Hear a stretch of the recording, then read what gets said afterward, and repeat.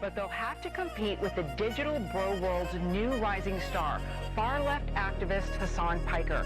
What I really want is whether it's social media influencers on Twitch, YouTube like Hasan Piker, or other kind of promoters. Some noise for Hasan Piker! Woo!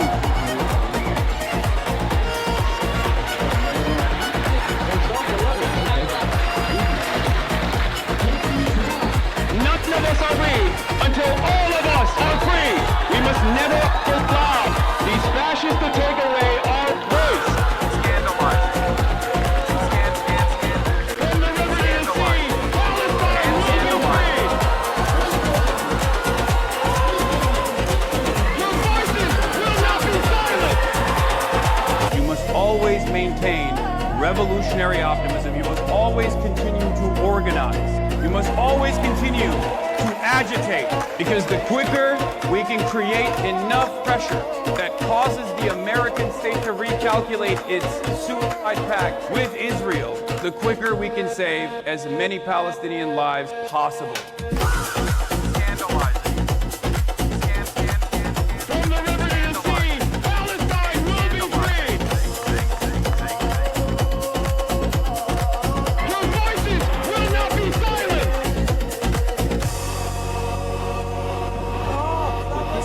What's going on, everybody? It's not so easy being a streamer, is it? I hope everyone's having a fantastic evening, afternoon, pre-noon, no matter where you are in the world. I'm Hasan Piker, and this is the HasanAbi broadcast coming to you live from sunny California, Los Angeles, folks. We're live and alive, and I hope all the boys, girls, and MBs are having a fantastic one, because today's a beautiful day. Today's a wonderful day.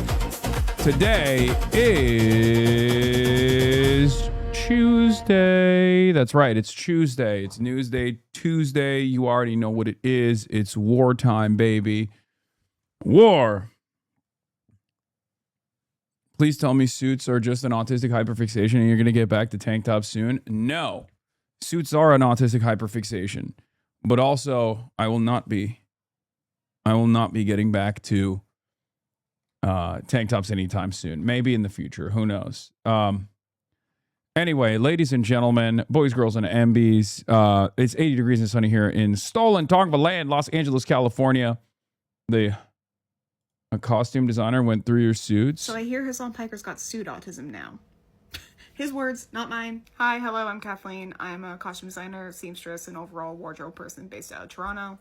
I work primarily with dancers, musicians, and others who are live performers to help build out their desires and needs in garments, and to move through the world with ease as well. Wait. That's very important. What makes me different than a regular stylist, I would say, is because I'm a costume designer, mostly. I have a theater degree, which is essentially an abstract art history degree and a political science degree, where I research labor movements and political unrest through the lens of fashion for the shows that I was designing for. Fashion is politics, and it always has been and always will be. All right, I'm sold already. What is this? Did you see Valkyrie's IG post about Streamer University? They were never going to let you teach debate classes. I was a professor. Kai for asking me, I had the best time. I wish I took more photos. Wait, what? Why are you saying?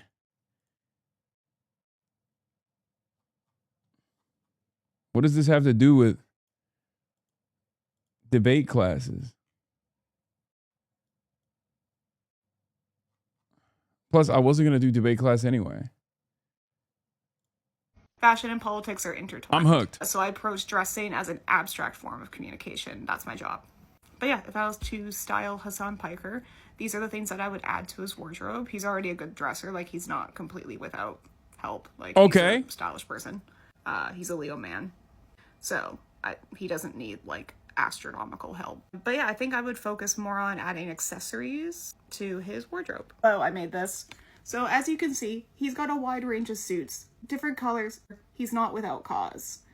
I love the seafoam green suit over here. Fabulous. Love purple. Great. He knows how to put on a tie.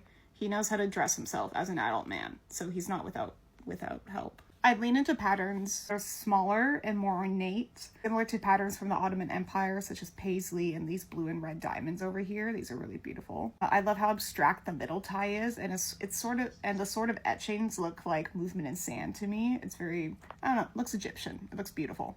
And then small ornate florals as well that are like a smattering. What is this paid chat or ad TikTok? Bro, this is fire. This is really good. Far away. I need more. She's saying I need more vintage ties, which is right. I do.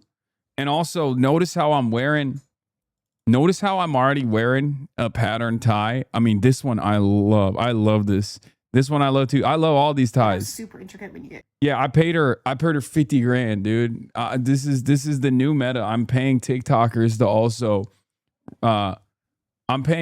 also make positive TikToks about me. Just like I didn't even get to the personal news today, which I'm going to be getting into in a second, which kind of ties back to paid propaganda. Okay, I got snapped by one of the most iconic photographers of all time for an upcoming segment that I have in a very famous outlet as far as personal news. And I had to take my shirt off for it, and I wasn't feeling very confident, but I had to do it because like this person is genuinely one of the most iconic, probably the most iconic photographer of all time. Bottom below here.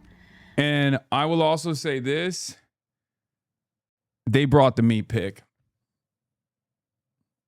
I will not be revealing who it is and what outlet it's for, and I will not be revealing anything else, but they had the meat pick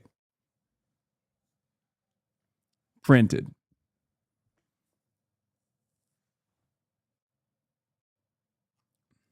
I love that. All right, this is where it gets fun, funky, and fresh. It's really important to keep the symbolism of the suit in his dressing because this is too much. A community where okay, we've moved beyond. This is wildness. I mean, that's crazy. I was thinking maybe like there's different kinds of jackets, right? There's like the smoking coat, the frock, but this is like I don't know what's going. This is costume territory. Dressing, your status matters. Therefore, if he still follows the rules of wearing a suit and tie, like a tie thing around his neck, then he can subvert the norm and make a statement with his accessories. So, start off, I would lean into the materials and motifs that labor unions and physical laborers utilize in their uniforms, so such as like twill. The metal tie is super cool, but I would not suggest doing an actual tie for anything where he's walking around. I'd probably switch it to a bow tie. But the chainmail and the grommets, these are all that are used while making workwear. It's very heavy duty. The bottom right is good, but I don't like the big buttons. I love this gold cap for the tie that you could use on so many different ties. I think it looks really good with like looks like a silk, but it's one of those like very textured silks. I love those. The suit jacket on the top here is very nice for more formal events, but I wouldn't do the whole thing for political events. Maybe just the ornate closure. Like just this little thinny up here would be really nice on a more traditional cut suit, or have a nice textured material on a more traditionally cut suit. This is beautiful, but I think it would scare the conservatives. Below, we've got an example of indigenous artwork.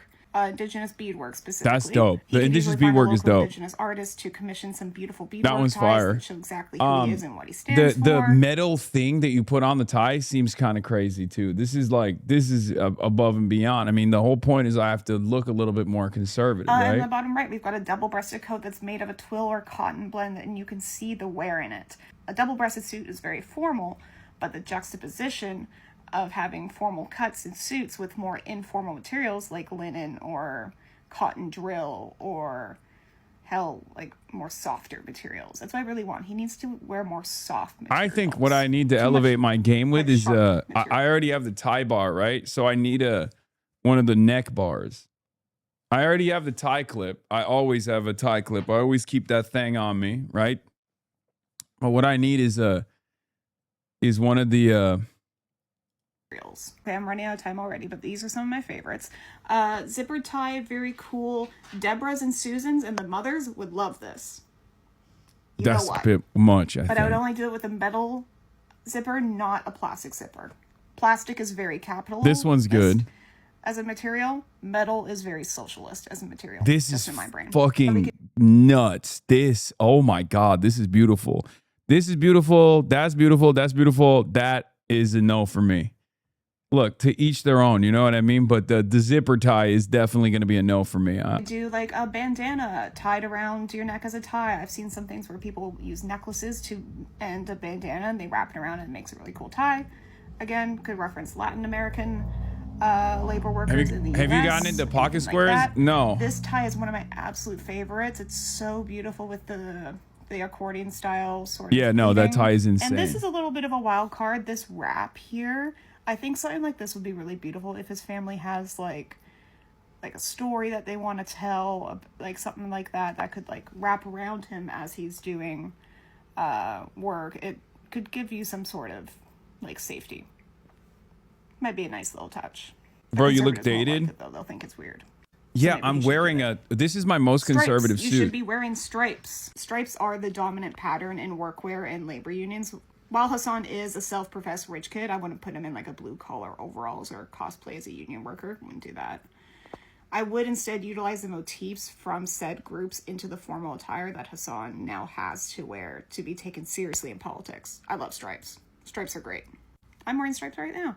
The suit up top, I'm not sure if he has something like this or in his wardrobe, but I would add it. He looks good in maroon and like aubergine, like a really deep, rich purples, similar to this brown. More browns. This red crossbody sort of satchel apron thing is really cool. I wear something similar as a wardrobe person, as a wardrobe wench. So I think that maybe if he's door knocking and has stuff to hand out, like something like this when he's actually physically out on the streets would be very this useful. fit is the Last I'm but taking not someone's least, this is healthcare the away logo fit. for the DSA, I believe. I think it would look really cute if he got like a little tie made with the rose and the leaves. Just a little red one. I think that would be really beautiful. Okay, so this is stuff I found on eBay and Poshmark. Love this tie. This tie is beautiful. Very Ottoman Empire-y. But it's Italian. So, I don't know. What? He's unfortunately an Apple Watch. Okay, I'm back in on all fronts. Okay, I'm locked in. Everything here is fire. Okay, we're back in. She lost me for a little bit, but the wardrobe wench brought me back in, okay? That's incredible. And everything here is incredible. So I would do like a Seiko necklace of sorts. Seiko's a really good respected brand. It's not like a Rolex. Like, I know Rolex is respected, but Seiko's a lot cooler. Here we've got a Soviet silver tie clip, and it even has the little hammer and sickle right here in the 875. I got the USSR sterling tie clip silver. right now. I think that this pink would look really good with that seafoam green suit that he has. This is stunning. This is on eBay somewhere. Don't buy it. Let him buy it. But yeah, these are all Soviet tie clips. Aside from the bottom right is a New York State education tie clip, I believe. That one's also But fire. the bottom is a train tie clip, because you know who likes trains? Socialists. And you know who also likes trains? People with autism. So this is a socialist autistic tie clip. That's the greatest tie clip I've But yeah, ever you can buy laid that. my eyes on. And last but not least, you're going to hate me for this, but you need to buy compression stockings. You're over 30. You got to buy compression stockings. I wear them too. Here's my works cited. That's crazy. That's crazy. That's crazy. That's crazy. That's crazy. That's crazy. I do have compression stockings though, but not Argyle. I don't like Argyle. As a costumer, she's gonna know how to source stuff. That was my major. That was fire.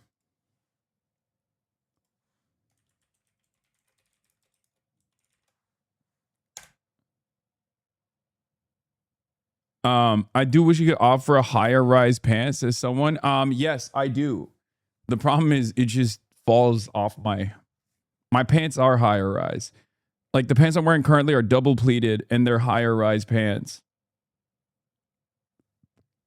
Anyway.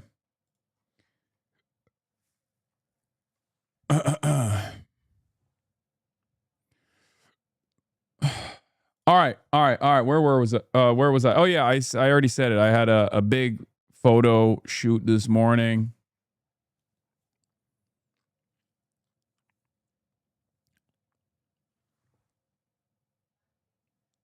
PBS logo on a tie clip, next merch shop. Make it happen, please and thank you. That seems like a dope idea, but we're working on something with the PBS logo. Don't worry. Yeah, personal news. Got flicked up. got flicked up.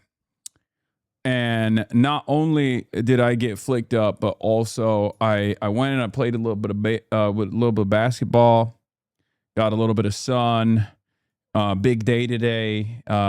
Situation monitoring, all that good stuff. We're gonna get into it and more. Let's blast off. Let's get started. Zoran versus BB. Houthis back in. Hexeth hearing. Situation monitor. Arizona primary. Kai Newkirk.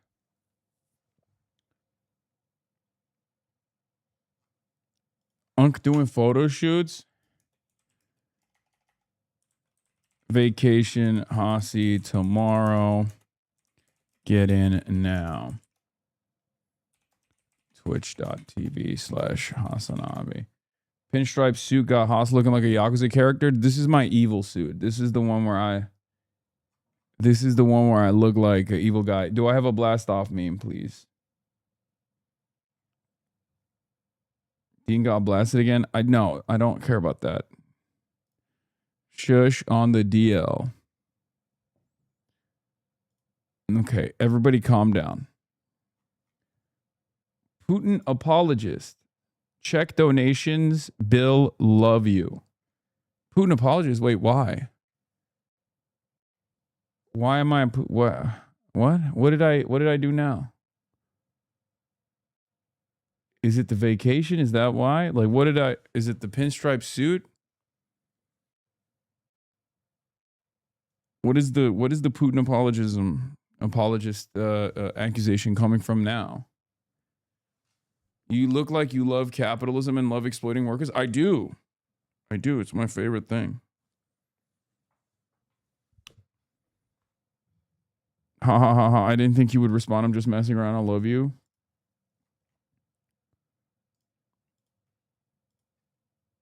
What sanatorium are you going to? Oh, yeah, I did see the old people falling for AI, the Kentucky 4th Congressional District thing. He got kirked again? Okay. Okay, I got it. Dean is getting kirked. All right, hold on. I'm a shipping magnate. That's why I look this way, okay? I look exactly how an international shipping magnate would look like. Obviously, this is obviously a very sad time for international shipping magnates such as myself, and many in this community obviously know that too, because now a second straight is potentially on the verge of being blocked. We're going to get into that in a second after I blast off.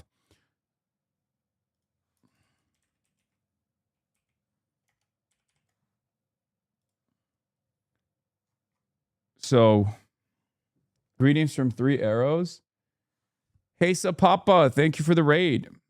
And greetings from 3 Arrows.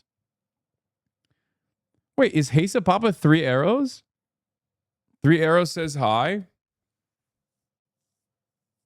The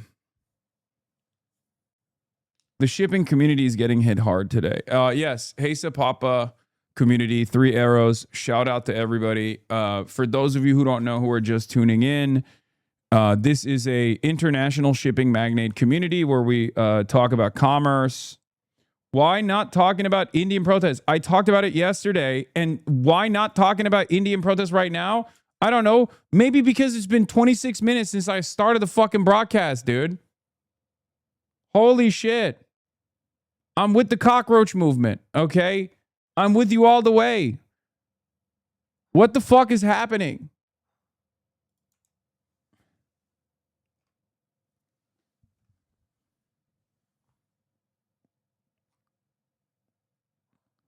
It's also strange because, like, why? What do you think? I'm like in the pocket of fucking the Modi government or something? Like, you think it's not?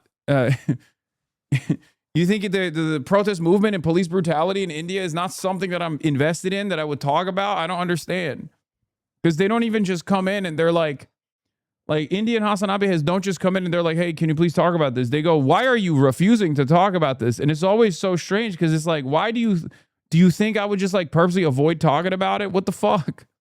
I covered it yesterday.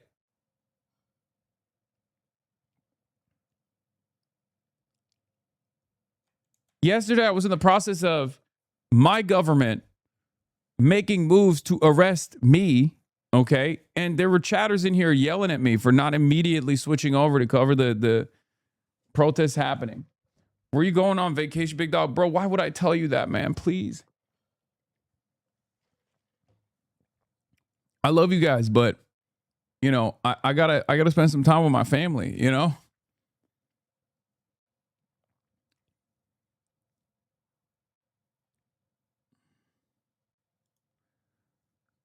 What is this? More articles on your take on Mao and the College Democrats event. Want me to send you the links, or are we moving on from that? There you go. One about Cuba. New report denounces Havana. Yeah, I saw this one yesterday. Every couple of months, people will every couple of months there will be think pieces that refuse to think for some weird reason about how my initial assessment of the People's Republic of China is that it's not like an overall burden or a bad country that exists on the planet. And then everyone will write articles about how I'm actually basically Adolf Hitler, perhaps worse than Adolf Hitler. Like, liberals lose their mind when you don't automatically go, yeah, Lenin, Mao Zedong, these are complex, great men of history, and you know, their contributions to history are major. Okay.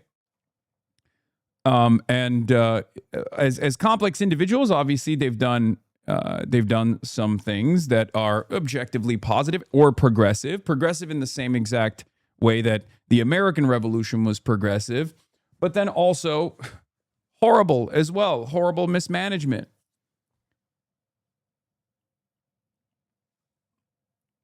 It's one of the funniest things that I have seen. One of the funniest things that I've seen is people just basically doing the thing where they agree with my assessment of a situation, but they'll bring it up as like a criticism, or they'll like, even the Chinese government actually says the Cultural Revolution was a disaster and the Four Pest campaign was a disaster. It's like, yeah, I know, man. I know. I agree.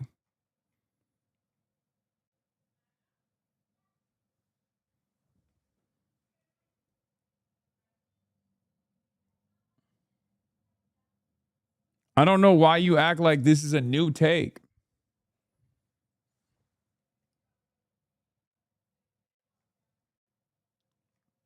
It's so funny. National Review wrote an article, Excesses. Left, Mao Zedong. Right, Hasan Piker on his Twitch show.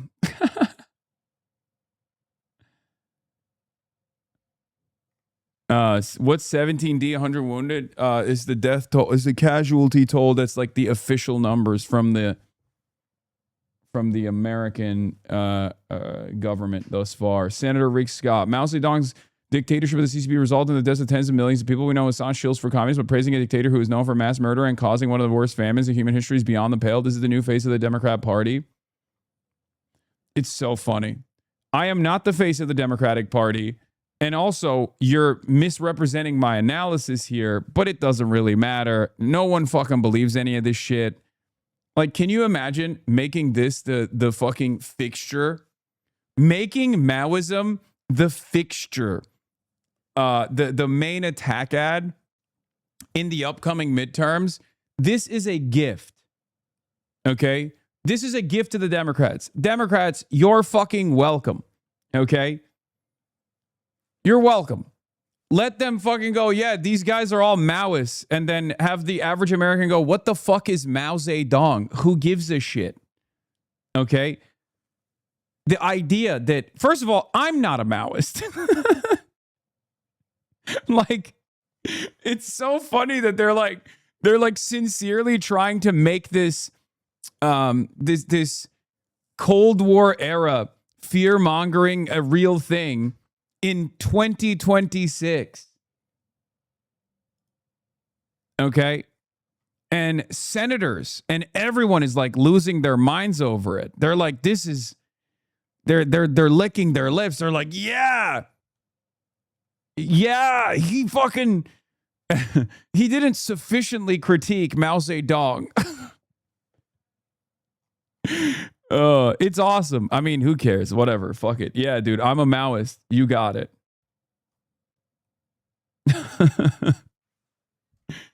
He wore a Zhongshan suit. He's actually a Maoist. Please don't talk about healthcare. Don't talk about Israel. Don't talk about the economy. Please just talk about Mao Zedong. Yeah, good luck, man.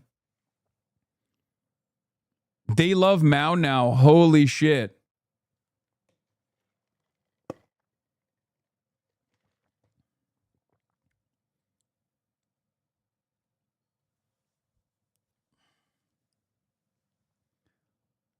Even the Vanguard was saying that this morning that you're a Maoist and wait, what? Even the Vanguard was saying that this morning that you are a Maoist and they weren't sure about that? I'm a Maoist?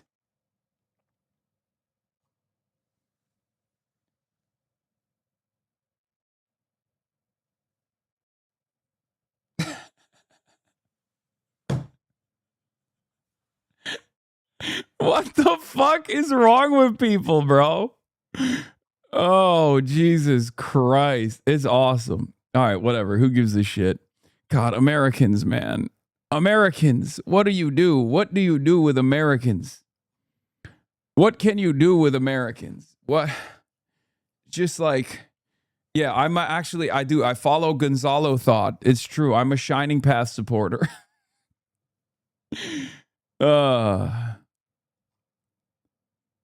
You're ambiguous, so people will assume. I don't think there's any ambiguity about me not being a Mao. That's not a real thing. Okay, first of all, there are probably, as I said to Matt Taibbi, as I responded to Matt Taibbi, there are probably 12 Maoists in the U.S. currently and no peasant base to mobilize. The ultra-wealthy control every aspect of our lives, from buying elections to eroding regulations. Genuinely an embarrassing take.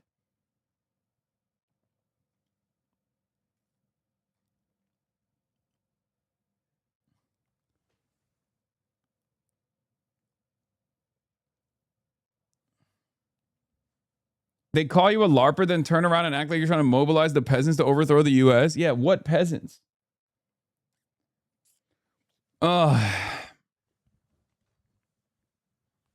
Anyway. Yeah, this is it. Like the last time there was a Maoist formation in the United States of America, they were the Black Panthers. They were awesome, for the record. They were great. But even then, it's more so just Marxist-Leninism. Like they had an ML structure. I don't think that they were, there is no, in the post-industrial revolution, in industrialized nations, in developed nations, in countries like the United States of America, there is no Maoist formation, right? Because there is, like, one of the biggest differences that I would say with Maoism was the mobilization of the peasant class. And I guess, like, in modern China, the only aspect of, the modern China is not Maoist, which is not even a controversial take.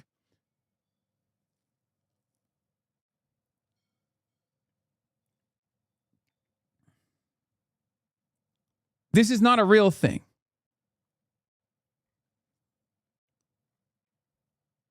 It was really fucked up what Mao did to landlords, so that's why Fox News should look up Mao Zedong landlords and tell his viewers about it. Yeah. In any case, I think you just need to tweet, I'm not a Maoist, I just like the suits. God forbid a guy has style icon. No, I'm not going to do that, because people are going to be like, see, he's trying to distance himself from Maoism because he knows he got God. It's like, who gives a shit? Fucking who cares? Just move on. Also, it looks good. So the Zhongshan suits will stay on.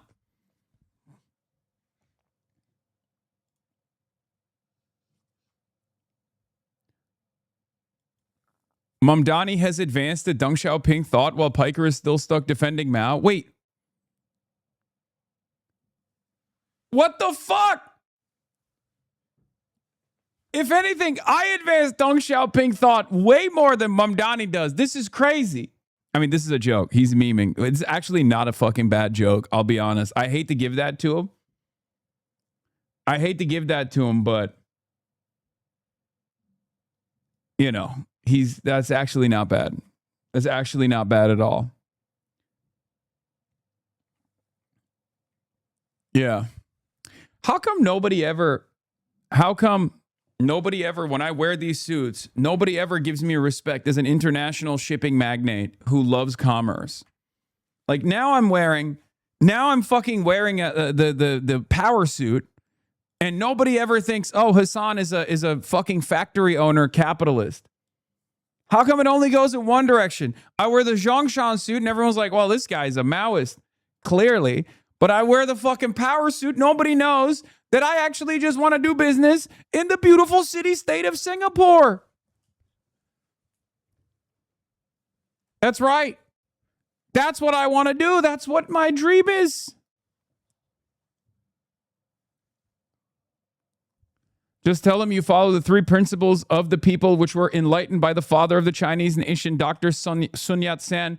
That's why you wear the Zhongshan. Yes.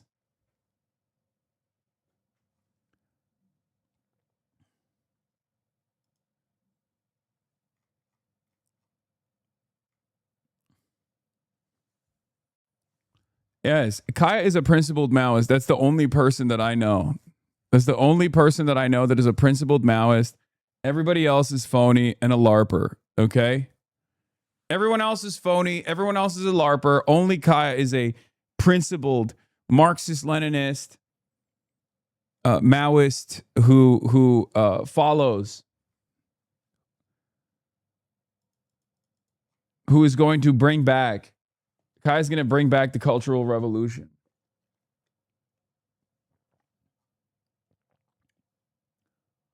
Anyway. Where was I? Does it change your Iran war predictions? What happens to our beautiful Lucas drones now? Self-developed R7 portable AI interceptor system, designed specifically for low-altitude airspace security. Okay, you want to know what happens to our beautiful Lucas drones anyway? I need you guys to understand something that's very funny about the Lucas drones. The fucking Lucas drones. Did you guys know that there's a subscription? So the only difference between a Lucas drone and a Shahed is that it's way more expensive. And it has a Starlink on top of it, right? So because it has the Star Shield system, every Lucas drone that is sent, every Lucas drone that is launched has a fucking Starlink adapter on top of it. And therefore, every time they launch one of those goddamn Shahed drones on the American side, we are paying Elon Musk money. A subscription.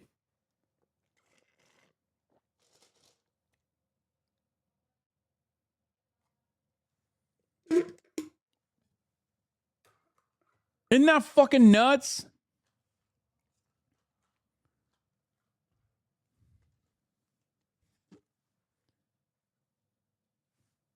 Anyway.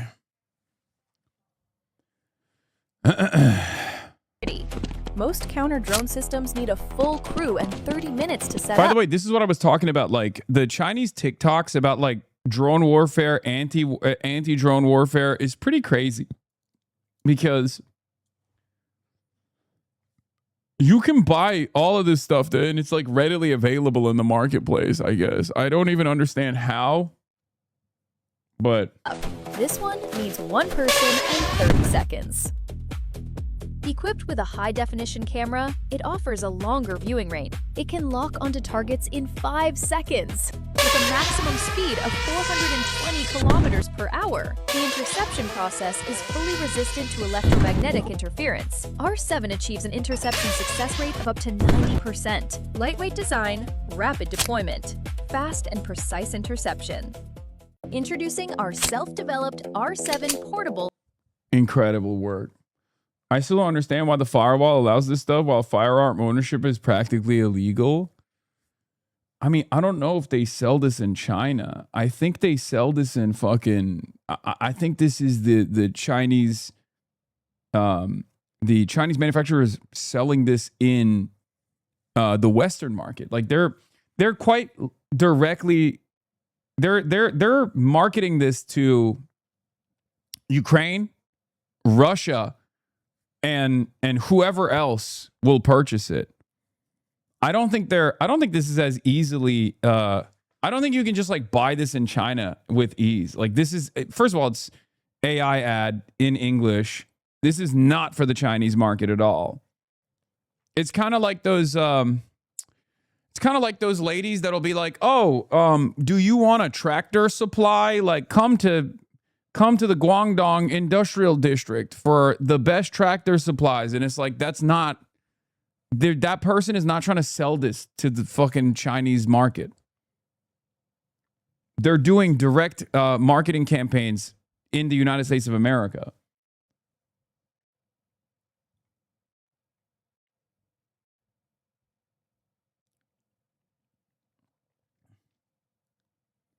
Looks like it's 7K. That's crazy. Anyway, as far as like the Maoist stuff goes, it's very silly. But you know, Republicans are having fun with it, I guess, where they're like, dude, this guy said Mao Zedong is a great man of history. And you know, had,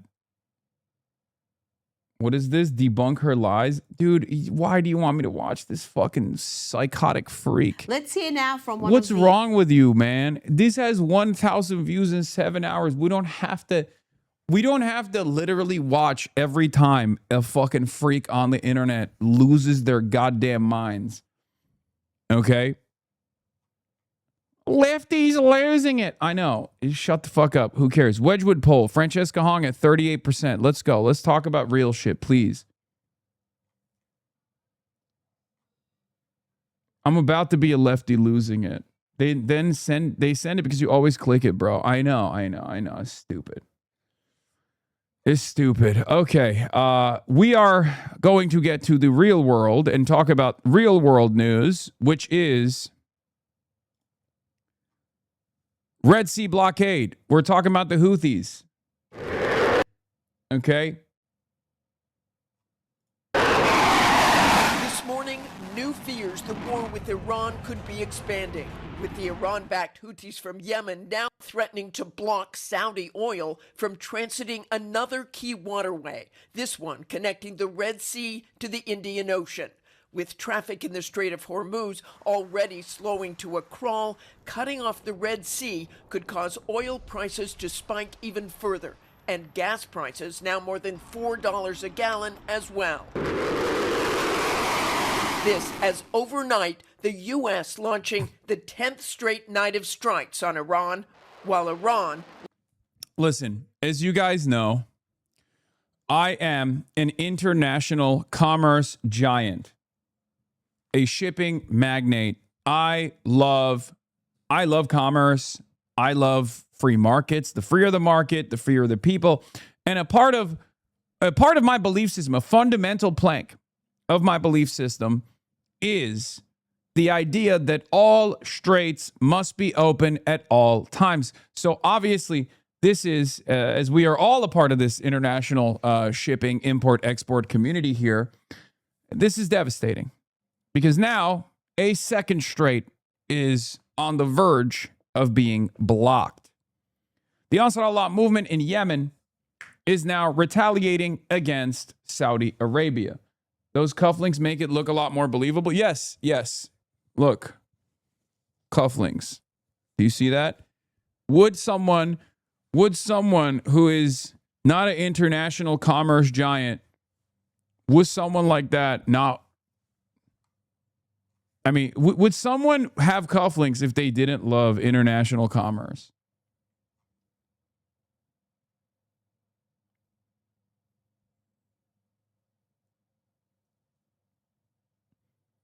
For what it's worth, I waited for you for your stream today to see some actual meta news. There was nothing worth consuming from domestic U.S. media. launches strikes far beyond its borders. Air raid sirens echoing here in Jordan. 6 missiles and 5 drones intercepted overnight. This after 3 U.S. service members were killed or presumed dead in that Iranian attack on a U.S. base in Jordan late last week. Video circulating online shows that massive explosion, a fireball erupting, debris raining down. 2 of the soldiers killed identified as 19-year-old Private Isabella Gonzalez of Texas and 25-year-old First Lieutenant Tyler James Fian of Hawaii. In addition to those fatalities, 100 service members have been wounded in just the past few weeks, although most returned to duty. CENTCOM has also identified the soldier killed in Iraq during a controlled detonation of an Iranian drone. He's Army Sergeant Michael Swinton, 30 years old, of Fayetteville, North Carolina, the father of 2 young children. And thus far, these U.S. strikes have not deterred the Iranians, and there are questions as to what President Trump will do to try to end this 5-month war he predicted would be over in a matter of weeks. Whit. And Martha, Secretary Hegseth and the chairman of the Joint... I truly do not know where we go from here. I've talked about this extensively every single day for the last 150 days at this point. And even before Operation Epic Fury started, I kept explaining over and over again that this would be devastating. And plenty of much smarter people have talked about the escalation trap. Shout out to Robert A. Pape. Shout out to Mearsheimer and numerous other academics that looked at the situation and thought that going along with Israel's interests here would be devastating for America. America has deteriorated its force projection capabilities. America has betrayed its allies, its key allies in the region, left them defenseless. Countries all around the world are taking a cold, hard look at their security relationships, their security contracts, which don't necessarily defend these nations from hostile foreign adversaries, but instead turn them into missile sponges. That's the new meta. That's the lesson that we have taught the rest of the world. Meanwhile, after 130 days or so, given the crisis that was imminent with the global oil markets,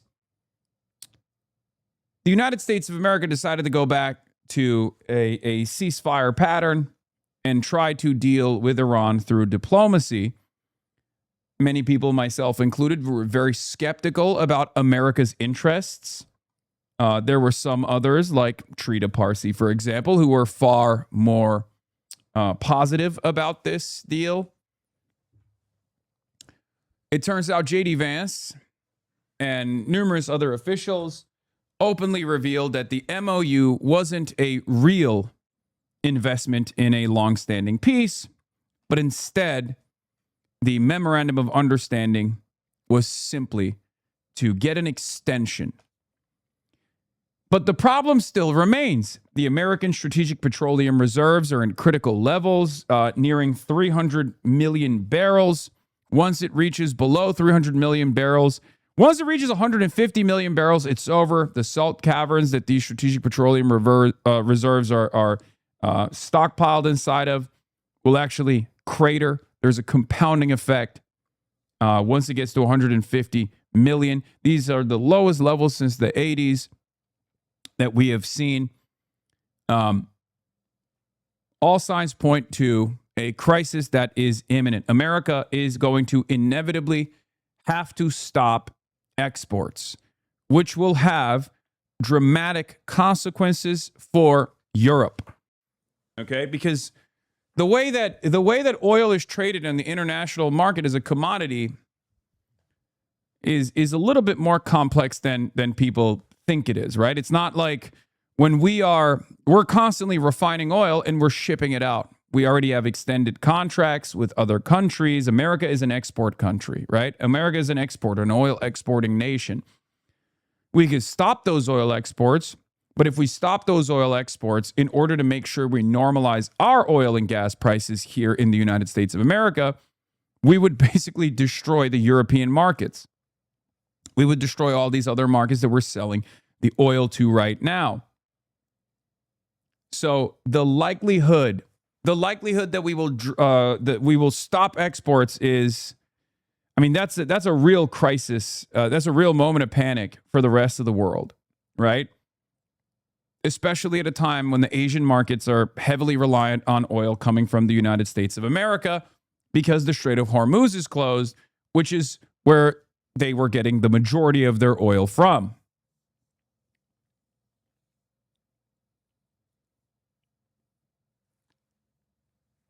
Then there's a separate crisis taking place here with Russia. Ukraine has successfully gained leverage with their additional strikes on critical oil and gas infrastructure inside of Russia. Ukraine has been able to pepper and strike Russian oil tankers, Russian gas tankers. This is heading down. This is basically making the pressure worse.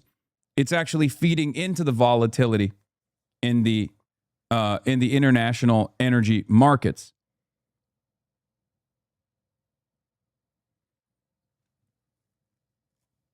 A terrifying prospect. So, knowing everything that we just talked about, which of course the American side is privy to this information as well,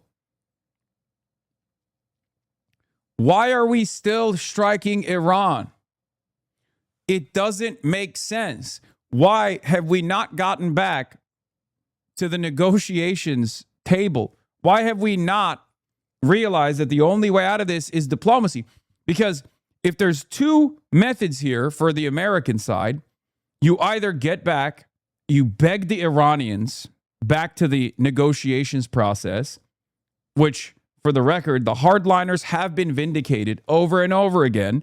The hardliners were initially vindicated when America struck Iran, decapitated its leadership structure, and then the hardliners, the IRGC, took control over the situation, and through their Mosaic defense system, they were able to fight back and claw back tremendous amounts of leverage by closing the Strait of Hormuz. That leverage is never going away. They will forever maintain this leverage. It makes no sense for the Iranians to give up this economic nuclear option that they now have at their disposal. It makes no sense. They fought for it. They bled for it. Why the fuck would they give it up? Of course they're not going to give it up. And America understands that they're not going to give it up, which is part of the reason why the MOU itself didn't make a whole lot of sense, where I guess they just wanted a brief moment of respite so they can re-up, rearm, and then go back to war. But Iran, on the other side, also had the same opportunity to rearm, to rebuild.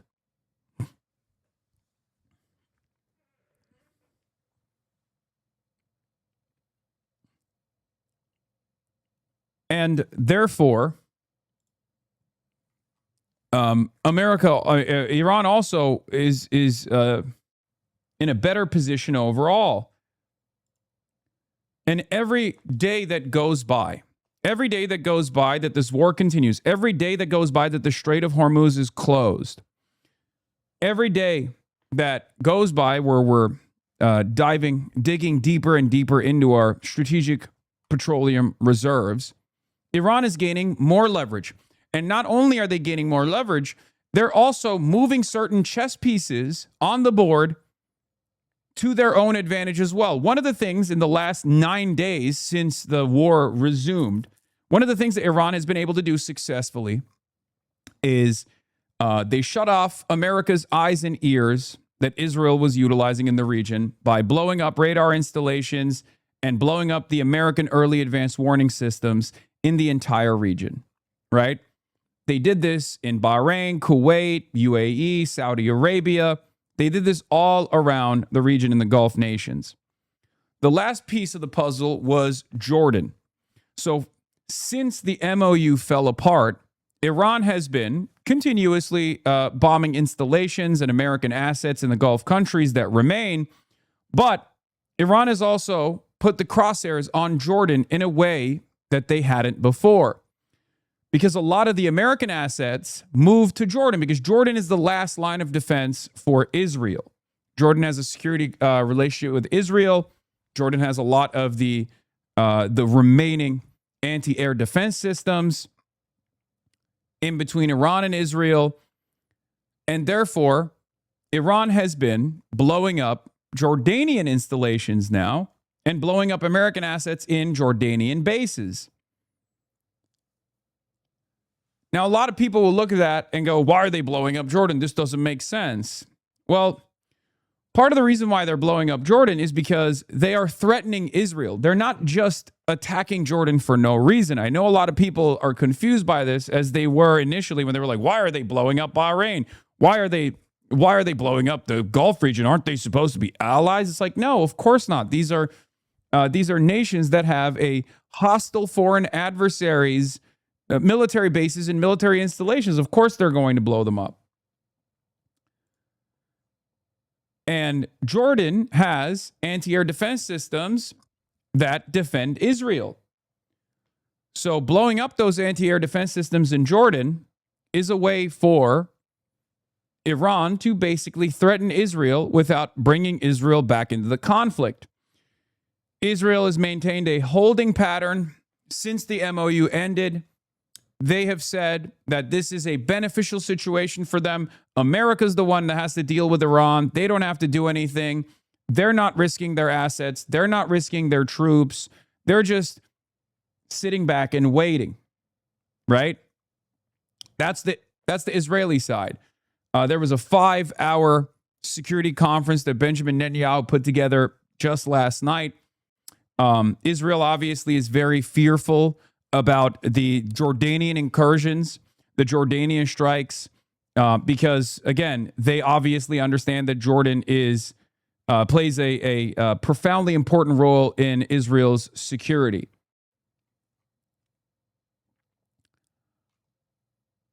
And then, to add on to the chaos, you now have the Houthis successfully forcing not one, but 2 Saudi ships to return back to their ports. This is one aspect of their blockade. The Houthis could also start threatening the Yanbu ports and the other ports that the Saudis utilize in order to get their oil tankers out. If they were to do that, they would effectively shut down all Saudi oil tankers. They would destroy the Saudi economy. They would destroy the rest of the Gulf's shipments of oil.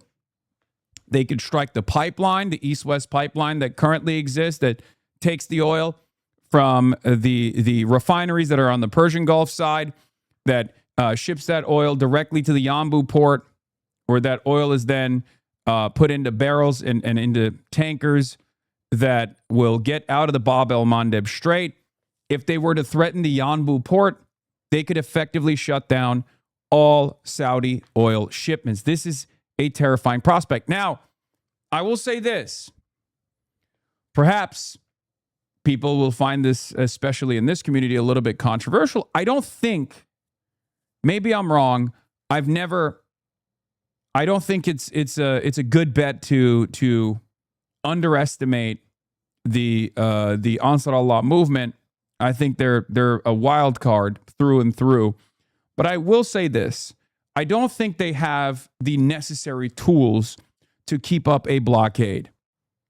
I think that their forces have been attrited fairly reliably in the last Operation Prosperity Guardian tit for tat, where America basically had to pull the white flag of defeat and surrender and cut a side deal with the Houthis to no longer fight with the Houthis, to no longer bomb Sanaa in exchange for the Houthis no longer hitting American naval assets.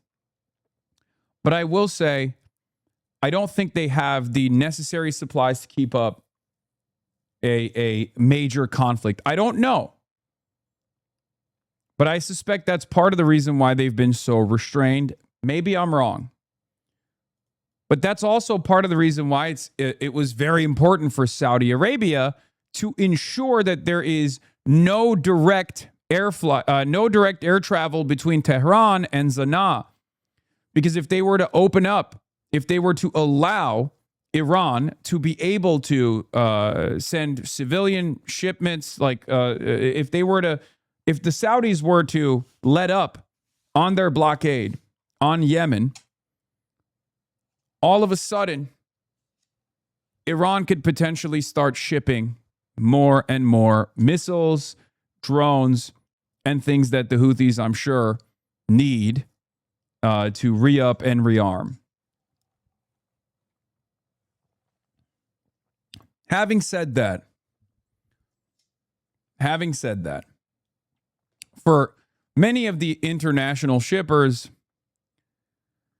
all you need is a couple ships that get hit by drones for them to decide this is too costly for us to insure. Because shipping is not just about the bravery of the actual captain. It's also about insurance. And most insurers are just not going to insure ships if the Houthis are striking them.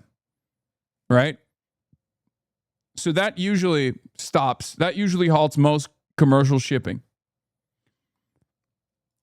But yes, ships loaded with Saudi oil are now being turned around at Bab el-Mandeb. Saudi oil is no longer transiting the Strait of Hormuz or Bab el-Mandeb. If the 5 Red Sea ports start getting targeted, especially Yanbu, which is a major Saudi port, it will become nearly impossible for Saudi Arabia to export oil and import dry goods via waterways. The only alternative, in the absence of them striking the ports, because again, the Houthis have not, as far as I understand, they have yet to strike their ports. They have not struck their ports. They've just told Saudi oil tankers to turn around. 2 of them have this morning. The only other option for them, in the absence of the Houthis striking their ports, is to try to go through the Red Sea, to go north, obviously. And from what I understand, within the Suez Canal, which obviously has limitations on these like major oil tankers passing through it, one of the things that they do is very inefficient, but they'll dump the oil tankers, like they'll dump some of the oil on one side of the canal and then transit it by land, and then put the oil back into the tankers. Is a long, convoluted, and complex process that obviously adds a lot of time. It's very costly. It's very expensive. So many of the they'll offload it and then they'll onload it one more time. But in order to basically, unload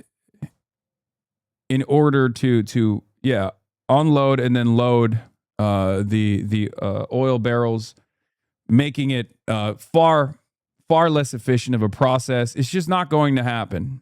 It's too costly. It's too inefficient. People would probably rather wait it out.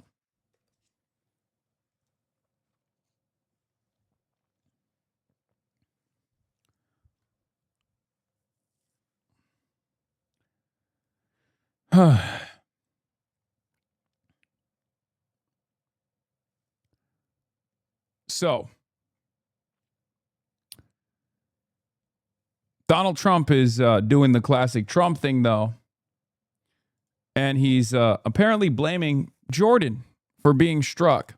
They did slip something through in Jordan. And if we had other operators, would not happened, unfortunately. But because we have the best equipment in the world, we've stopped almost everything. But when you let other people do your job, with the United States, we let other people do the job, and sometimes it doesn't work out so well. But they did slip something through in Jordan. Yeah, it's their fault. It's their fault. It's our weapons, by the way. So the new meta is Pickaxe Mountain. Pickaxe Mountain is an even deeper nuclear facility. I guess it's like Israel is in Trump's ear again. Israel is, I suspect, the one that told Trump that if you strike Pickaxe Mountain with bunker buster bombs, like that could that would teach Iranians a lesson. It's unbelievably stupid. It's incredibly stupid, but the expectation from these morons is to get dumber and dumber. Trump says the U.S. will be hitting Pickaxe Mountain in Iran pretty soon, very heavily, and there's nothing they can do about it. What can Trump realistically accomplish by striking the so-called Pickaxe Mountain, where more than 13,000 U.S. airstrikes over 40 days failed to destroy Iran's underground missile bases or stop it from continuing to launch missiles and drones? The strategy runs on delusion.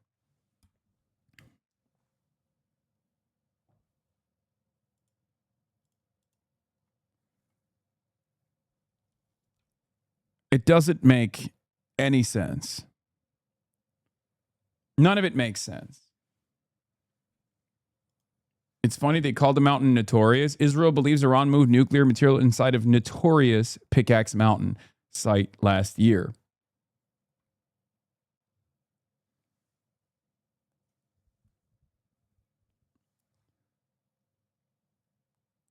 Also funny how much they're signaling the strikes ahead of time. Whatever's inside Pickaxe Mountain is probably out by now. No, I doubt it. I don't think they signal their strikes ahead of time because they expect the things to be moved around. I suspect that if there's any nuclear materials inside of Pickaxe Mountain, they would probably try to hit it if the Iranians were dumb enough to try to offload it or to ship it elsewhere. So, as I said yesterday, and I don't know why people refuse to recognize this, but a lot of people haven't really considered the unlikely scenario in which America basically destroys the previous nuclear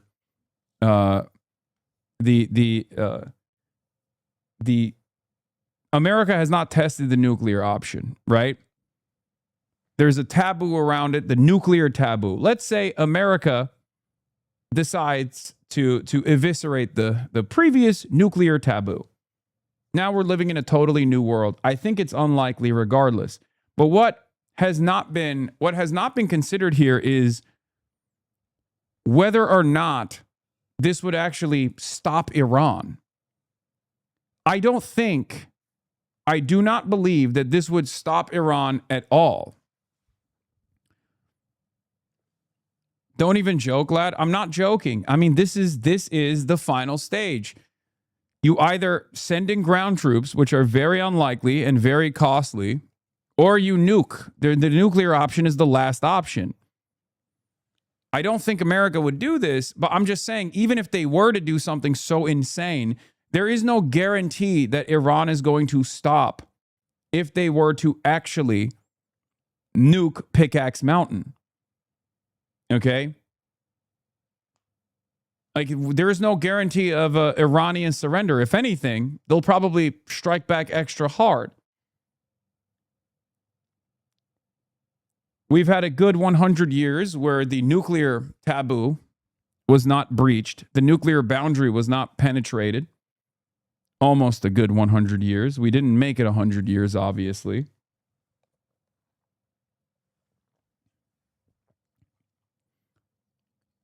But as far as like the strategic goals that we have, because America's goals here are obviously to force Iran to surrender. And in order to do that, they are using what remains of their military power to try to gain leverage. Okay? Obviously, a big part of it is to attrit their striking capabilities, the Iranian striking capabilities, to destroy their missile silos, their underground missile production facilities. And it's clear that they haven't actually seen a lot of success on that front. As a matter of fact, it has been a disastrous campaign. Okay? So far, it has been a disastrous campaign. Iran has only maintained its forceful posture in the region. It's gained leverage. It controls the Strait of Hormuz with relative ease. All of this stuff is really bad for America. So why would a nuke change the strategic goals for America? Why would that actually give the United States of America more leverage? It makes no sense. Not only is it not a guarantee that the utilization of a tactical nuke on Pickaxe Mountain will actually penetrate into the deep underground facility, but you're breaching this nuclear taboo for no reason whatsoever. There's no real success here.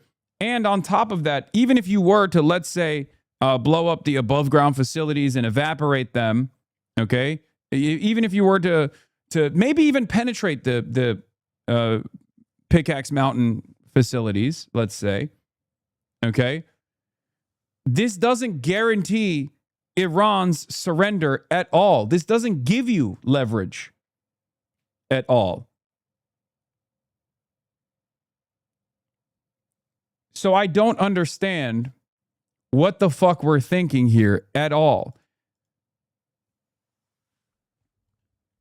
Maybe I'm wrong, but I'm very skeptical of a tactical nuke causing Iranians to capitulate to American needs. I don't think there is some secret recipe here to end this war through military means. I think there's only one way to end this war, and that is through diplomacy. It's by conceding to Iran. And what's extra strange about this whole process is that not only are Americans refusing to do that, but every day that this war continues, Iran maintains its leverage and actually gains more leverage because they're not stupid. They're not dumb. They understand America has a larger agenda here. They understand that America has broader responsibilities than Iran does. For Iran, it's an existential crisis. For Iran, it's a matter of survival. So they have to hold on. The IRGC has to hold on. The IRGC has to make it as costly as possible for America to wage this war. But on the American side, there are a million different responsibilities when you're the hegemonic superpower, one of which is to maintain stability in the global oil markets, the global energy markets. And every day that Iran controls the Strait of Hormuz and implements the blockade is another day where things are getting worse in the global energy markets for everybody else.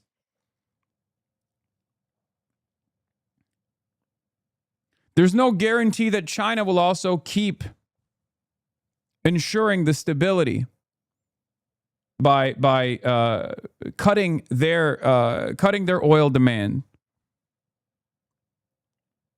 So far, they have done that,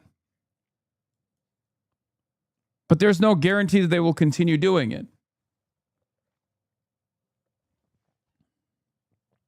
You do realize that nuking a facility under 400 meters of rock won't really do anything, right? We're talking about something that isn't going to happen. I know. I'm saying that too, okay? But what I'm also saying is even if you actually were to achieve some kind of strategic military goal, in the unlikely scenario that they have a super secret bunker buster and a tactical nuke attached to this super secret bunker buster that we've never seen before that actually is able to penetrate deep underground through 400 meters of fucking granite, okay? Let's say that did take place. There is no guarantee that this stops the Iranians from continuing the mosaic defense structure and continuing to pummel every other regional actor, continuing to hit forces of capital in the region too. They just last night hit an Amazon data center in Bahrain, right?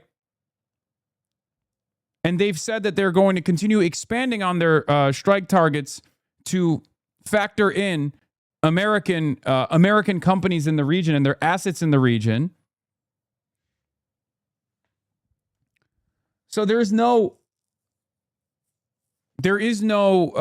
guarantee that would stop. If anything, they would probably hit the refineries as well, extra hard. There isn't a weapon in existence capable of penetrating a facility like that. I know. I'm saying that too. But I'm also taking it one step further. Let's say there is a super secret weapon that they haven't deployed yet, and they deploy it this time. Even then, even if America achieved a strategic objective here, it still would not change the dynamic of this war. Do you understand? I agree. I agree with you.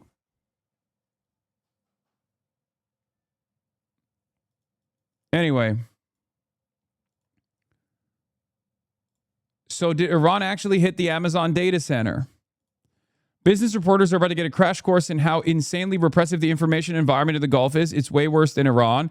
For years, I've heard journalists and even a former U.S. official marvel about how hermetically sealed off the Gulf states really are when it comes to anything important. Yes.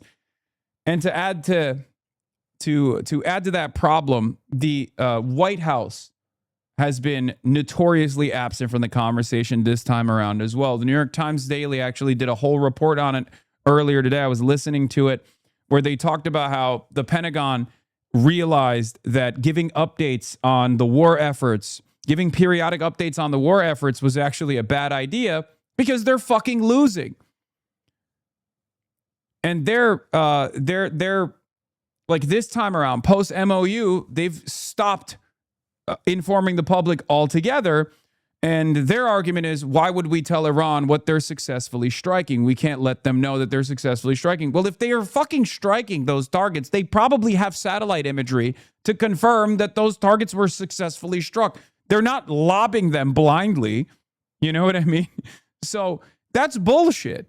Iran knows what it's fucking striking.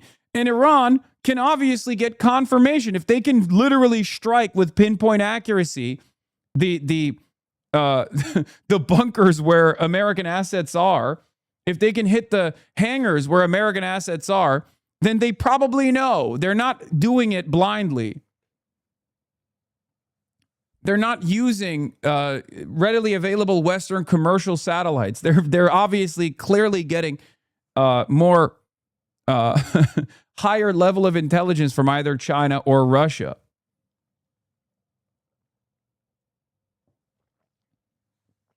So that argument has been really stupid as well.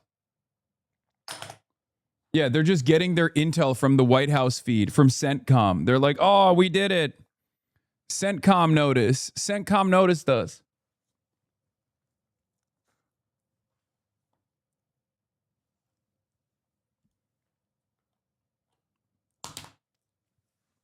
Yeah. Come on, man. Iran don't know shit. Jordan itself says there's no American base in their country. Yeah.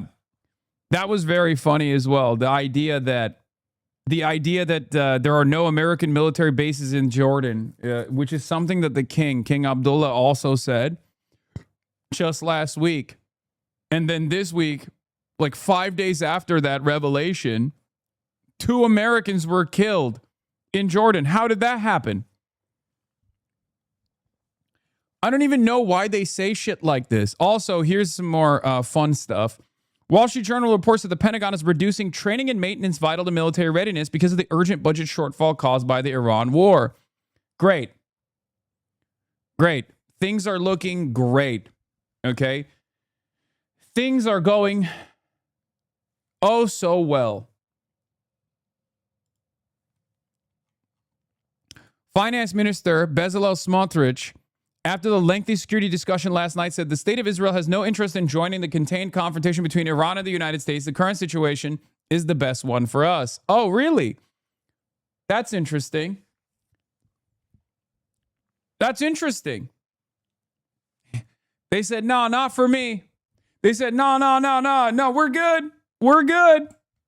Interesting. So who are we fighting this for? The Telegraph independently corroborating Washington Post story from 2 days ago that the White House is not being told about the scale of munition shortages. The Pentagon is hiding the scale of missile shortages from the White House, insiders fear.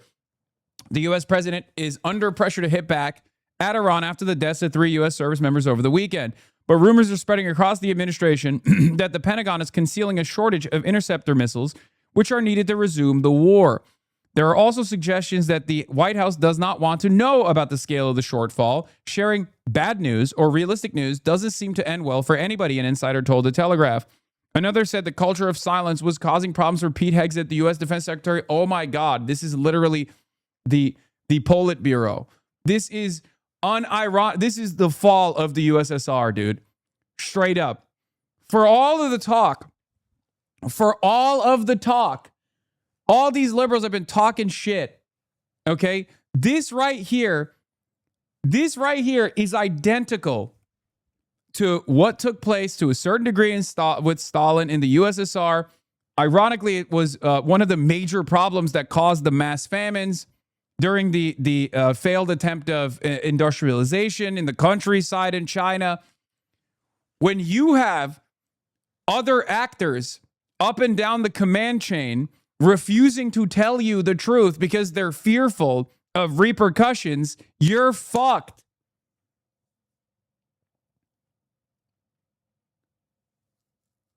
Straight up.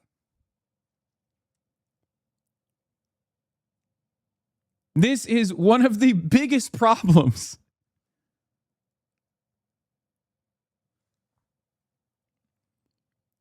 Analysis by the Royal United Services Institute in March calculated the U.S. and its allies had burned through more than 11,000 munitions in the first 16 days of the war and predicted they were a month away from running out. They were a month away from running out of critical munitions.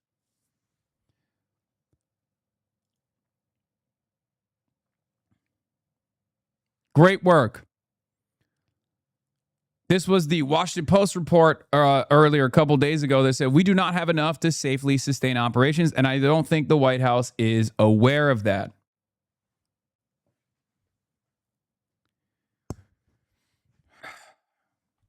This is straight up fall of the USSR moment right here for the United States of America. It's pretty wild watching this unfold in real time.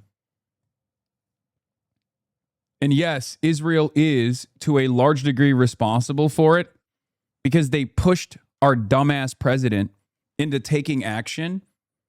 And now they're just watching the dominoes fall from afar, ironically enough, even though they're far closer to the area of impact than we are.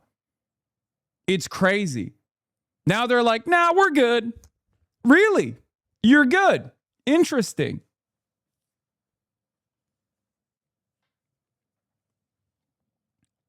Interesting.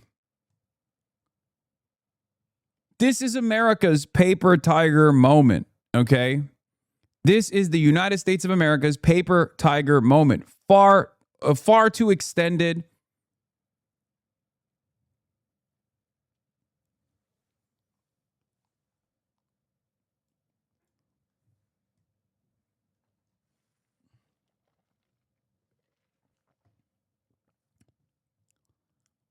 Far too extended.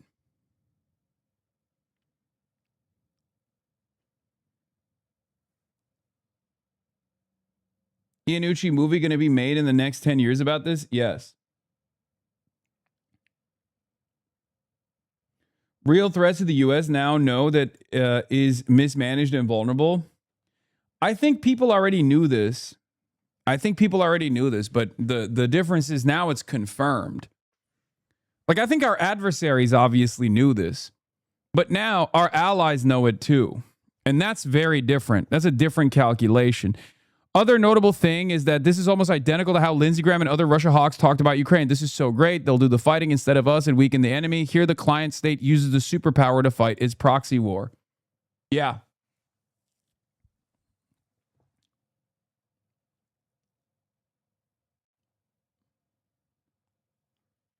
How is there no one in Trump's ear that's like, Mr. President, you have to pull back? I genuinely don't understand that. I actually am shocked. Like, no European leaders are fucking out here being like, we should probably put an end to this. I just don't understand it.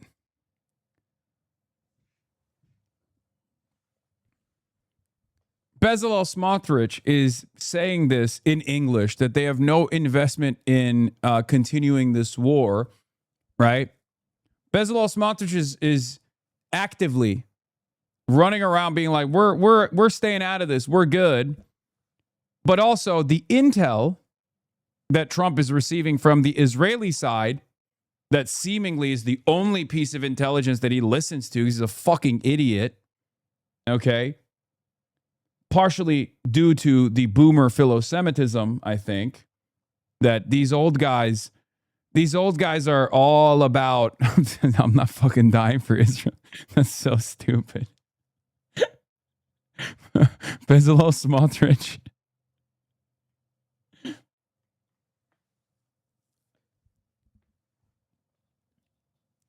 More leaked Israeli intelligence designed to pressure Trump to bomb Iran. What a surprise. Israeli intelligence believe Iran moved thousands of uranium enrichment centrifuges into tunnels deep inside a mountain last fall. Israeli and U.S. officials say a development that would heighten concerns that Tehran could reconstitute its nuclear program. Israel passed along the intelligence findings to the U.S., saying the centrifuges were transferred to Pickaxe Mountain site last fall after the 12-day war in June, when American and Israeli strikes pummeled Iran's 3 main nuclear sites. I mean, look, at some point you got to realize these guys are not fucking reliable, right? But Trump's closest allies are also huge ultra-Zionists. Trump's closest advisors are either unbelievably loyal to Israel's interests or directly Israeli. His advisors are giving him Israeli intelligence that has failed the Americans over and over again. He's always, weirdly enough, this is not just the Israel-specific thing. I've talked about this with Vladimir Putin as well. He, for some reason, does not trust his own intelligence community's assessment. He has always done this. He did this with Vladimir Putin, too. If you remember, his own intelligence community notoriously would feed him information, and he'd be like, no, shut the fuck up. You're the deep state. You're all woke and gay. I don't know what the reason is. And he would literally listen to Vladimir Putin in the Ukraine conflict leading up to the Alaska summit. He gave a higher degree of emphasis to what Vladimir Putin was telling him rather than his own intelligence community. And I don't know why he does this, but he just does not trust his own intelligence community's assessment. He does not trust his own fucking generals. It's very strange. I think he has this. I think in some ways, I look, who knows what Trump thinks, right? It's virtually impossible to understand what the fuck this guy is thinking because he doesn't think, right? But I will say this. I think that he believes his own bullshit. I think he believes the whole, like, the intelligence community is out to get me. The FBI was directed by Obama to surveil me. So I think there's like a resilient resentment that he has towards his own intelligence community for that reason.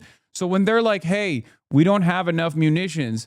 Hey, Mr. President, here's the intelligence that says that if we just bombed Iran through just the aerial bombardment campaign, we're not actually going to be able to destroy the IRGC. We're not going to be able to destroy the Iranian leadership at all. It's only going to cause the hardliners to gain more momentum. They're going to come back more forcefully, and they're going to invoke primacy in the Strait of Hormuz.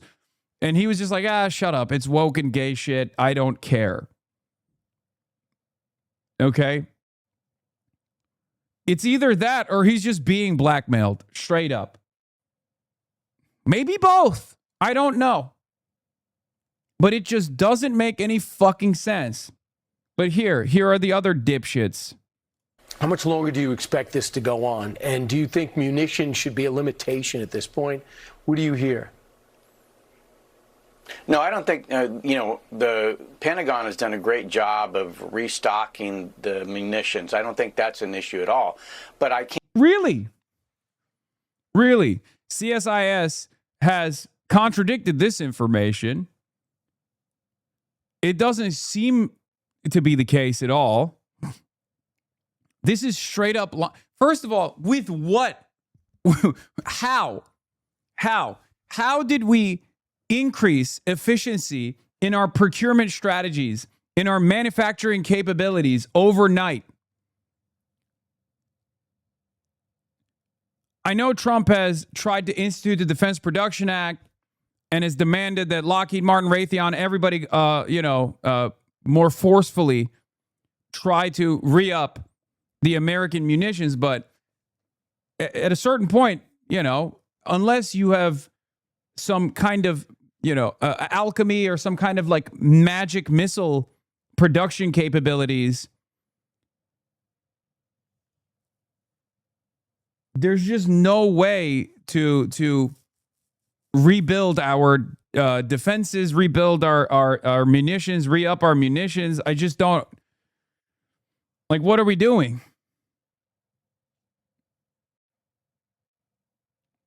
The only alternative that I can foresee here is the beast mode strategy, where they just throw F-15s, F-35s into the fucking line of fire with the hopes that they can expend their less costly, guided munitions. Some of those are still going to be, some of the missiles that they're using are still missiles that they can strike from afar, as opposed to gravity bombs.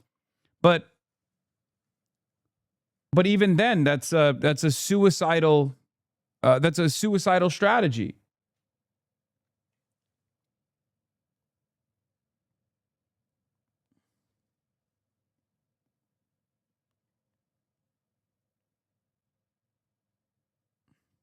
You're a socialist, right? That's a political philosophy, right? How can you be a Democrat and a socialist? That's contradictory, says the commie Jesus. It's because I'm everything, dude. I'm a Maoist. I'm a fascist. I'm all of the above, okay? That's it. I'm all of the motherfucking above.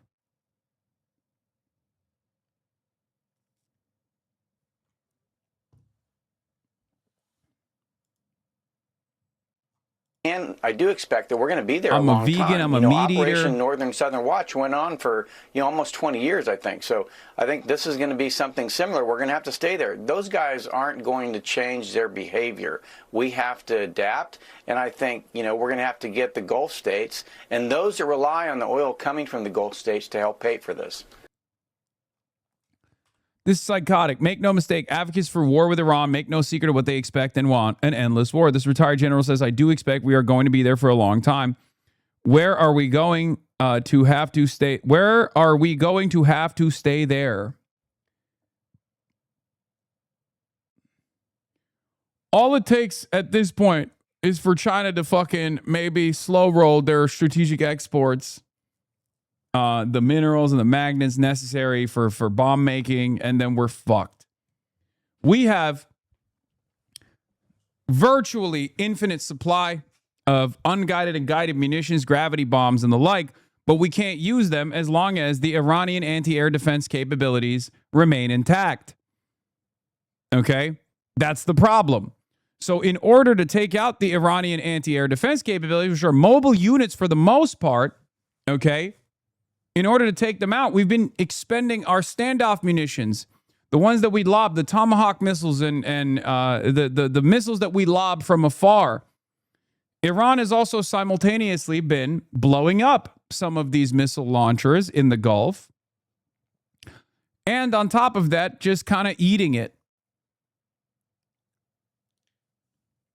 But ultimately, as long as Iran has anti-air capabilities that threaten American fighter jets, it's far too costly for America to try to do aerial bombardment missions over Iranian airspace. That's where we're at. Hello. Okay. These were reportedly taken by an American soldier at an undisclosed base.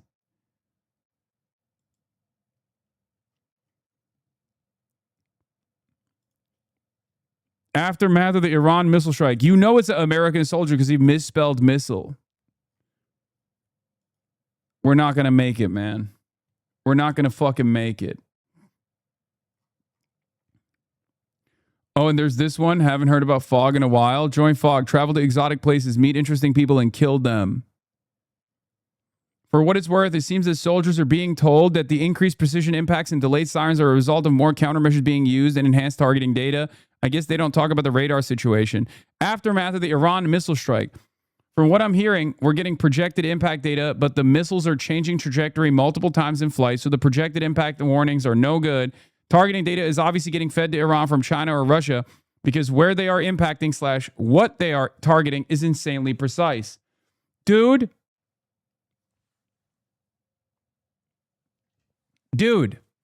at some point, you have to recognize that these guys have the ingenuity and the fucking leverage and the upper hand. Even now, even as your fucking barracks are destroyed and you're staring at your destroyed barracks, you're like, oh, it must be Iran. It must be Russia. Sure, they're probably obviously giving additional targeting data, but like, how is this not a clear indication? How is it not a clear indication that the war efforts are failing?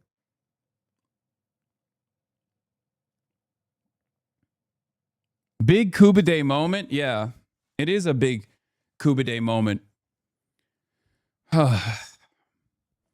Also, here's the other side of the story, I think, and this was my suspicion when I first saw that video, that direct target, that direct strike on U.S. barracks in Jordan.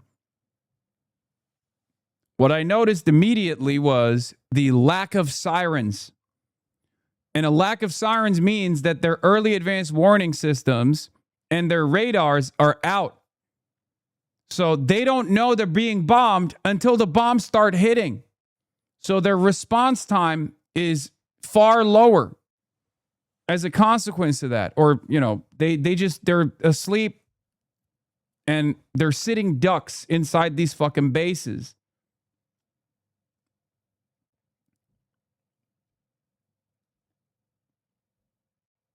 Cool bidet moment. Hashtag lettuce parasite. And if they don't have early advanced warning and they don't have the sufficient precautions, seems like the warnings aren't long enough, so there typically aren't air raid sirens. If they're piecing up American installations in Jordan, that means inevitably they can do that to Israel. And I think that's part of the reason why Israel's like, we're staying out of this. You guys got this, right? Hey, thank you, America. I know we goaded you into this, but you guys are good, right?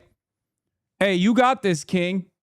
And it's really funny because America's running out of bases in the region to store their Stratotankers. Because obviously, the maximum flight distance for these fighter jets, especially given like whichever kind of munitions that they have, even if they have these drop tanks, is like what, 500 miles? But the distance that they have to cover is approximately 800 miles. So they need to get refueled in the air. In order to get refueled in the air, you need to have Stratotankers. But you can't store the Stratotankers in Saudi Arabia. You can't store them in Kuwait. You can't store them in the American air bases in the region because Iran keeps blowing them up. So where are they putting the Stratotankers? They're putting it in Israel. And Israel doesn't like that because then it turns the Ben Gurion airport into a dual-use facility that is a priority target for Iran. Obviously, it's the summertime. Israel is a country that takes advantage of tourism. So they're trying to stop the fucking Stratotankers from even landing in Ben Gurion Airport. They're like, no, you can't house the Stratotankers that you're using to strike our mortal enemy at our behest in our civilian airports, because then they'll attack our civilian airports. The U.S. military is stationing lots of military refueling aircraft at an ostensibly civilian airport in Israel. This is another sign of desperation. These are being used in the war Israel wants America to fight in Iran. Now, Israel is saying they need to go because they're taking up parking space for civilian aircrafts, and Israel doesn't want to hinder travel season. What's the problem? You don't like the war that you ordered? I'm so confused.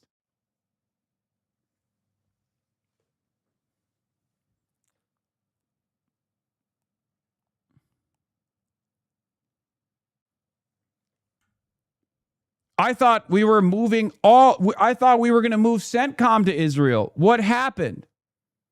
I thought that's what we were doing. I love this story because it's the most like Israeli mindset story of all time. Okay? Fight my war for me. I should experience zero repercussions as a consequence of you using all of your military assets, ruining the long-standing and existing relationships that you've cultivated over the last the last 4 or 5 decades with the Gulf region. Throw that all aside, and you can't even fucking put your Stratotankers in my civilian airports. Sorry. It's travel season for Israel. It's summertime in Israel. You're ruining our economy. The most spoiled country of all time. It's unbelievable. And we are so fucking cucked that we can't even tell our spoiled fail son, shut the fuck up. We're doing this for you. Houthis just declared the Red Sea closed for Saudi oil. If this stands, a loss of another 4 to 5 million barrels per day. The Titanic is now hitting the iceberg, and there are not enough lifeboats for the world economy. Iran's leverage is soaring, says Robert A. Pape. Chiefs are testifying on Capitol Hill this morning. They are. The administration is requesting nearly $70 billion to pay for this war, and Secretary Hegseth and the Joint Chiefs Chairman will be on the Hill to defend that request. They will also likely be at. Yeah, Pete Hegseth had to go back to the Hill to beg for more money. Hasan, I've been trying to get my lib boyfriend to like you for years, but the mouse shit has permanently turned you into Hitler in his eyes. Fucking thanks a lot. Who cares, man? Oh, sorry. Yes, I know. Liberals are fucking insane. About the injuries and fatalities. All right, Martha.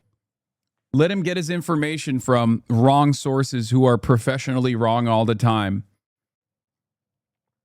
If a piece of garb is enough, for these people to just be like, oh my God, I can't believe it, this guy's basically Adolf Hitler, then yeah, he's a fucking moron, you know?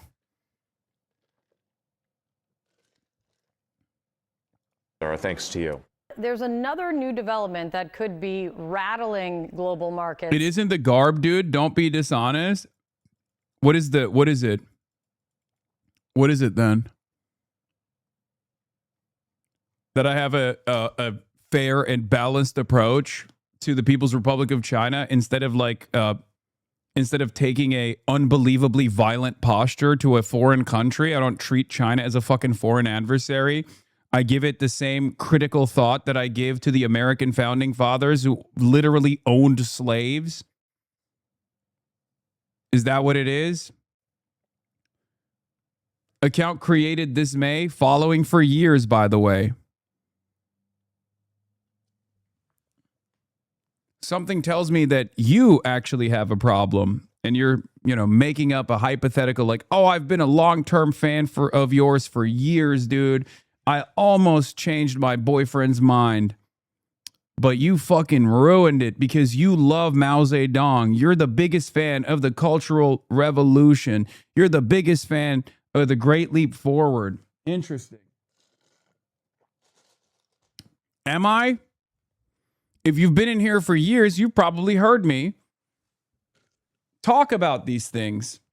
Talk about the Cultural Revolution. Talk about the excesses. Talk about the deaths due to mismanagement. So I suspect that you would know my full opinion.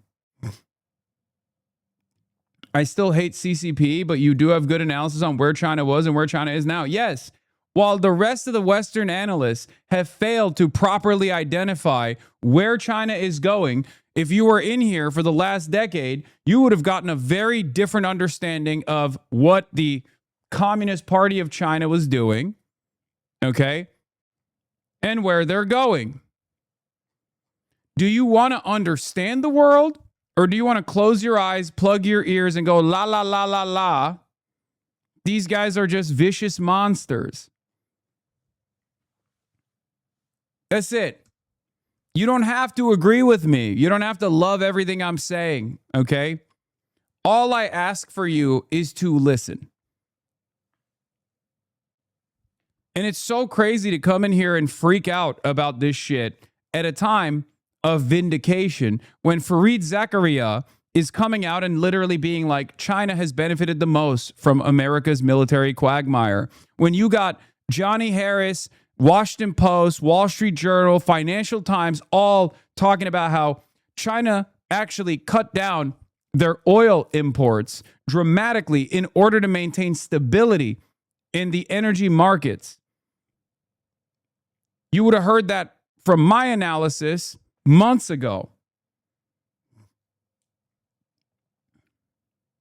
Do normies really see Mao as his Hitler figure? Yes, they do. 100% they do. Yes. Liberals don't know anything about other countries. They've just been taught that like everyone is just as vicious, if not more vicious than Adolf Hitler actually was. For sure.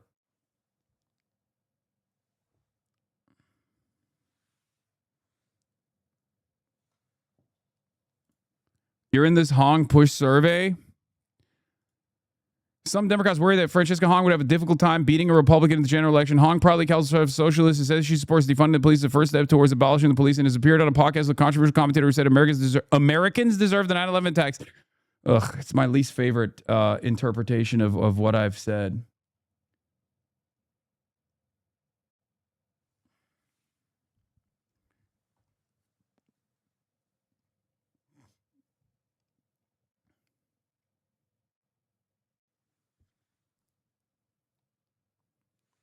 Yeah. For a lot of liberal education, they say Castro is Cuban Hitler. Okay. Che Guevara is also Argentinian/Cuban Hitler. Stalin is Russian Hitler. Mao Zedong is Chinese Hitler. Like everyone is a different variant of Hitler. And the only right approach, like there's no reasonable critique. It's just different flavors of Adolf Hitler. Ho Chi Minh is Vietnamese Hitler at the time. Obviously, that's changed a little bit now, I think, because like we have a much better relationship with Vietnam now. But at the time, it was, you know, Ho Chi Minh was literally Vietnamese Hitler. Kim Jong-un is North Korean Hitler. That's just how Americans learn about this stuff. Let me guess, Pol Pot is based. I don't know if Americans know about Pol Pot, but I guess Pol Pot, I don't know what Americans think about Pol Pot. I guess he is, unironically, he is literally closer to Hitler than all of these other figures. But of course, we supported Pol Pot, and so did China at the time, alongside the United States of America. Big L for Chinese foreign policy, of course.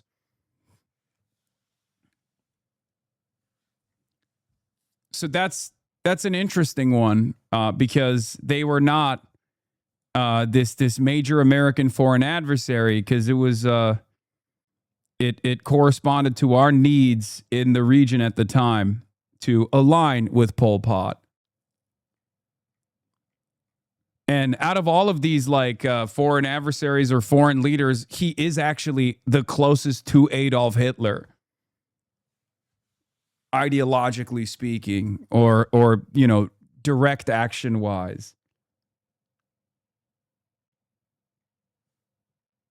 Ignored raid. Fayar, thank you for the raid.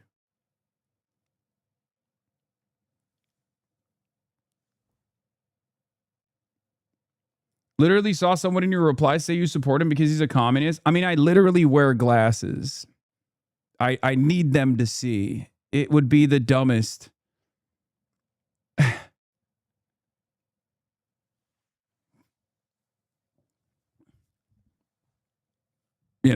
No, I do not.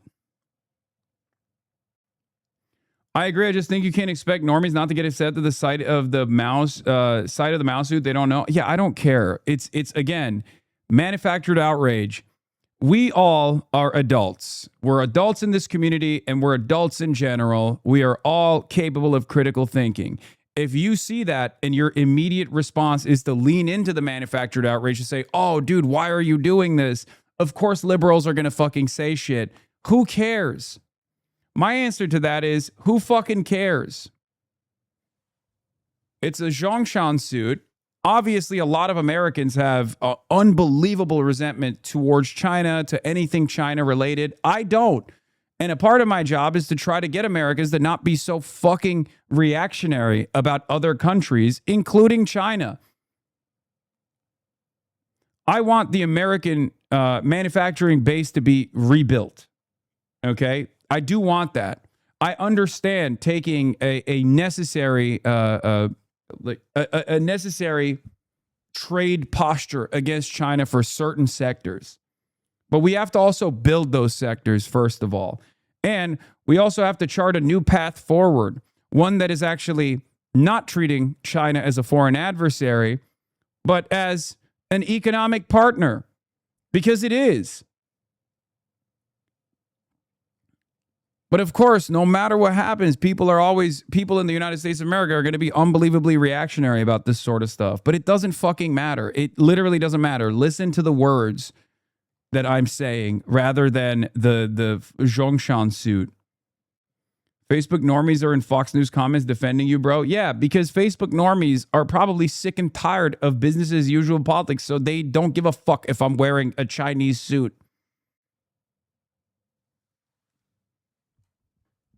Anyone that has the capability of listening to what I have to say rather than immediately going, oh, dude, you're wearing this Chinese suit. It's like really fucked up. Most people, I think most normies will look at that and go, well, that's a cool looking suit. Some people will say that's really fucked up. I can't believe he's doing that. But who gives a shit?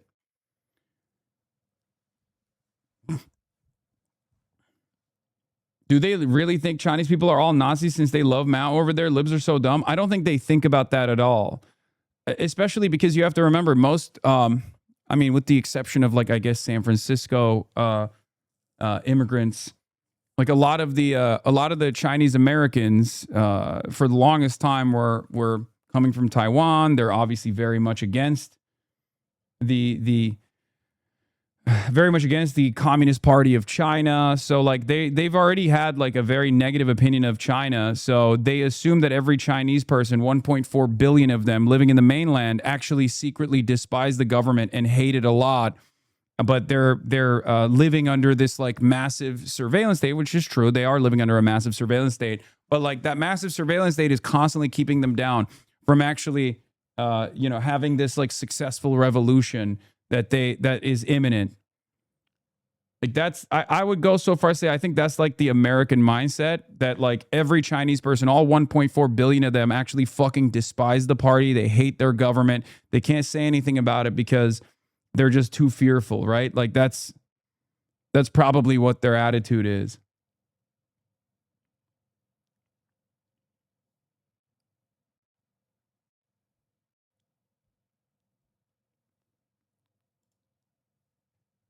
We are the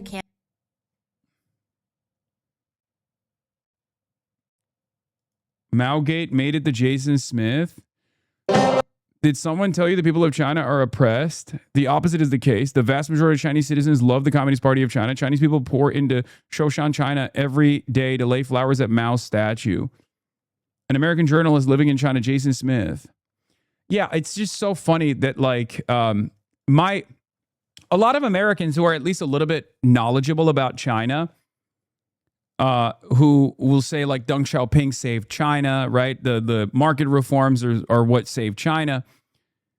at least they know that the statement that they clipped out of context, where I'm like, oh, I would never disrespect Mao Zedong, when I was like jokingly talking to a chatter, responding to a chatter who was trying to claim that like Tiananmen Square isn't a mass surveilled area, right? And I was explaining how I got detained for like a moment by a Chinese cop who thought I was like making fun of Mao Zedong, and I was like, I would never make fun of Mao Zedong.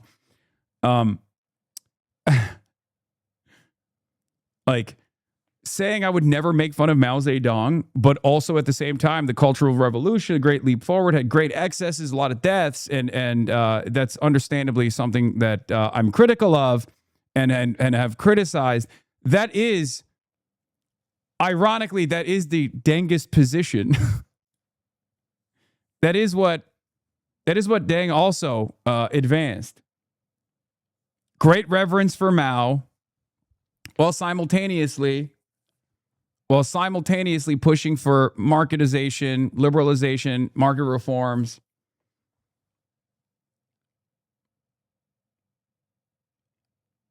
I've been a fan for years, and I've been trying to get my Maoist boyfriend to like you, but he said you have seen the light of Deng, and he's put off. Thanks a fucking lot, dude. I apologize.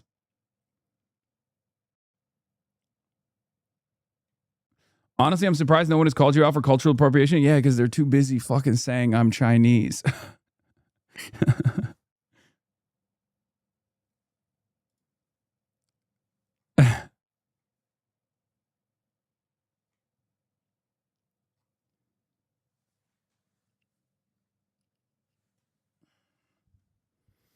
They're too busy being like, you're secretly a Chinese agent. You're Chinese. Especially oil markets even more. Why is it so hard to comprehend that Mao's failures were not solely upon him? Like the whole famine killing sparrows shit was something pushed by farmers and council members as well. Okay, to be fair, the Cultural Revolution you could actually put in the hands of Mao Zedong. almost single-handedly. Okay? Sure, the issues born out of famine, there are a lot of moving parts there. I think it's more so just the issue with like the decentralized structure, and how, there were technological limitations as well. But like, come on.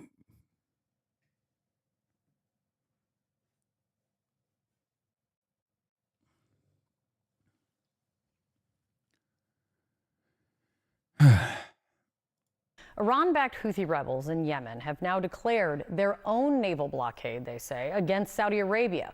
What is this? That Chatter's last stream title? In the Red Sea. That's another critical international shipping channel and oil route. And also, there's new reporting just in today that the Houthis have begun broadcasting messages warning Saudi ships to stop traveling in the Red Sea. Joining me right now is retired Army Major General James Spider Marks. He's the head of geopolitical strategy for Academy Securities. It's good to see you, Spider. Let's talk about this. I mean, the Houthis now threatening the Bab el-Mandab Strait, declaring this blockade on Saudi ships from passing through. If this really does go into effect, if we now have a second major shipping channel that is threatened and thus, there will be disruption to it, what does that mean for the United States if this becomes a new front of this war? Well, it's been a front in the engagement with the Houthis in the past, as we realize. Also, bear in mind the Saudis, over the course of about a decade, tried to eliminate the Houthis without success. Many would say it's difficult to try to bomb an organization back into the 14th century. Yeah, also, there's another country. There's another country closer to us that tried to eradicate the Houthis, also with no success. That's us. We did that. Like, every single president since Obama has bombed Yemen as a matter of principle. Like, it's something you have to do. That's the moment you become president. And yet, it hasn't really... 2015 and onward, it hasn't really done anything. and they're already in the 14th century. So the Houthis have had an opportunity to really establish themselves over time. They've been quiet, as you know, over the past 4 or 5 months as a result of epic fury, and their ability to stay in touch with Tehran, which is their primary lifeline for support, has been minimized as well. What this tells you is that they've been hunkering down, they have capacity, and they are now going to reach up Houthis. and turn up the heat, obviously. The concern truly is, do they have the capacity to do that? Can the Houthis close the Bab el-Mandeb? Well, they've done it in the past, but it's been opened again because of the efforts of the United States, not with a lot of help from other allied partners. But there's an incentive for the Saudis certainly to be involved, because they, the Saudis, have created a pipeline infrastructure, as you know, from the Gulf over to the Red Sea. This is the oil that's being pumped out. So that attempt to create an alternative and some resiliency and redundancy is now going to be threatened pretty significantly. So the U.S. has a presence. The Saudis have a capability. What is going to be done that's going to detract from epic fury, if in case, if we are now on the front edge of a new engagement with Iran, will that alter that type of an attack profile? Those are the key issues that need to be addressed. So the Houthis can say a lot of things a priori. Right. Let's see what really happens. And then I guarantee you the Saudis will step up, and the U.S. will certainly get involved as well. Nick, the Iran-backed Houthi group in Yemen, as you know, has declared its own maritime blockade on Saudi shipping. This is a big deal. What's the fallout from this? Yeah, the Houthis are essentially a proxy of the Iranians. The Iranians have closed the Strait of Hormuz. The Houthis are threatening to close the equivalent on the Red Sea, known as Bab al-Mandab. About 6 or 7% of the world's oil and energy supplies come out through Bab al-Mandab along the coast of Yemen. This is mostly Saudi oil that's pumped all the way across the Arabian Peninsula from the Strait of Hormuz, where it's blocked, and it comes out through the Red Sea. So this is a significant escalation. The Houthis are militarily ready for this moment. However, they have not taken, or so far not acted upon, this decision to block the Saudis. If they do, then we can expect an escalation in a response from the Saudis. That is almost unquestionable. Bab al-Mandeb Strait, it accounts for around 15% of traffic, maritime traffic. I mean, this is just such a huge risk. Countries are starting to really draw down their reserves. How worried should we be about the Houthis at this point? Well, they haven't enacted, or at least they haven't enforced this blockade. But if they do, it's significant, because this was the exit that Saudi Arabia had used to avoid the Strait of Hormuz, which we know has been either locked down or kind of open or kind of closed for about 5 months. They were basically transporting via pipeline and convoy the oil to the Red Sea and trying to get it out that way. And they were doing that very successfully. Somewhere around the order of 4 million barrels a day had been exiting through this other choke point that now the Houthis want to close off. And so that is a significant threat. Not the kind of threat that the Strait of Hormuz is, but when you compile these things, it gets to be pretty significant. Now, oil prices, it is worth mentioning, although they are up about $20 from their low point from a few weeks ago when the Strait of Hormuz was mostly open, we're still also around $25 or $30 below the high point for the war. So the market right now is kind of saying, okay, we think that this could be a problem.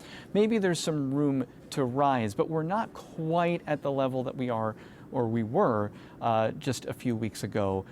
The reason for that is that, as you mentioned, there are these inventories. China has almost 2 billion barrels of oil in its inventory. It continues to draw down that, and that's sapped demand for oil imports. So the big picture is this is a bigger problem today than we had yesterday, but still the market thinks that it can be managed, at least for the time being. I want to bring in Dina Esfandiari, Middle East geoeconomics lead for Bloomberg Economics. Dina, really good to have you with us. I want to start off with something you wrote on X, and you say this: the Houthis have announced a blockade of Saudi, framing it as a domestic issue. The move is intended to give them wiggle room to escalate from targeting Saudi ships only to expanding to wider disruption in the Red Sea. And Dina, we also know that the Houthis have already started broadcasting messages to vessels, putting out warnings as well. I mean, this could be another huge risk on global oil supply. How are you analyzing some of the scenarios that could play out in the next couple of days? Absolutely. This is really significant, and it's really significant now because so much of the oil that was going through the Straits of Hormuz has now been diverted towards the Red Sea. The Saudis in particular have done that, reaching maximum capacity in their east-west pipeline. So that means that all of that oil that was going through Hormuz is now going to the Red Sea. The Houthis have been very careful to give themselves space. So they've now come out and said that they will target all ships that go in and out, that dock in and out of Saudi ports. I don't know if they have the capability. I'll be honest. I mean, it's a mistake to ever underestimate the Houthis. It's always a mistake to underestimate the Houthis. It was one of my biggest misses in the beginning of Israel's genocide of Gaza,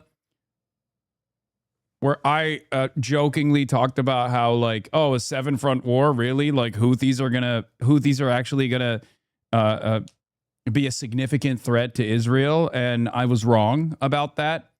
They were such a major threat to the Israeli economy that they successfully bankrupted one of Israel's 2 major ports with their blockade.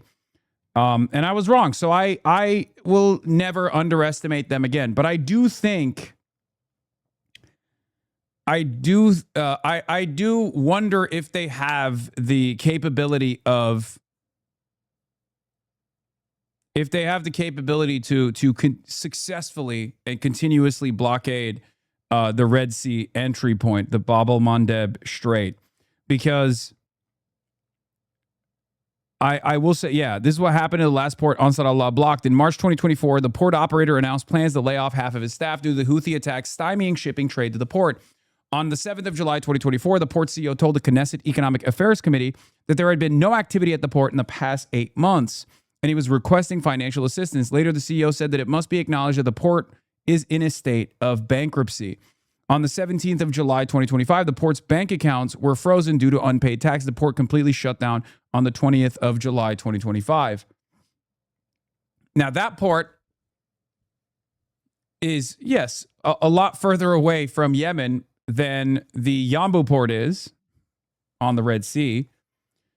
So it's probably a lot easier for the Houthis to successfully strike the Yanbu port and strike other Saudi ports on the Red Sea to render commercial traffic inoperable.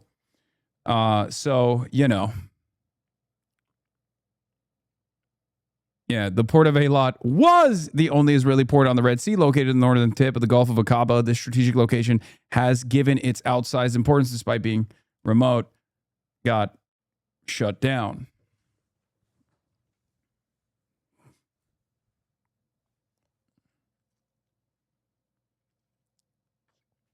Why are you counter-signaling Ansar Allah?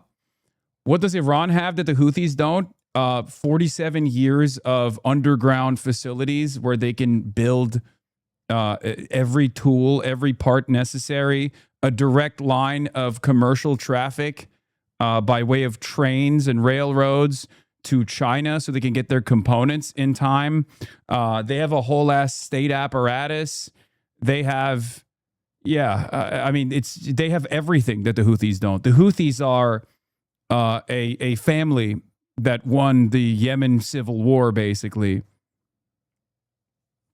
The Houthis have the Houthis don't have a lot without the Iranian without Iranian shipments.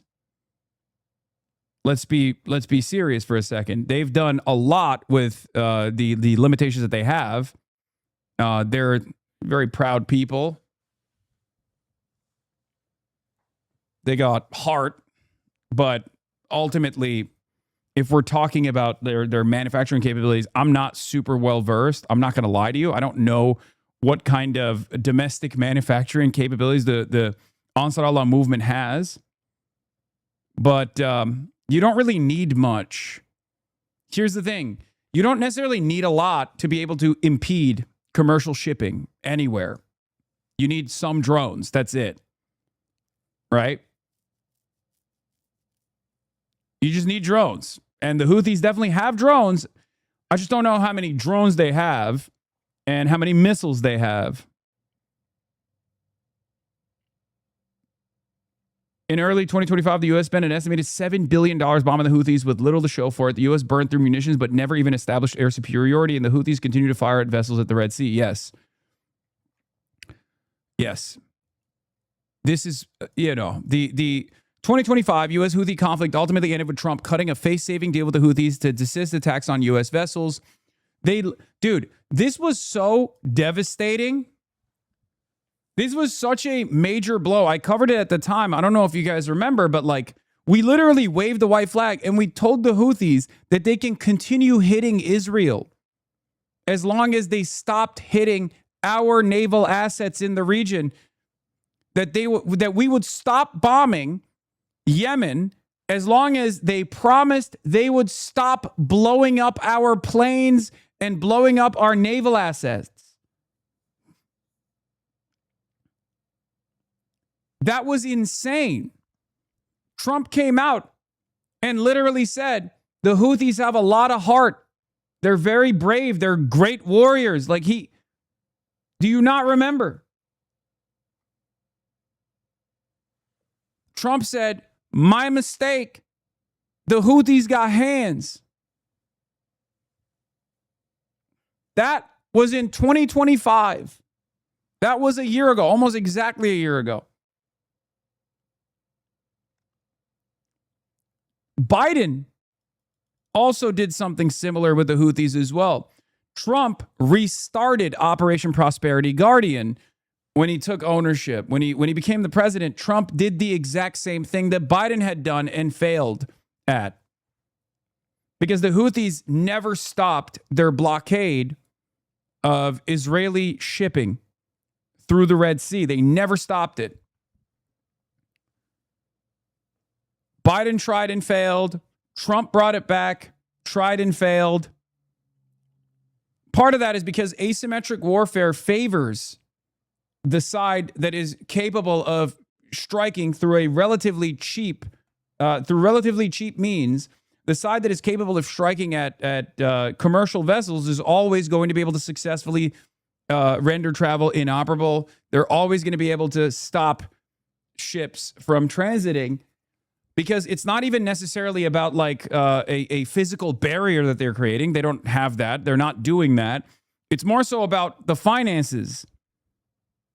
The finances of it all. With a handful of drones, you can stop commercial shipping in the Bab el-Mandeb Strait, because no one will ensure that ships are allowed to. No one will ensure ships transiting through the Bab el-Mandeb Strait if there is no guarantee that they can just pass through without being blown up.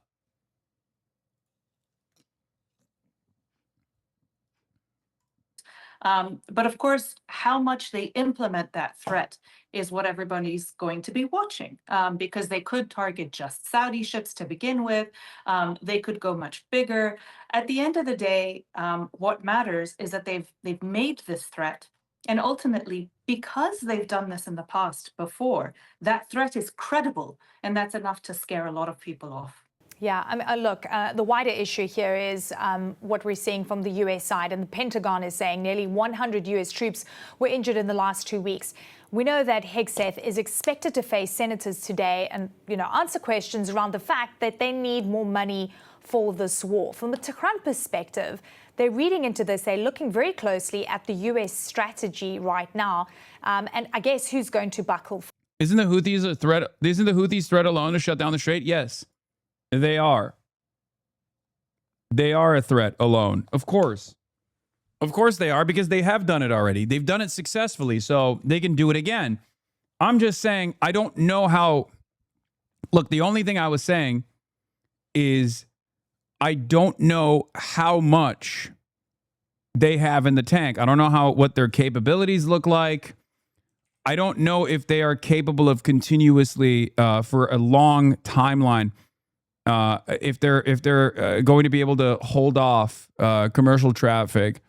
I don't know what kind of response America has in the books for the Houthis as well. We're on Fox News again. It's easy and tempting to laugh at the source, to look at Hasan Piker, to look at his wardrobe, to look at his fetishization of totalitarians, and simply dismiss Piker. But that would be a mistake. It would be a mistake specifically for Democrats.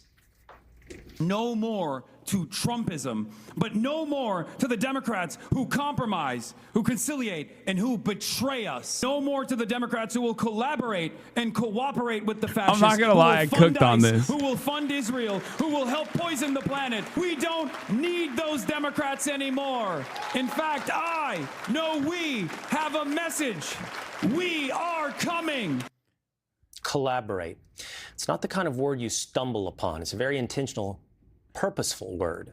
It's the type of word that's used by the secret police when they show up to the door of a professor to say you are collaborating with the wrong what people. Are you it's a saying? Warning to Democrats. But it's also this entire concept of blue MAGA, something that we all, Democrats or Republicans, should listen to, because I think it's true. You see, for more than a decade now, the Democrat Party has radicalized its own base. They've been going after Donald Trump because they decided that he was illegitimate. They have called him a fascist. They called him a Nazi. And now they are discovering that they cannot control the rhetoric or the base that has responded to that rhetoric. The Democratic Party is in the middle of a civil war, right? And you have moderate mainstream Democrats, such as myself, which have been challenged by the far left extremists. You know what's beautiful about all of this? This makes Zohran Mamdani look like a fucking moderate. Okay? Every damn day that they point to me and say I'm a fucking dangerous radical is a day where Zohran Mamdani is the appropriate moderate, which he is. Okay? That's how this fucking works. That's how this shit works. Tired of a set of people on the very far left in the Democratic Party. And there will come a day when they will call me a moderate as well. There are those who find me to be too conciliatory to the Democratic Party. Okay? This is how we pulled the Overton window back to a place of decency, to a place of honesty, to a place where we forcibly center the needs of the working class in this goddamn country once and fucking for all. That's it. Type of move. By the way, out of all of these people that Will Kane is talking about, there's only been one Maoist. His name is Van Jones. Van Jones is the only one that he has shown thus far that actually was an unironic Maoist third worldist, by the way. Pointed out the direction of the Democrat Party. He pointed out that in 2008, someone like him who would have described himself as center-left was standing next to someone who would have described themselves on the left. But as the left continued through the years to run to the left, it wasn't the center that moved. In fact, it was the center that got pushed toward the right because progressives ran further and further. By 2021, that cartoon shows you a leftist far running off the screen yelling bigot at somebody on the center. If you updated that image to 2026, you would see a leftist run even further. Knelt, crouched, laying down in a prone position with a rifle pointing it back at the center and the right, yelling Nazi. You see, when it comes to progressivism, there is no destination. It's only acceleration. It's a movement defined by movement. It's always about more. And the Democrat Party gave this movement the only push it needed.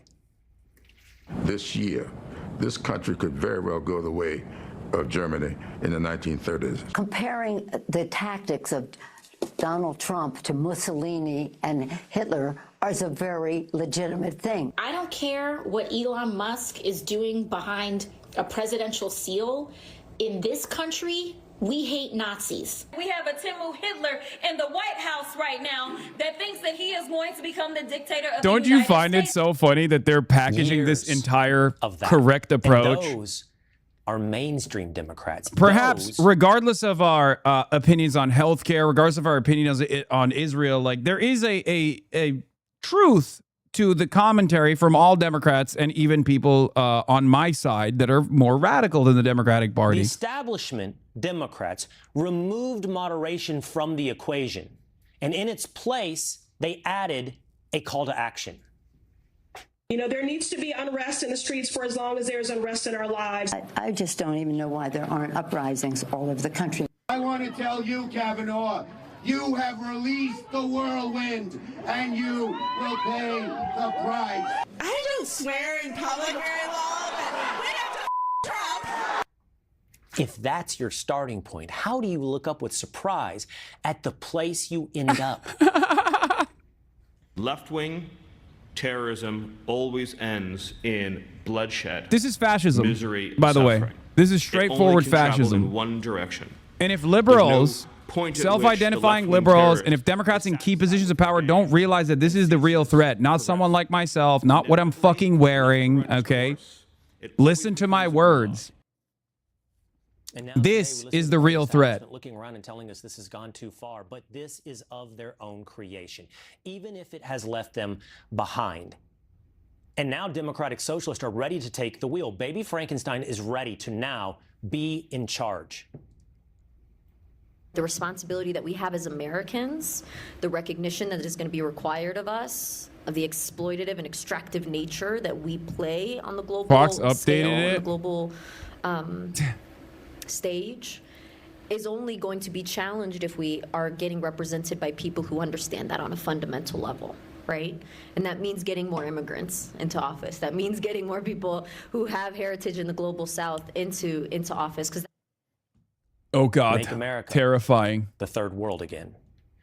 So what now? Where do we go from here? Well, historically, when Democrats don't like where their voters go, they don't try to persuade them. They overrule them. Let's look at the history. They kneecapped Bernie Sanders in favor of Hillary Clinton. 2 years ago today, they swapped out Joe Biden for Kamala Harris. They dropped Graham Plattner for someone yet to be chosen by party insiders. That is blue MAGA. That is the machine that tells its own people, we know what's best for you. Now, Democrats are finding out the hard way. This is what you get.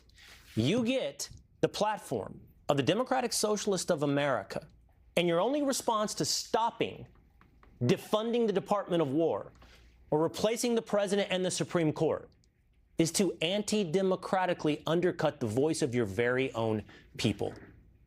You can't all of a sudden ask everyone to calm down after years of calling your opponents fascists. Eventually, you'll have to watch your own back. Okay, here's a really good You might be a idea. collaborator. Joining me now is former Pennsylvania Democrat Congressman. Here's a really good idea. How about not being a fucking fascist to the Republicans? And how about not being a collaborator to the fascists for the goddamn Democrats who do? Patrick. Hey, I'm an American patriot, Will, and I appreciate that.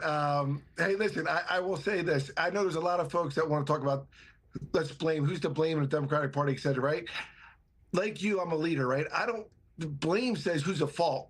Let's talk about responsibility. Responsibility is what can we do about it? I blame both parties, Will, literally both parties, because they've ignored the affordability crisis that's going around and happening to everyday American families. Neither party is addressing it. Neither party. And that's why, I don't agree with the things that were said there, Well, okay. But I disagree with what you just said. So let's pick up on where I disagree. Okay, sure. First, let's start where we do agree. Yeah, affordability is a real issue in America. We've dealt with for years, especially under the Biden administration, hyperinflation. We had inflation up to 9%. Even today, gas prices are not where the American people want them, and things are unaffordable, including housing. However, I do not believe this leftward lurch in your party is in any way due to affordability. If I were to believe that, I would expect to see the working class of America voting for Democratic Socialist candidates. But instead, what I see is rich college kids, highly educated, largely white, urban professionals in places like New York voting for these radical policies, which says to me this is less about affordability and this is more about the Democrat Party having radicalized a good percentage of its base into believing that everyone, and by the way, when it comes to everyone, Patrick, basically they would not distinguish between you and me. They would call you Blue MAGA. They would call you a collaborator, and they'd call us both enemies. Well, and that's why, I love America. And just like my brothers, they're veterans, 52% who are independents. But Will, you had on Governor Cuomo. He ran for mayor. He lost. Do you know why he lost in deep blue New York? He lost because he didn't talk about affordability. The current mayor did. And that's the reality. If you ignore the will of the American people, whether you're Democrat or Republican, they are going to vote you out of office. And it's not about being a Democratic socialist. It's about, are you representing the pain points and representing a future that is for all Americans, not just the wealthiest or not just the poorest among us. Yet that is not what you hear from Democratic socialists. You can definitely play the role of the PRI in Mexico and hand out groceries in the line for the voting booth.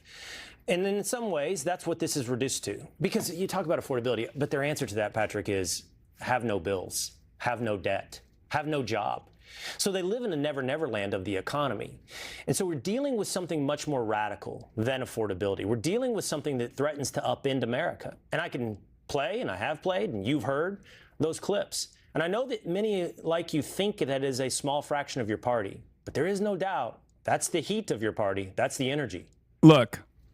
But Will, I would say when you look at, there's 600,000 elected positions in America. There's only 250 elected Democratic socialists, right? So the chart you showed earlier, if there's all those folks and you're saying header lurching to the left, the reality of it is that the majority of Democrats, just like the majority of Americans, are at the center. They might be a little center left, they might be a little center right, but they're not Democratic socialists. They're not.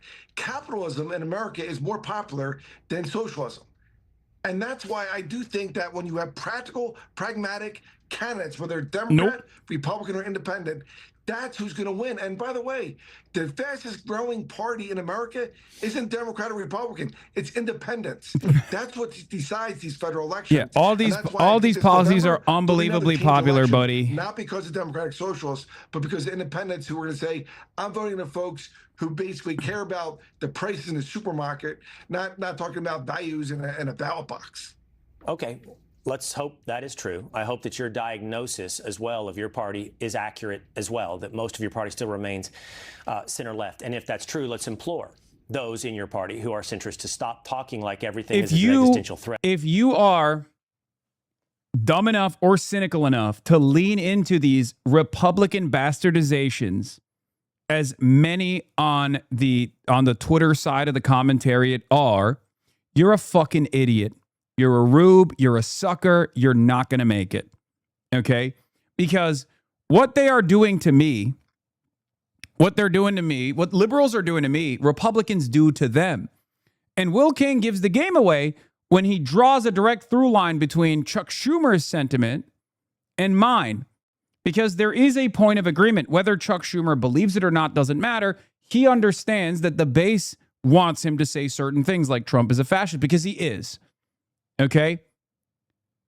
So, as long as liberals keep punching left, foolishly keep punching left and legitimizing the right-wing reactionary position, they will lose. Okay? It's that simple. It's that simple. And I urge self-identifying liberal voters not to fall for this bullshit. Okay? Do not fall for this bullshit. It's that simple. And I think, unfortunately, many liberals are either cynically leaning into this because they think this will take care of their left flank so they don't have to actually run in the primaries. And they can just get the federal government to take care of their left flank problem. But at a time when it's very clear that the federal government is trying to actively terror jacket the entire left movement, the Democratic Socialists of America, PSL, and onward, if liberal Democrats in key positions of power don't recognize that this will inevitably harm them as well, put them in harm's way as well, okay, they are going to have a very tough time.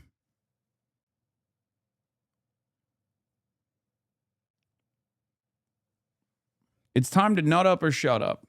We're here. We're here. Fascism is here.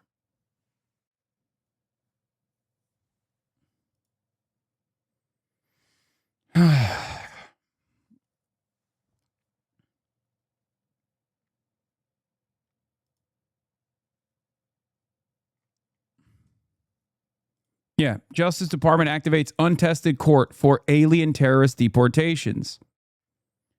First, they will go after the non-citizens, undocumented and documented. Then they will inevitably move on to citizens. Yeah, I know it's really funny. I saw this.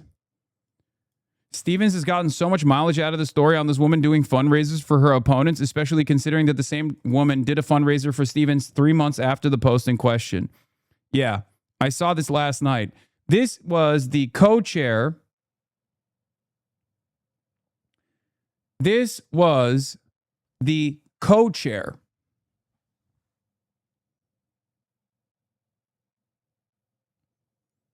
of the Mallory McMorrow campaign. The woman, the Michigan Dem who praised grandfather's Nazi military service hosting fundraiser for Abdul al-Sayed. She was the co-chair for Mallory McMorrow's Senate run. Okay? And what's interesting about it is she's obviously a big fundraiser in the state because she also had fundraised for Haley Stevens. So this is a hilarious story.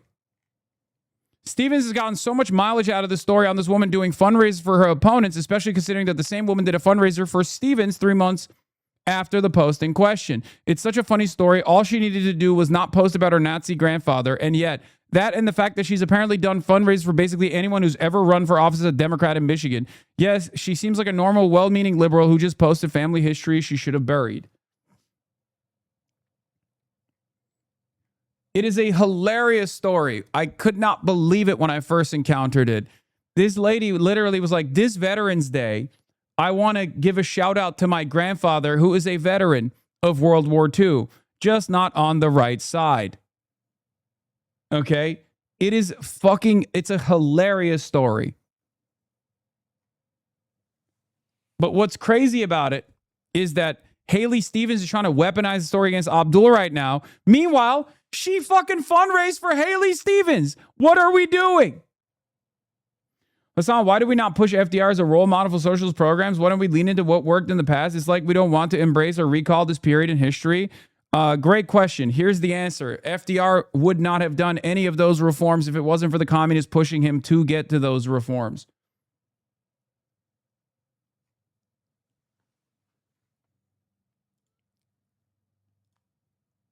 But yes, these guys think FDR is a communist too. They just are too embarrassed to openly say that out loud, I'm pretty sure.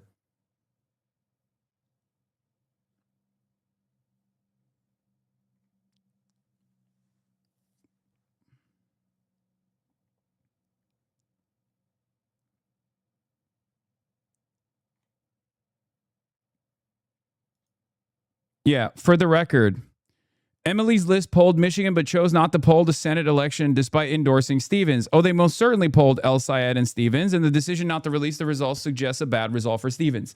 Yes, it is a complete media blackout on internal polls coming from the Haley Stevens side. And there is a reason for it. Okay? Especially now that Abdul is releasing internal polls that show him up 10 points over Haley Stevens. Obviously, the counter from the Haley Stevens camp is to release their internal numbers. But it's very clear that their internal numbers are showing something devastating. This also corresponds to what Haley Stevens has been doing in terms of attacking Abdul over and over again. This close to the race, you're supposed to actually lock in on your supporters. You're supposed to try to show your policies and try to make an argument of a vision in the affirmative. The fact that they're not doing that, and the fact that they are aggressively posturing against Abdul al-Sayed, trying to slander him extra hard, and potentially even putting themselves in a weaker position overall, even if they were to win the primary, right? Implies that they recognize that they're cooked.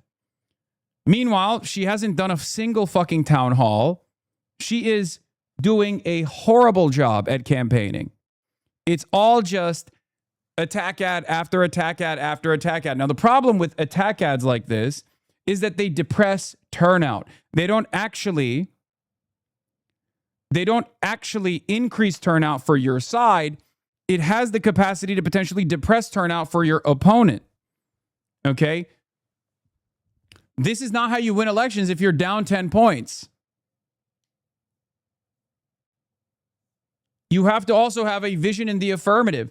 And none of, I'm so tired of these losers. Yeah, Parker Get a Job said that too. It's fine. Guys, it's okay.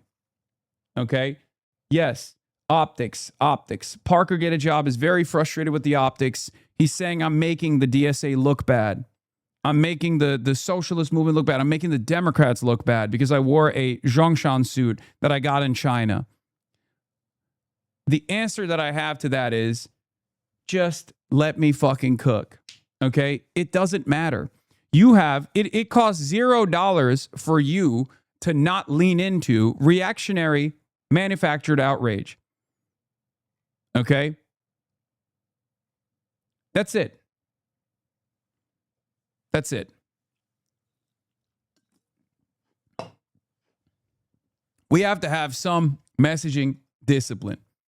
These optics arguments are just a distilled version of what you say every day, is it not? Yes.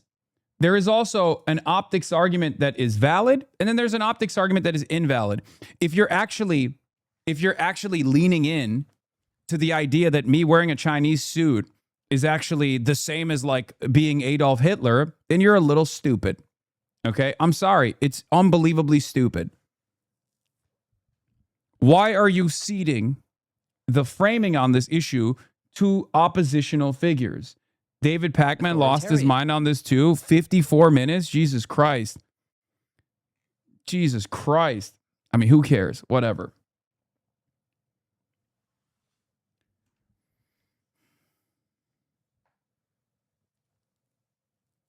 After October 7th, I'm going to let Hasan cook since he handles his ops easy.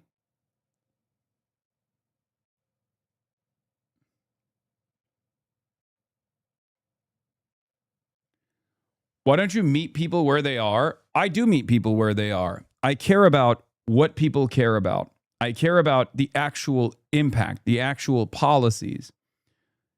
I am a firm and committed believer that wearing a fucking Nehru-style suit or wearing a Chinese suit is nowhere near as consequential as the actual things that I'm talking about. And most people, I think, there are definitely a lot of people who will hear the criticisms, who will hear the cries and go, you know what, that makes sense. I think this guy does love Mao Zedong. I think this guy does love China. It's scary or whatever. Okay. Hasan is unironically an actual legit SJW, says Sosha Butt.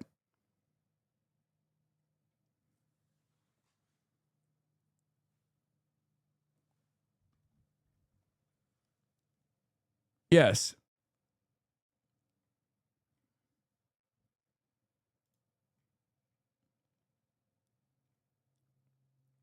I think the suit scandal unironically worked because wearing the suit caused Fox News to constantly play the commentary. I'm fine with that. Perhaps they still would have ran the College Democrats of America speech, regardless of what kind of suit I was wearing, but I don't give a shit. If that gets in front of eyeballs, if that gets people to actually hear what I have to say, a much larger audience to hear what I have to say, I'm happy with that. Who gives a fuck? I just want to say that the gray suit makes it so that people may not take you seriously enough. And by people, I mean normal voters. Yeah, well, it's a good thing that I'm not running for office, isn't it? I'm a content creator. Okay? I'm a content creator.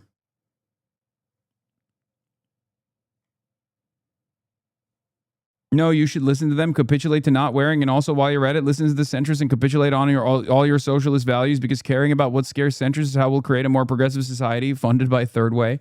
Yeah.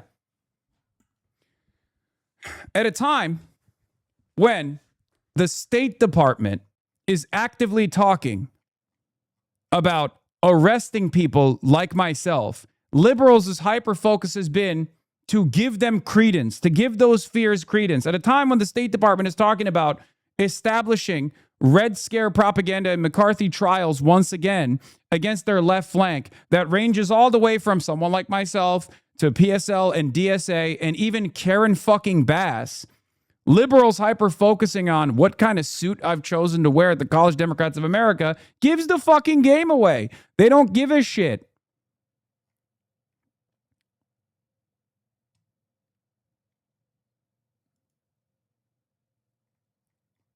While one of the New York Times' biggest big Middle Eastern correspondents has published a long essay about how Blinken and Sullivan aren't so sure about Netanyahu any longer, Ken Klippenstein reports Marco Rubio's State Department is preparing blacklists. Yeah.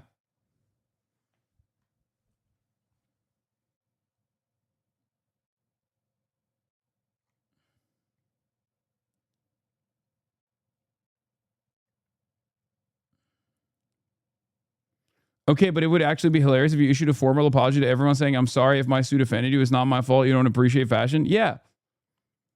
While the State Department is talking about pre-crime for far-left terrorists, Democrats are literally leaning into this hysteria because they're too fearful of losing their goddamn primaries. Okay? They're so scared of losing their primaries. They're so scared of facing their voters that they are leaning into this madness. Outlined in the United States counterterrorism strategy, we currently are addressing 3 major types of terror groups: narco-terrorists, Islamic or jihadi terrorists, and far-left terrorists. For all 3, we need to identify terror actors. Yeah. One of the things that's really funny that this chatter also pointed to is like, dog, they say, I love 9/11. You think a fucking Chinese suit that most normies don't even know about is going to push them over the edge? Are you fucking crazy? People don't even give a fuck about the 9/11 shit. And plots before they happen. Yeah.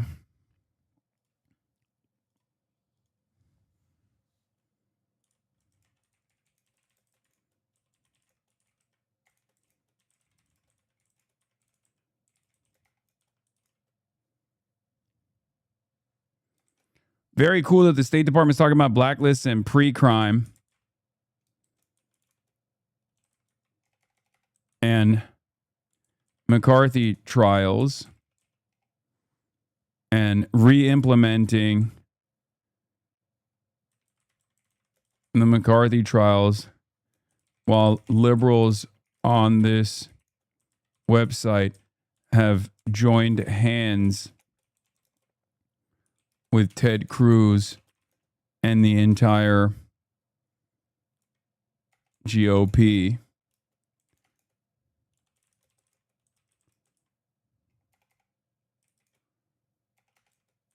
About a Chinese suit. You're gonna be in the camps next to me, dumbass.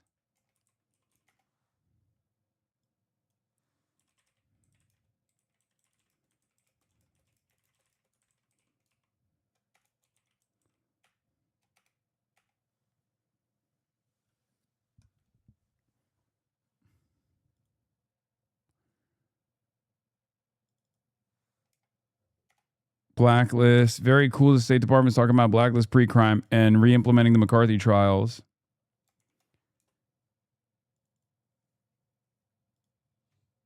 While liberals on this website have joined hands with Ted Cruz and the entire GOP to freak the fuck out.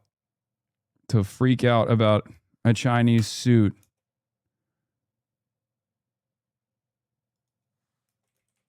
More. They're putting all of us in the camps. Dumbasses.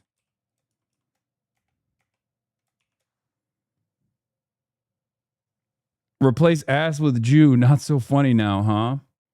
You know you're speaking to the wind, right? I mean, maybe some people will see this and will recognize that it's silly.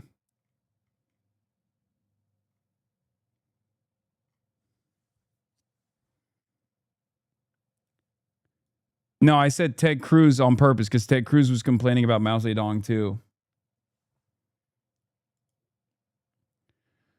Trump official asked how they're targeting Antifa as a foreign terrorist organization, given it's unclear what Antifa even is. Basically, a foreign terrorist organization, we have three components. It has to be foreign, it has to be terrorist, it has to be an organization. Doesn't really exist. And you just named Antifa asked. I was wondering, is it that a different group, or what is the intelligence that the U.S. has that Antifa does exist? Yeah, well, we have those designations. They're designations on the basis of our statutes, on the basis of violent acts that members of those groups committed. By the way, I think they're all also designated as terrorist groups by countries in Europe. And so the other thing about this is I mean, basically a foreign terrorist organization, we have to have, there's three components. It has to be foreign, has to be terrorist, has to be an organization. And all four of these groups met that test. And we see this as something that will keep America safe and secure. And we're looking at actively at more designations. What I know about. Have you no decency, sir? Why McCarthyism fell out of favor? PBS 5-minute clip explanation. Those who never watch TV during the day were glued to watching the Army McCarthy hearings. The television moment of the Army McCarthy hearings that is lived in memory ever since is the famous moment on June 9th, 1954, when McCarthy decides to violate an agreement that Cohn and Welch had come to before the hearings. Roy Cohn, although of Roy Cohn, draft Trump's guy, age, had managed to avoid the Korean War and the draft afterwards. It was kind of astonishing. Joe Welch said, fine, I will never bring up your draft status, but we have a problem of our own. We have a young attorney named Fred Fisher, who was a member of a communist front group while he was at Harvard Law School. And we brought him down to work on the committee. We decided that because of his past, we would send him home. And I would appreciate it if you would never bring up Fred Fisher. Throughout most of that afternoon, Roy Cohn and Joseph Welch had been having, your basic nasty lawyerly argument. And Cohn's okay with it. Mr. Welch, sir, with great respect, I work for the committee here. They know how we go about handling situations of communist infiltration and failure to act on FBI information about communist infiltration. And may I add my small voice, sir, and say whenever you know about a subversive or a communist or a spy, please hurry. Will you remember those words? But McCarthy gets so angry at Welch's badgering of Roy Cohn that he blurts out the name of Fred Fisher.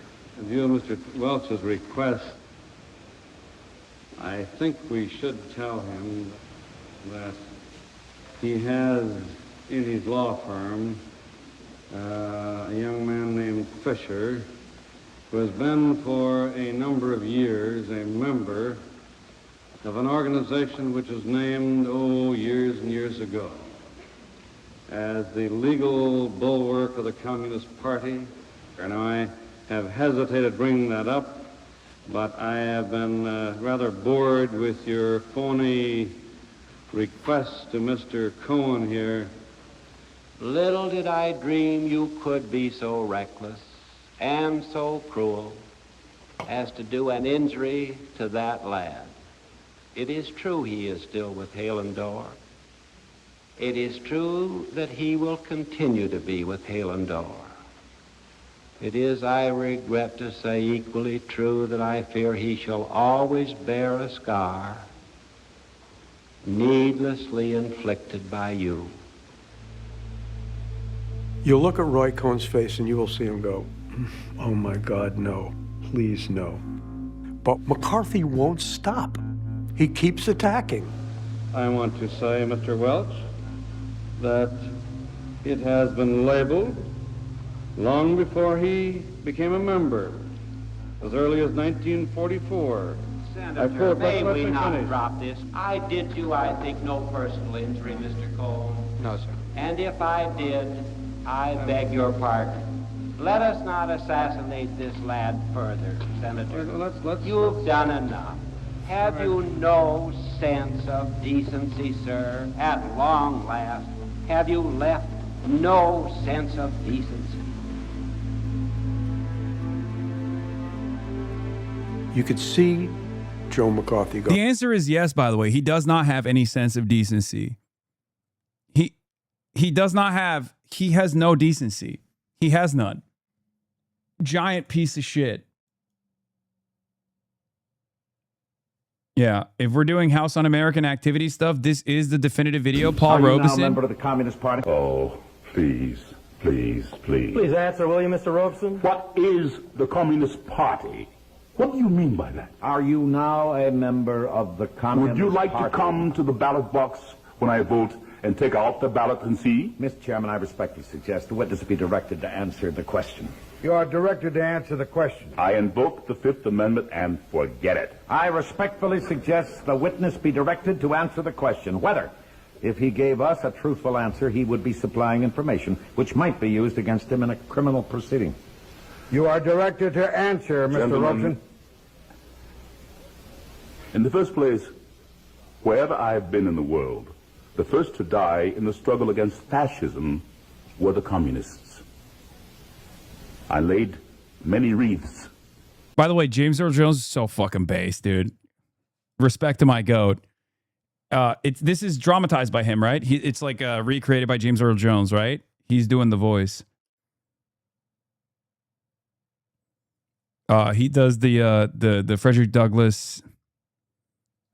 He does the what to a slave is the 4th of July as well. Shout out to Democracy Now! Upon the graves of communists. That is not criminal.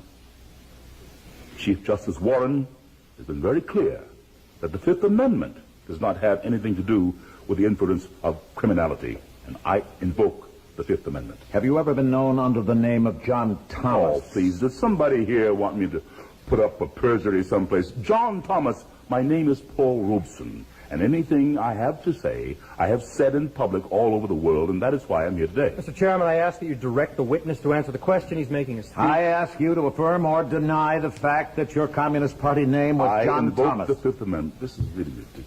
The witness talks very loud when he makes a speech, but when he invokes the Fifth Amendment, I can't hear him.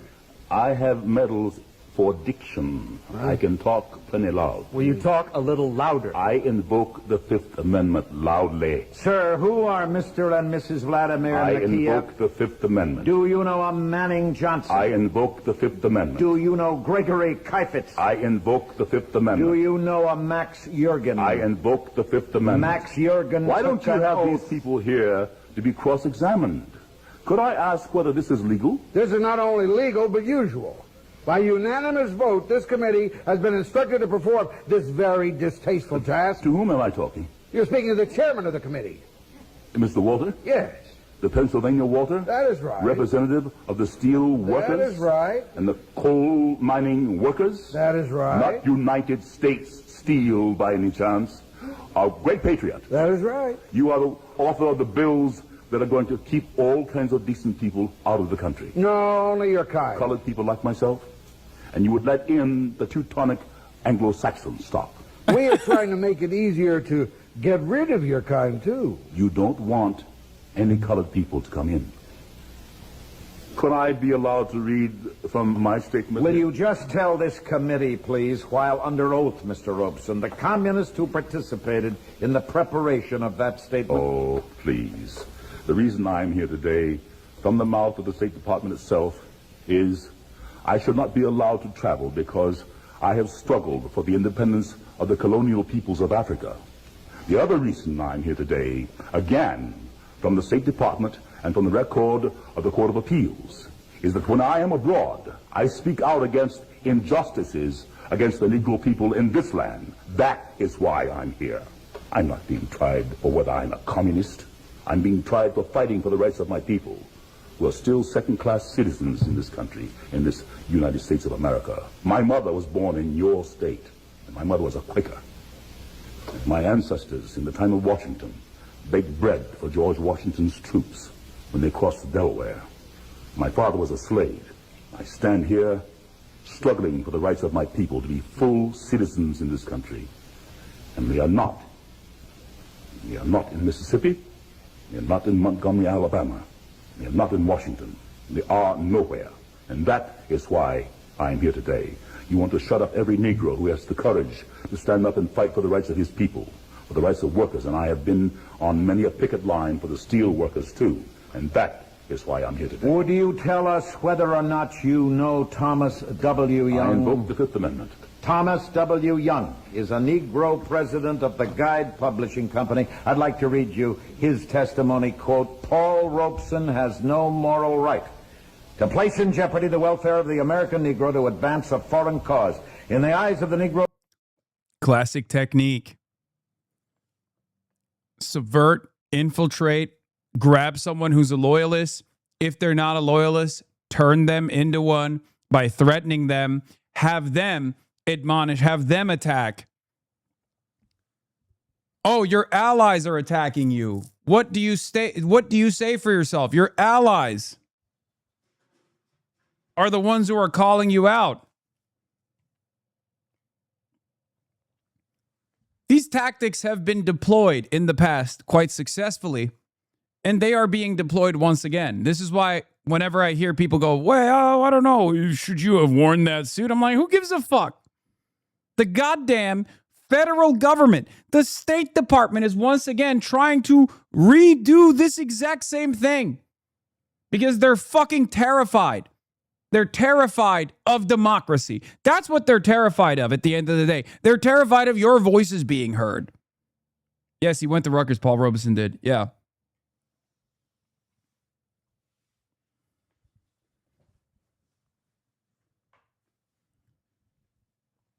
It's not about the fucking suit.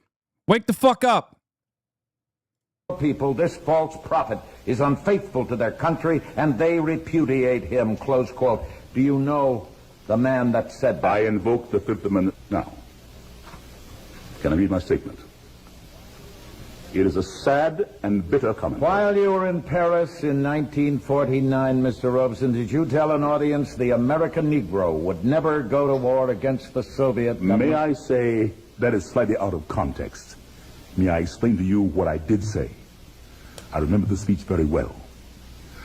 2,000 students who came from populations that would range to 600 or 700 Yeah, dog, they invented. I feel like the House Un-American Activity Committee invented clip chimping. Okay, they were the ones who invented it.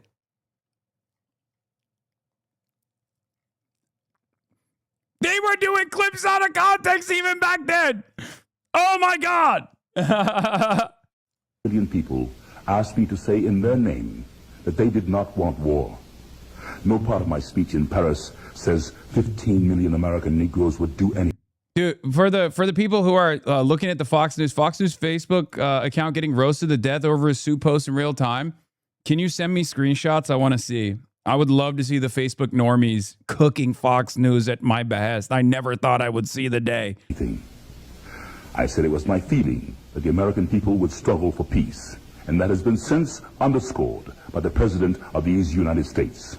Now, in passing, I said... Do you know any people who want war? Listen to me. I said it was unthinkable to me that any people could take up arms in the name of a man like Senator Eastland of Mississippi against anybody. Gentlemen, I still say that. This United States government should go to Mississippi and protect my people. That is what it should do. I lay before you, sir, an article, quote, I am looking for full freedom, unquote, by Paul Robeson in The Worker. July 3rd, 1949, quote, I said It was unthinkable that the Negro people of America or elsewhere could be drawn into war with the Soviet Union. I repeat it with 100-fold emphasis, they will not, close quote. And, gentlemen, they have not. It is clear that no Americans are going to go to war with the Soviet Union. While you were in Stockholm, did you make a little speech? I made all kinds of speeches. Let me read you a quotation. Let me listen. Do so, please. I am a lawyer. It would be a revelation if you would listen to counsel. In good company, I usually listen. But you know, people wander around in such fancy places. You said, Mr. Robeson, and I quote, I belong to the American resistance movement, which fights against American imperialism, just as the resistance movement fought against Hitler. Just like Frederick Douglass and Harriet Tubman were underground railroaders and fighting for our freedom, you bet your life. I have to insist that you listen to these questions. I am listening. I quote further, why should the Negroes ever fight against the only nation in the world where racial discrimination is prohibited and where the people can... Is this the new tan suit? Well, if you can't argue his politics, attack his fashion, I guess. The fact that he purposely did this with the intention of triggering the right, the fact that they're falling for us so well is just classic. Is this the same thing as Obama's tan suit? First tan suit, now this, snowflakes. Ah, yes, Fox, the Fashion Police Network. Is it a tan suit? It's just a jacket. Isn't that the dog shocker guy? Oh my God, well, at least it wasn't tan, thank the Lord. The joke writes itself. Fashion Police. Y'all are the type to complain about a tan suit too. Is it a tan suit? Remember the Obama tan suit thing? He's winning. That's not Mao style suit. That's the Sun Yat-sen suit. Dr. Sun Yat-sen is the founding father who started the revolution. He's the founding father of the ROC and also considered the founding father of the PRC. Hasan is a badass. I'm really hoping this beginning of the new American era of politics where politicians actually care about the citizens and they're just trying to fatten their wallets. The fit is fire. He should have worn a suit. Tan suit. It's the season, you know. Is it worse than the tan suit? He's trolling you guys, Lamau. It's called fashion sweaty. So for Parker get a job and all the fucking dumbass liberals that are freaking the fuck out over what my sartorial choices are, who refuse to hear what I'm actually saying in the speech, ask yourself why normie liberals on fucking Facebook, understand the assignment in ways that you simply cannot comprehend. Perhaps you are too polarized against your left flank in ways that normie liberals simply are not. They know exactly what's going on. They know exactly what's going on. This is also the reason why. This is also the reason why I decided to be more hands-on with elections taking place in this midterm season. Okay? In this midterm cycle. Because normies are fucking fed up with anything and everything that is associated with the right. And a lot of these liberals don't understand that when they also channel the right-wing frustrations, when they repeat right-wing nonsense, right-wing propaganda against their fucking left flank, when they do that, they also look like assholes to most normies. Do you understand? The normie liberals they're done with this shit. They don't give a fuck. They're like, oh, I remember when you guys did this to Obama. Fox News, y'all back when you're speaking about a tire. Imagine the crash out if it was tan too. Actually, he's giving them advice on how to win. This is who the left thought Charlie Kirk was. I wouldn't be surprised to learn that Hasan Piker is really a comedian doing some Andy Kaufman style bit. He looks good as fucking it, though. You guys are desperate. It's hilarious. Large political coalitions almost always contain influential figures who are outside of formal party leadership. Those figures can shape activists and primary voters, even if many elected officials disagree with parts of their message. Many mainstream Democratic officials have criticized or distanced themselves from him, while some progressive candidates and activists have chosen to work with him because of his influence among younger voters. Republicans did the same thing with Carlson Tucker, Nick Fuentes, and Steve Bannon. It's a suit. Whining about his suit. What his suit looks like. Lamau.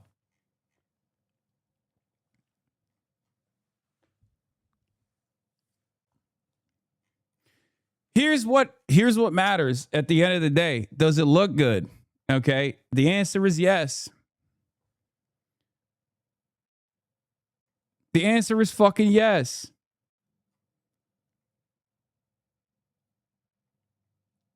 Singapore import-export. I am personally not a big fan of the suit.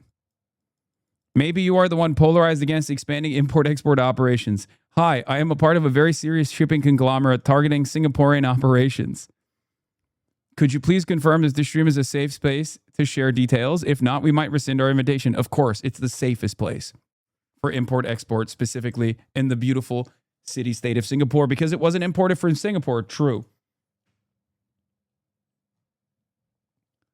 True.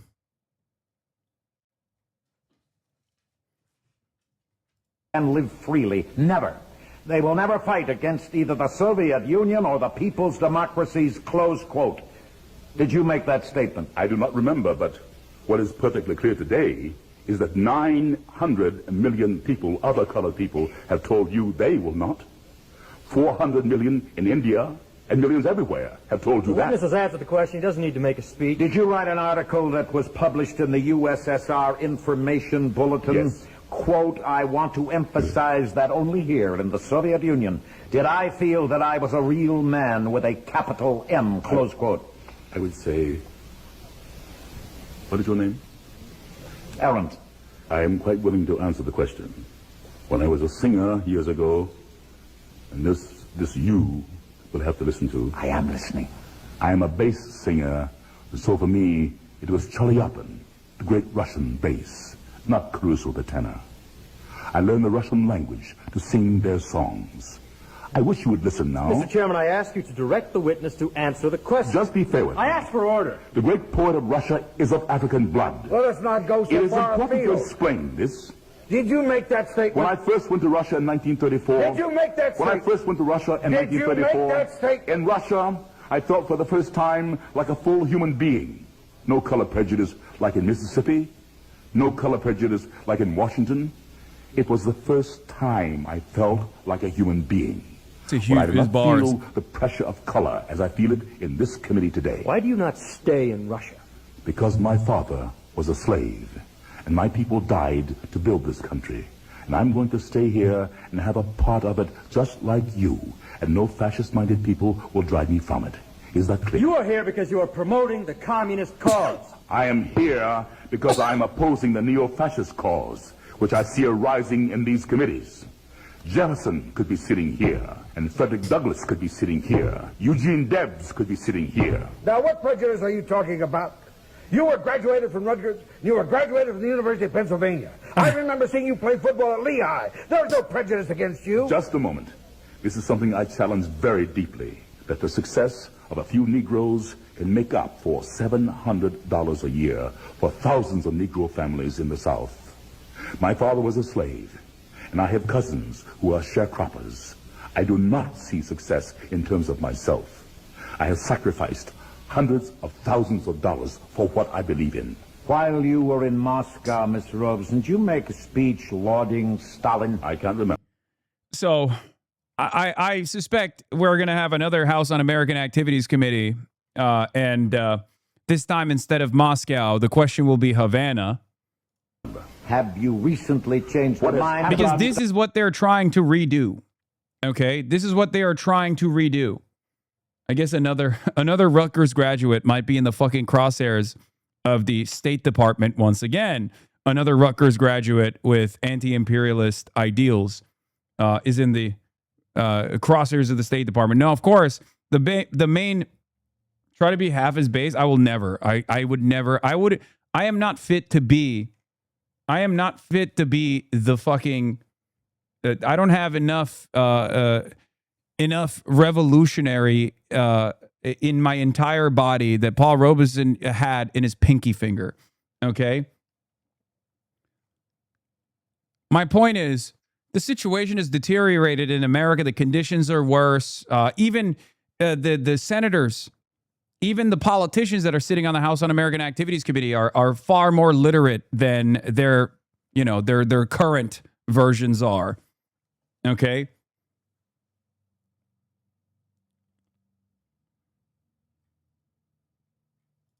Stalin, gentlemen, is a question for the Soviet Union, and I won't argue with a representative of the people who, in building America, wasted the lives of my people. You are responsible, you and your forebears, for 60 to 100 million black people dying in the slave ships and on the plantations. Don't you ask me about anybody. I'm sure you wouldn't want to discuss with us the slave labor camps in the Nothing Soviet could build Union. more on slavery than this society, I assure you. I would invite your attention to the Daily Worker of June 29, 1949, with reference to a get-together with you and Ben Davis, formerly communist councilman in New York. Do you know Ben One Davis? of my dearest friends. He is as patriotic an American as can be, and you, gentlemen, are the non-patriots. Just a minute. You are the un-American. The hearing is now adjourned. I think it should be. I've been doing all of this that I can. Can I read my statement? No! The meeting is adjourned. It should be.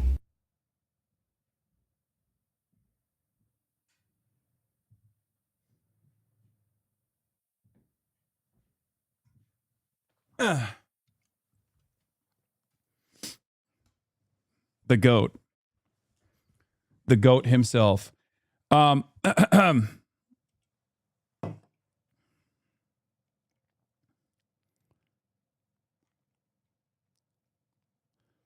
it worked last time, why it was allowed to happen, was because capital in America was on the upswing. Now, how will they sell a house on American activities when conditions have deteriorated so much? Well, there's also no real threat that Americans can feel, because the USSR and the United States of America were not interlinked by way of trade in the way that we are with China. The USSR was not responsible for 30% of all trade in the United States of America. You cannot turn Havana and Cuba into the USSR in the minds of Americans. The more they talk about Cuba and the threat of Cuba, the more they try to push for military action against Cuba, the more the average American will say, why are we wasting our resources this way? Maybe even more Americans will think, why are we starving the Cuban population this way? That's it. There is no imminent threat from our foreign adversaries that's out there. Even the ones who we are waging war against right now, direct war, Iran.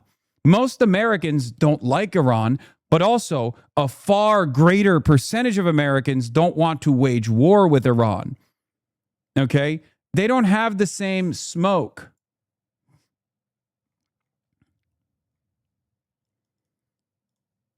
That's it.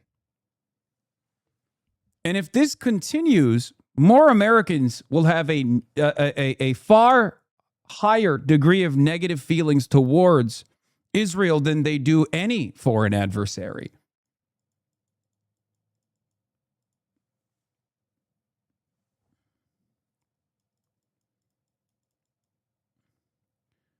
Cultural depictions of the Red Scare have always been ahistorical.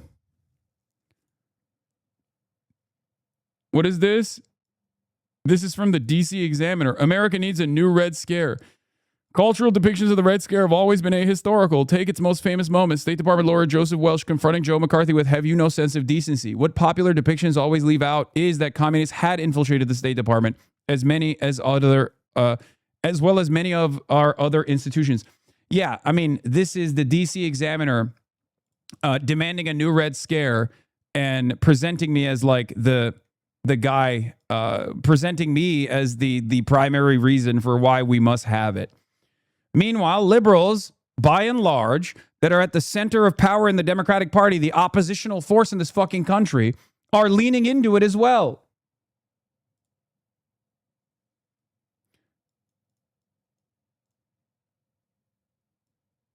Candidates who associated with Hasan continue to win. Yeah, this is Parker get a job. Hasan, genuine question. How is it beneficial to any good movement for you to wear a Mao outfit? This just seems like rage bait for clicks. Do you realize that looks bad for DSA candidates because they associated with you? Do you want to make it harder or easier for them?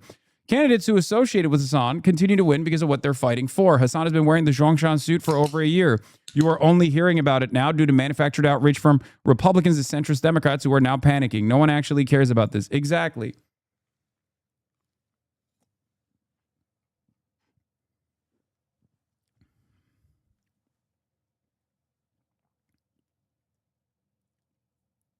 if you are a self-identifying liberal, if you're progressive in any way, shape, or form, you should probably shy away from leaning into silly ass Republican or reactionary. Let's not just say Republican. Let's call it what it is. Reactionary, manufactured outrage.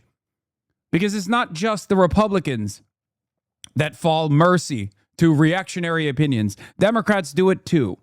Liberals do it all the time. Exercise a little bit of critical thinking.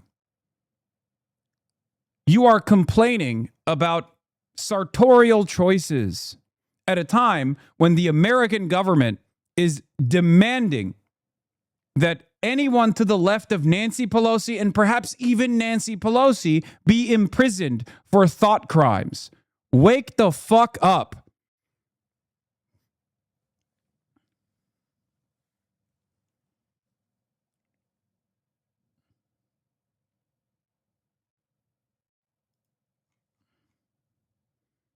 What is this? Mr. Obvious breaking the Odyssey's faking ticket sales by buying up theaters / seats fraud to make the movie look like a success. They've reached a part of the culture war code where they just have to start making shit up to continue making content. Yeah.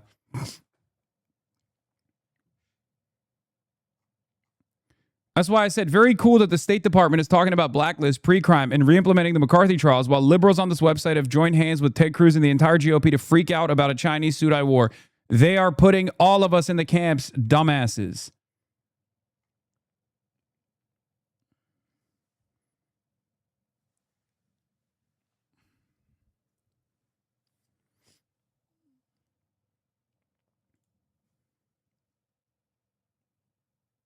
The myth of consensual Zhongshan suit wearing. Chinese people love Hasan repping the Zhongshan suit while everyone from liberals to right-wingers is faking outrage. Yes.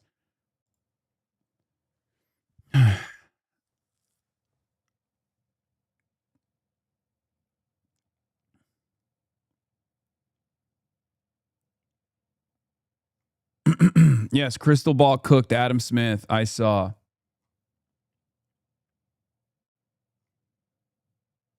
You wore it at the Streamer Awards? I know. And people freaked out back then about it too.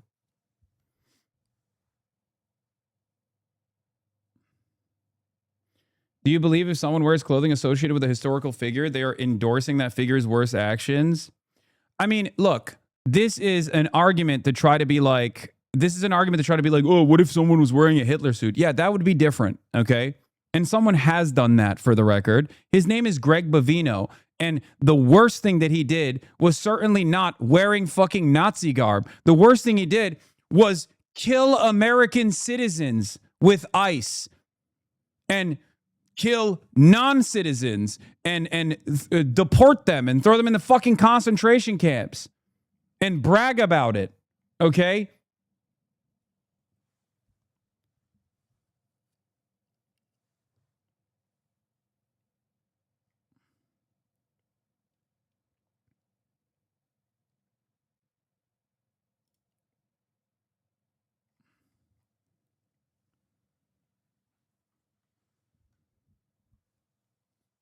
Change the word suit for the word Israel. Suddenly not so funny, is it? Yes.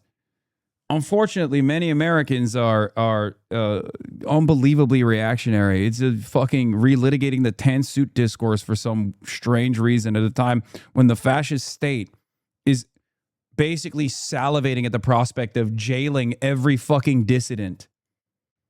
The Democratic Socialists of America are using a century-old Trotskyist tactic to infiltrate and subvert the Democratic Party. It's time to throw them out, says James Kirchick.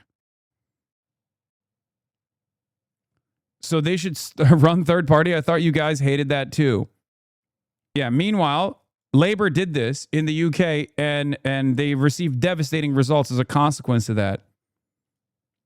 Striking thing about the centrist meltdown is that the dastardly thing socialists are doing is winning elections. Their solution isn't to win via democratic process. It's to simply expel them. Part of a now long list of EGs of party centrist hostility to democracy. You know what's ironic? They want democratic centralism. That's what they want. But without the robust debate internally within the party. They just want party line loyalty without even having an argument about where or which direction the party is supposed to go towards. Okay?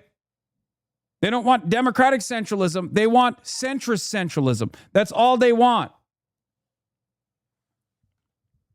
So no, I won't even say this is like the Communist Party of China, because at least internally within the Communist Party of China, there is robust debate. There's also a performance-based aspect to different provinces. The party is consistently retooling policy, seeing what works, seeing what doesn't work, and moving in that direction. It's an unbelievably efficient system. It's not exactly my favorite system, but you can't deny the results. But of course, you can't even have this sort of conversation in America, because when you bring this kind of stuff up, Americans go, what the fuck? You're dick riding the CCP. It's like, no, I just understand, because I'm not a fucking dumbass. I at least have done a little bit of reading to try to comprehend why this behemoth of a superpower rose to such prominence over such a short period of time, because I'm intellectually fucking curious. Unlike you, liberals used to care about this sort of thing. Liberals' number one criticism against the Republicans is that they're fucking illiterate monsters, and now all of a sudden they're behaving in the exact same way. You don't have to agree with the People's Republic of China and its policy-making structure, but aren't you curious as to how they operate?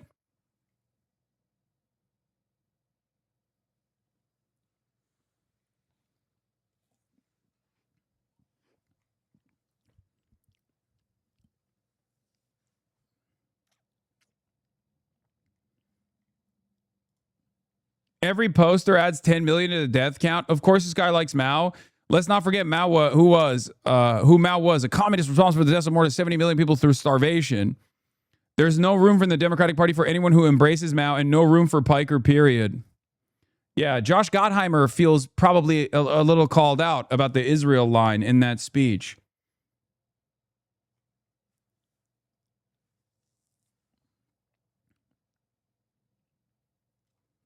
Yes, Mao killed 400 million, quintillion, mega gazillion people. Ugh. No, she makes every decision and Stalin has a big spoon. Yes.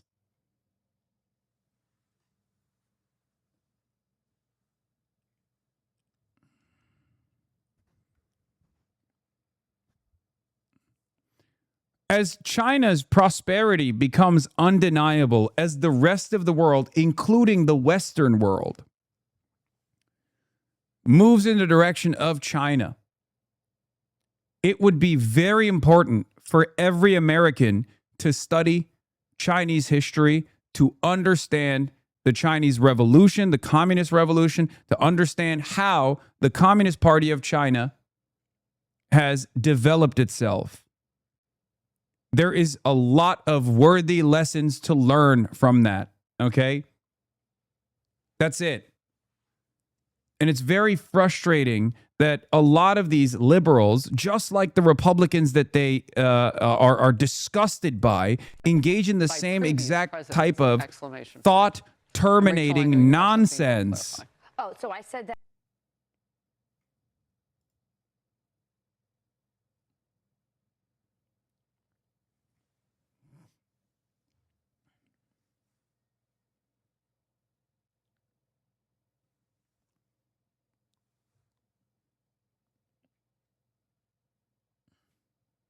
Atlantic Council's Jamie Metzel called on Hakeem Jeffries to lead the charge against what he called extremist radicals running on the party line, not on YouTube yet.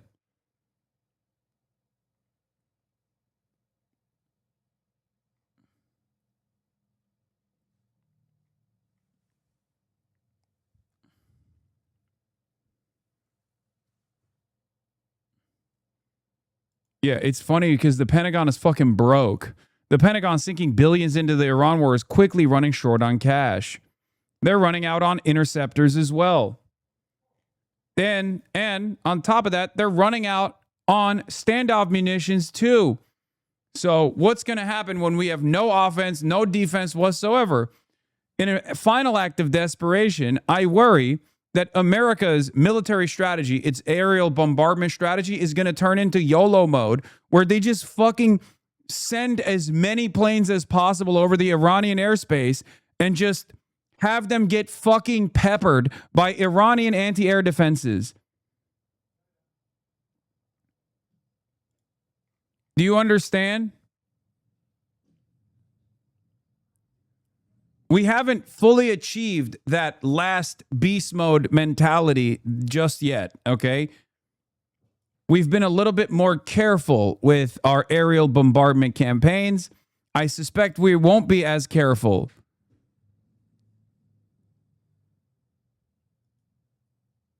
in the future.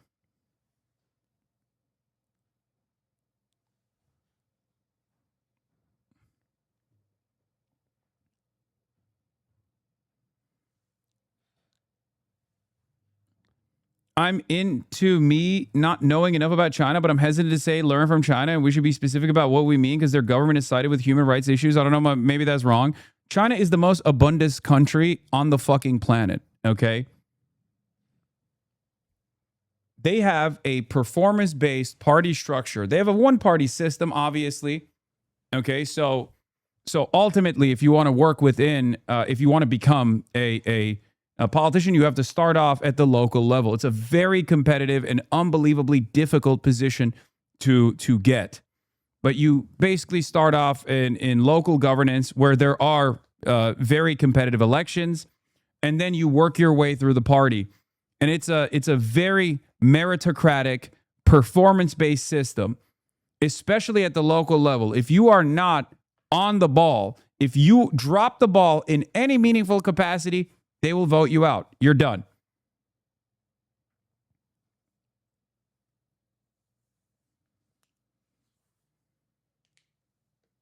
And these guys, they work their way through this process. It's a very competitive process, and the competition is around performance. What you are delivering for your constituents, what you're delivering for your province. There is obviously a top-down approach to long-term goals. There's the 5-year plans where they're like, this is what we're going to focus on. We're going to focus on eradicating poverty. We're going to focus on building a healthcare system, right? Let's say that's the goal. Then they deliver those goals to every single province. And from that point on, the party officials' goals are basically to deliver that agenda. Your constituent services in the CCP blow out the very best America has to offer as an entry line. Yes.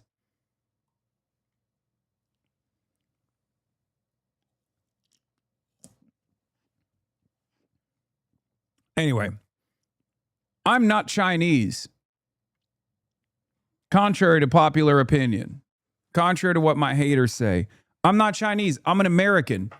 So I'm going to get back to worrying about American issues. Specifically about how the current American government is making an even greater mistake potentially.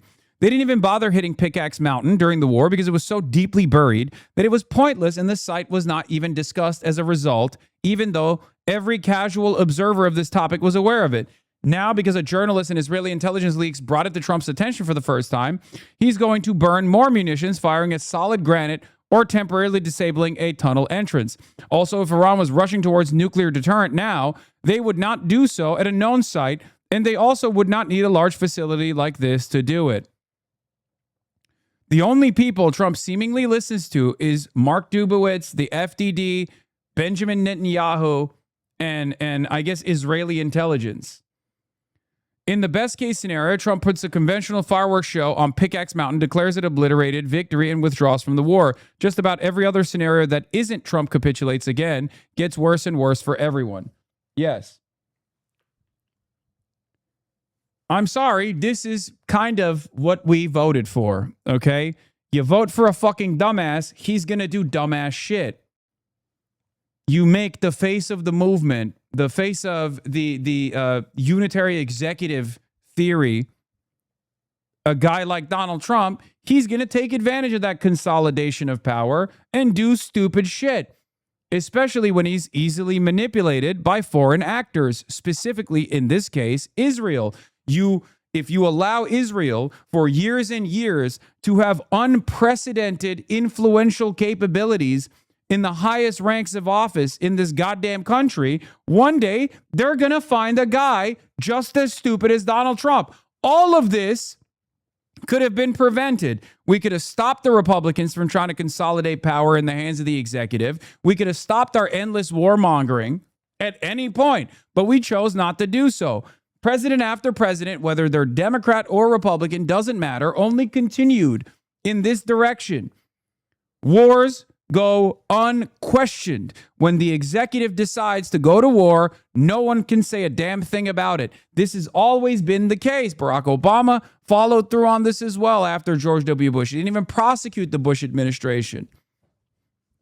Then Trump came into office and he continued on that same trajectory. Every single problem that you can point to right now under Donald Trump is a problem that a previous administration refused to solve. Okay? And now that we have a fucking clown as the goddamn president, well, I guess we got to enjoy the circus. That's it.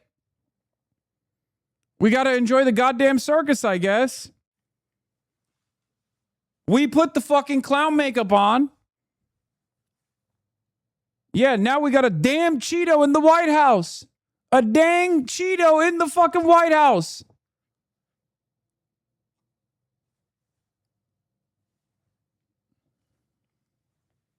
And we don't even have the bread. No bread, all circus. Fantastic. Notice that $150 billion for ICE and mass deportation isn't crazy. Half the Dems voted to thank them. Yes. Yes. Of course. Sorry, no bread. All circus. Money for the bread went to ICE. So that the dang Cheeto in the White House could just come into your neighborhood and occupy it with a fucking foreign military power. Occupy it with this alien force. And kill your neighbors in the process of kidnapping them. That's where we're at.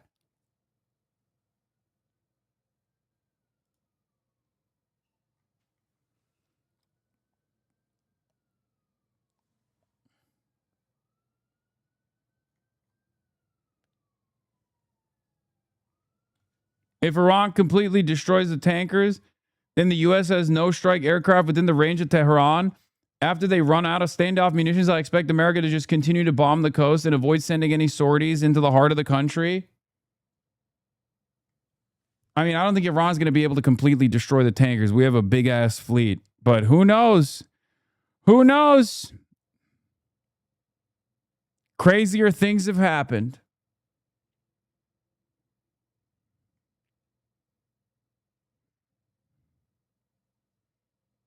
Van made a video echoing this post. Echoing what post? Socialist Summer Part 2, Why to Freak Out? Dude, Van Jones was a fucking Maoist third worldist, man. Between me and him, he's the only one who was ever a Maoist. Let's see what this Maoist third worldist has to say now. All right, a quick message to my friends on the far left. Quit pooping in the Kool-Aid bowl and telling us that the turds are ice cubes. They're not ice cubes, and I want to talk about it. Van Jones on Substack. All right, guys, I got some stuff I want to get off my chest. I am tired of a set of people on the very far left in the Democratic Party, my party, telling us that in order for us to be progressives, we now have to believe ideas and support ideas that are completely nuts. I am a progressive Democrat. In other words, everything that's good in our party, I believe in, have believed in for a long time. Do I want universal health care, Medicare for all, whatever you want to call it? Absolutely. If you are sick, you should be able to go see a doctor. That's a good idea. I want free education for everybody as long as they want to keep learning. I think that's a good idea. The Green New Deal, I'm the author of the Green New Deal. The Green New Deal is my phrase from my first book in 2008. There's nobody more committed to criminal justice reform than me. ecological solutions, the whole deal. These are our ideals as progressives. We should fight for them. We need them now more than ever. But what does that have to do with supporting Hamas?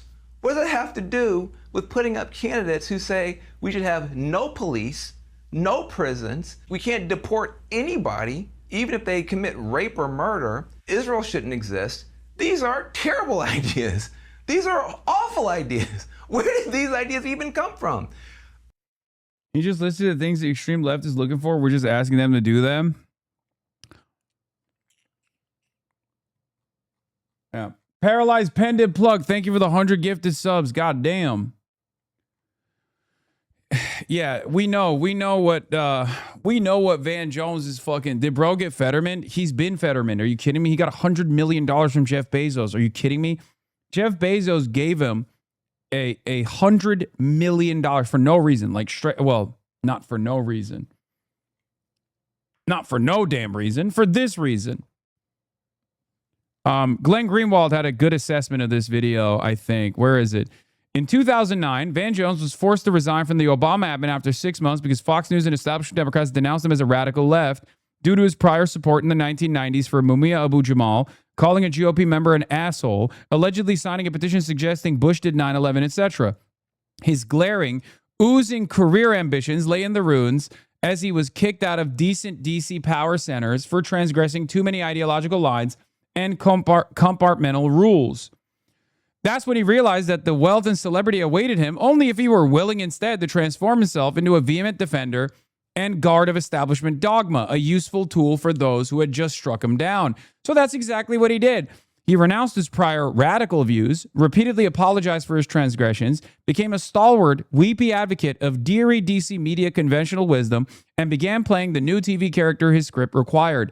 The moderate, sensible, liberal who just wants to bring everyone together in a safe status quo perpetuating middle. His real function, to begin every sentence with, I'm progressive democratic, the subtext, a black progressive Democrat, and then denounce the populist left and populist right for crossing the political and ideological lines that he was told to vigorously police and uphold. The lines which nobody is permitted to cross without being denounced and excluded the way he once was. Look, they're too extreme even for Van Jones. He was there to protect his establishment bosses by punishing the excesses of the extremes on both sides, just as he had once been punished by them, almost to the point of career destruction. His service as the black progressive policeman for the DC establishment and his dual religious planks of corporatism and militarism were predictably very valuable for them and very lucrative for him.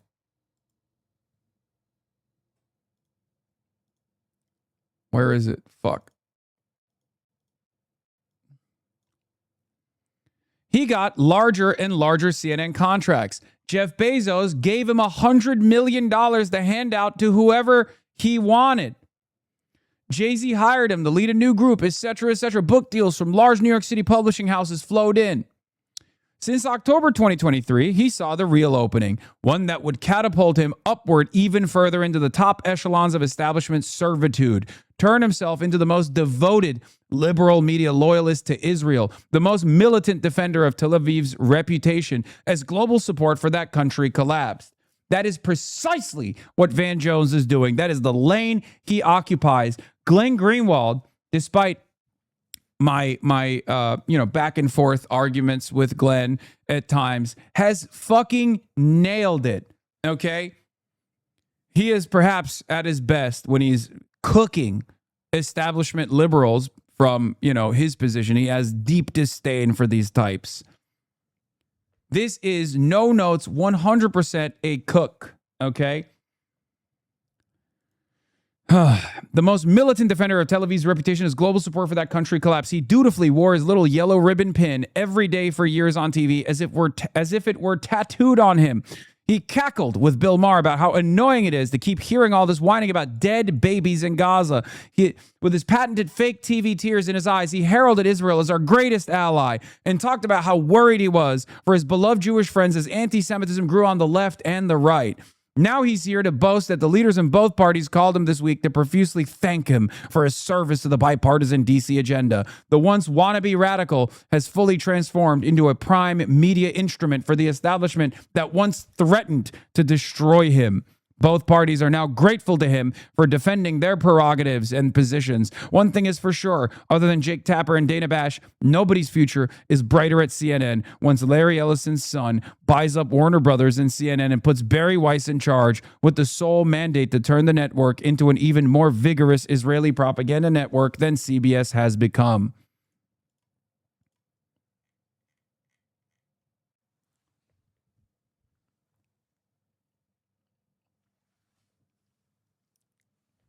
That's it. What can I say? No notes. Could this ever happen to you? What do you think? Don't you think that I've had many pivot opportunities in my entire career? What have I done? What have I done every single time? I stood by my principles. Okay? My entire quote unquote business strategy, if you want to call it that, is also designed in a way where I can maybe, to the best of my ability, overcome these sorts of outside pressures. That's why I'm accountable to you, okay? That's it. Why do you think I don't go after sponsorships? Why do you think I forego any kind of ad spend or any kind of advertising initiatives whatsoever?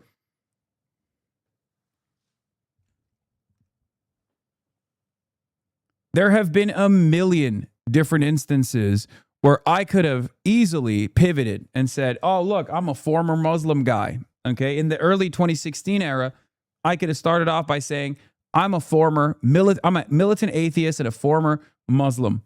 I grew up in Turkey, and I'm here to tell you Islam is the most dangerous religion. Okay. I could have done that.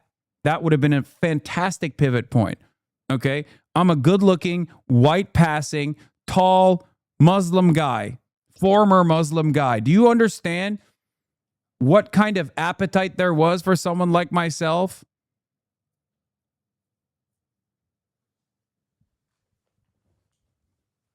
Why in the ever-loving fuck? Why in the ever-loving fuck would I ever come out of the gate swinging for socialism, and perhaps even more dangerous than socialism in general, anti-imperialism? Why would I speak out against Israel all the way back in 2014, 2015, 2016? Why would I speak out against Barack Obama's foreign interventions all the way back when? Why would I speak out against the mass deportation agenda, first championed by Barack Obama and then by Donald Trump? There were a million opportunities for someone like myself to pivot away from that, to be a dog to the Democratic Party, to be a radical centrist.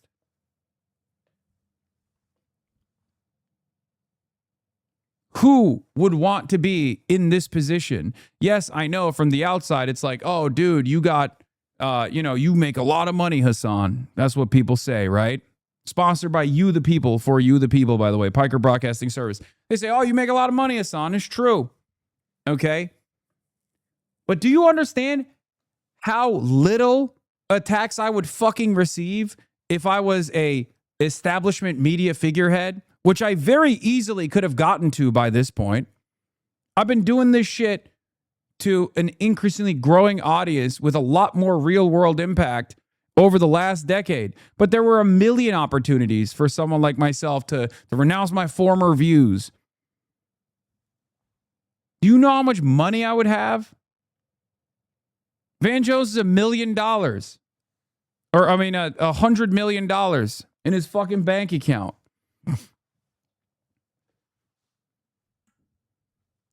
If I could cut it in independent media, going my own way, staying true to my values, staying true to my moral compass, what makes you think I couldn't fucking make a shit ton more money and receive no fucking pushback whatsoever? I've always told everyone you're a true believer, which is why we're so lucky to have you as our figurehead. Yeah, it's why it's so silly when people say, oh, dude, you're fucking grifter, dude. Yeah, dude, definitely. Definitely. I love grifting to an audience. I love grifting to an audience that is unbelievably skeptical. I love grifting by assuming perhaps one of the more unpopular positions in American politics that is now becoming popular. Okay? Partially due to the effort that I've put in, but the effort that you've put in, the effort that DSA has put in, it's becoming more mainstream now. But if you think, this is why I always yell at people. This is why I always yell at people who will say stuff like, dude, these people who are now turning on Israel are grifters. It's like, sure, there are some who are, okay? But if I had that mentality, half of you would probably not be anti-Israel now. Many of you had no fucking clue about what Israel was up to before October 7. So remember, you got to be a little bit more gracious for people who are, going through their own journey too.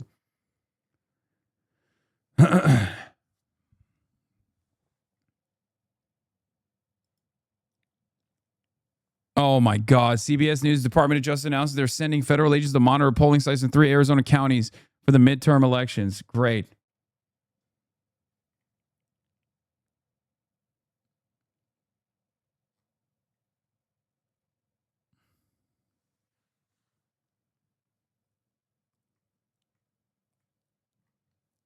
There we go.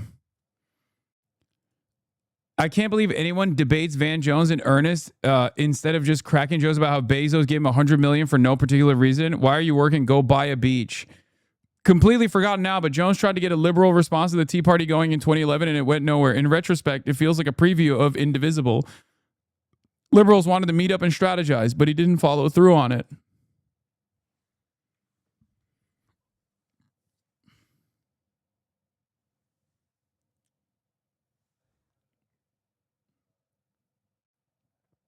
I'm 100% one of those people who had no idea what was going on in the Middle East before October 7th. It was only when I started listening to you that I finally started to understand. Yes, that's why you gotta remember that, and you have to be gracious with people who are going through their own journey. Obviously, you don't want to get duped by fucking bad actors, but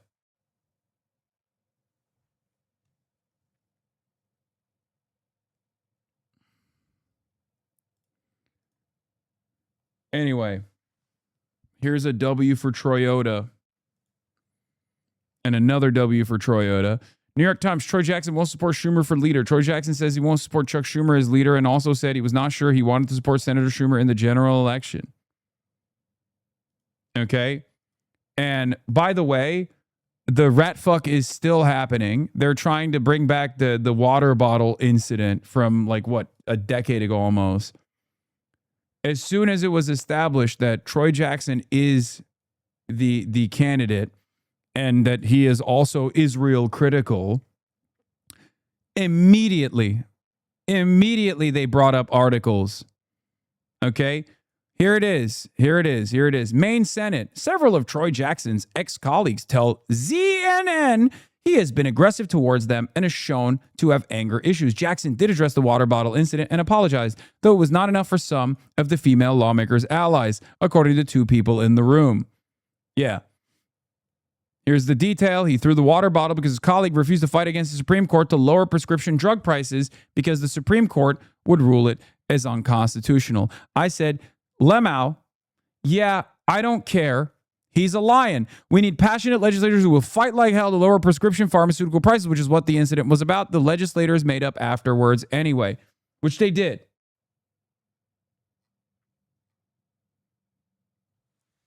Yeah, throw another one, Troy.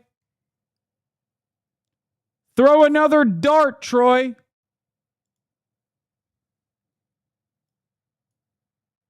Throw it for me, Troy. Omar Bartov is back on the New York Times again, talking about I'm a scholar of genocide. We're entering a new terrifying era.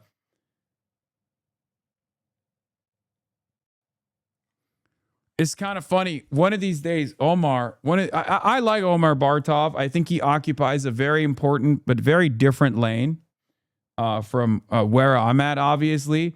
Just give him 2 more years, okay? He's going to be like, yeah, okay, Zionism was always bad. He is Mr. Zionism evolved into this genocidal fascist ideology. It wasn't supposed to be this way. Eventually, give him like 2 more years, he's going to be fucking singing Ilan Pape style praises. He is going to be, he is eventually going to arrive at the conclusion perhaps that Zionism always was this, and it didn't just evolve into this. Certainly it evolved, but it was destined to turn into what we all can now see it is. Because Omer Bartov was a very important Holocaust scholar, okay? Israeli, Jewish, very important Holocaust scholar, right?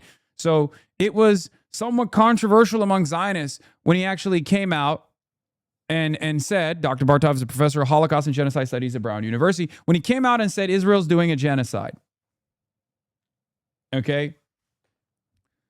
It was pretty impactful. It was very controversial for the Zionists. They were like, Omar Bartov, how could you do this to us, right? Obviously, people on our side would say, come on, Omar, too little, too late, right? It's fine. It's not for us. It's for other people, okay? Everyone plays a different role in this. But what's actually more interesting to me is the book that he wrote.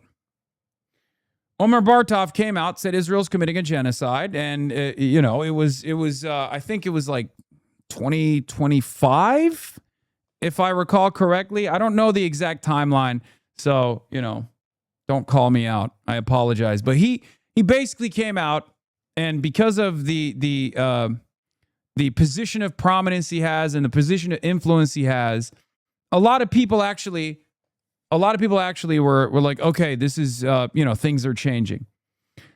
Omar also wrote a book. Yeah, I think it was 2025. Yeah. Because I remember covering it. I'm a genocide scholar. I know it when I see it. July 15th, 2025. So a year ago, right? I remember covering it at the time. You could probably find my commentary on this, right? And I probably said the same things I'm about to say now for Omar's new evolution of his ideology. So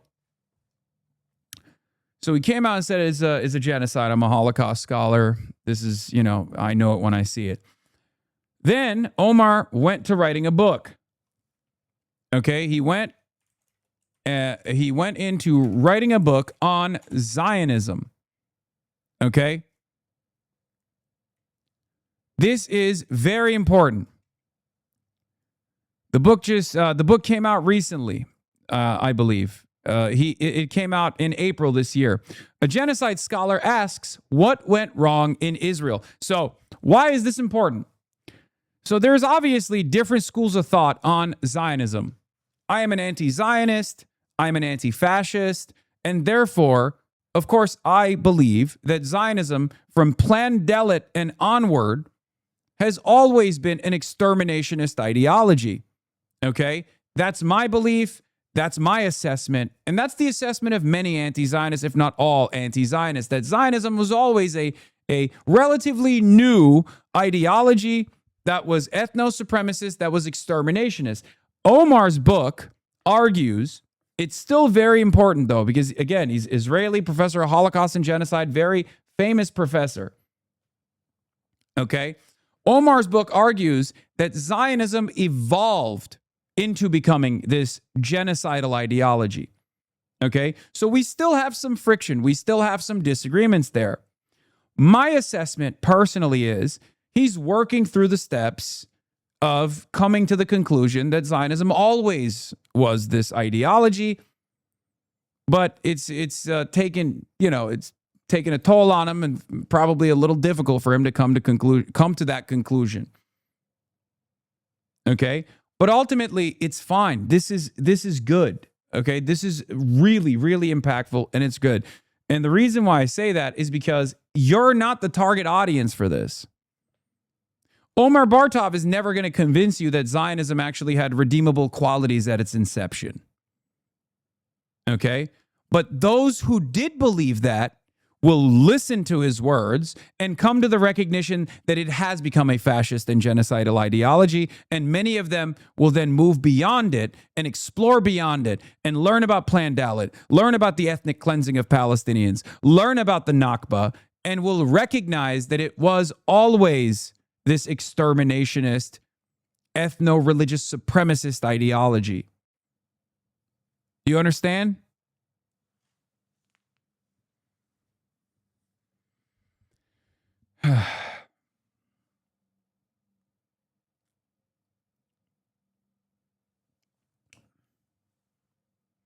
Doesn't Jabotinsky just outright state that? Like, how hard was it? It doesn't matter. It doesn't matter. Okay? For a lot of these guys, there is an unbelievable amount of social conditioning. And I'm not saying this as a value judgment. I'm not saying this as a defense. Okay?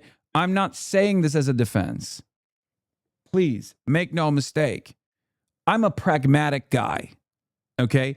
I care about solutions more than anything else.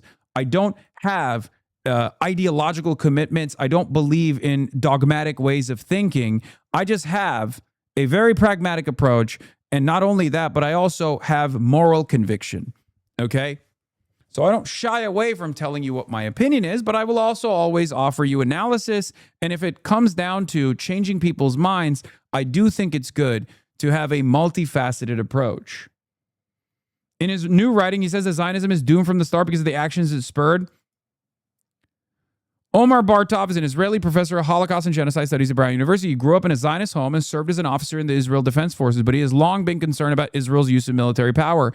In a new book called Israel, What Went Wrong, Bartov argues that Zionism has morphed into an ideology of extremism that led to genocide in Gaza following the Hamas attacks of October 7th. There's growing criticism of American support for these kinds of Israeli policies, both on the American left and on the American right, Bartov tells David Remnick. Bartov believes that Israel requires shock therapy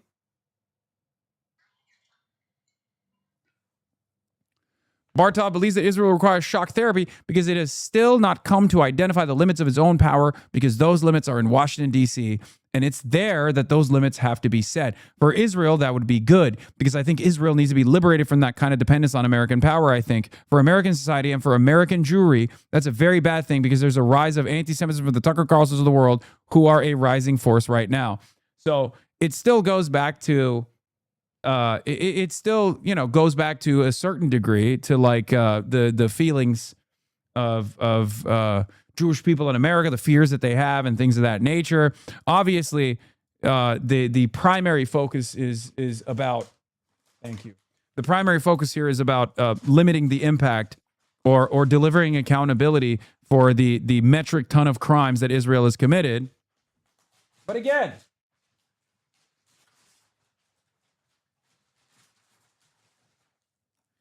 different strokes for different folks. You understand me?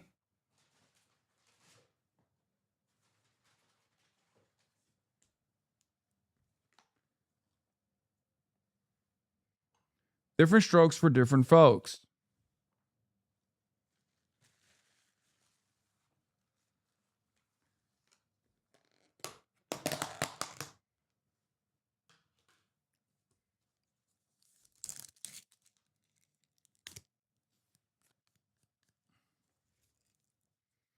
What do you mean you don't have an ideology? I mean, I don't practice a dogmatic approach. That's why I shy away from expressing a commitment to a specific ideological tendency, even amongst the socialist left.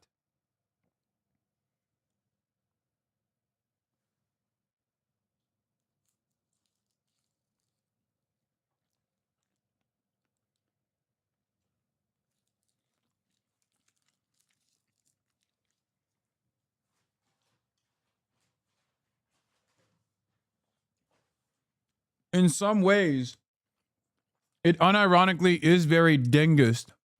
Black cat, white cat, it doesn't matter as long as it catches the rat.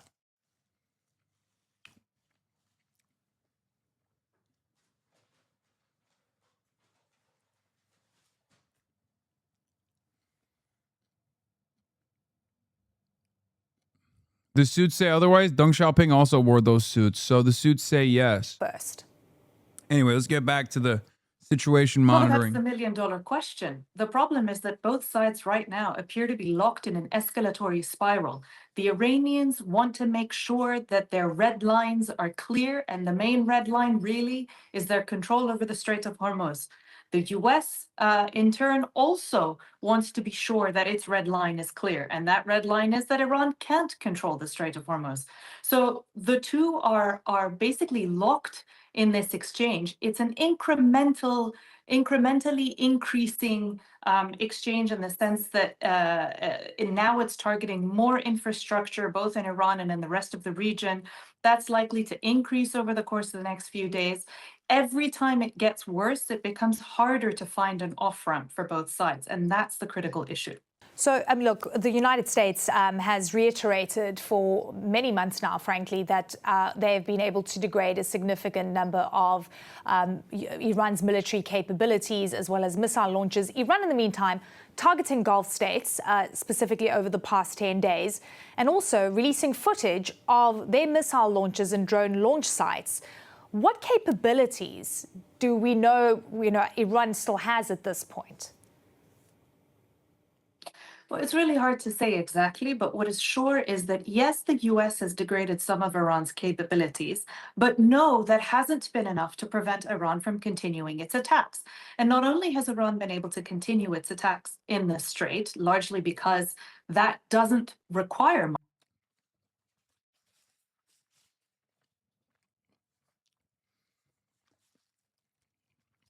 Hasan, Houthis build their own missiles and drones domestically. They don't need Iranian assistance. Yeah, but they need components.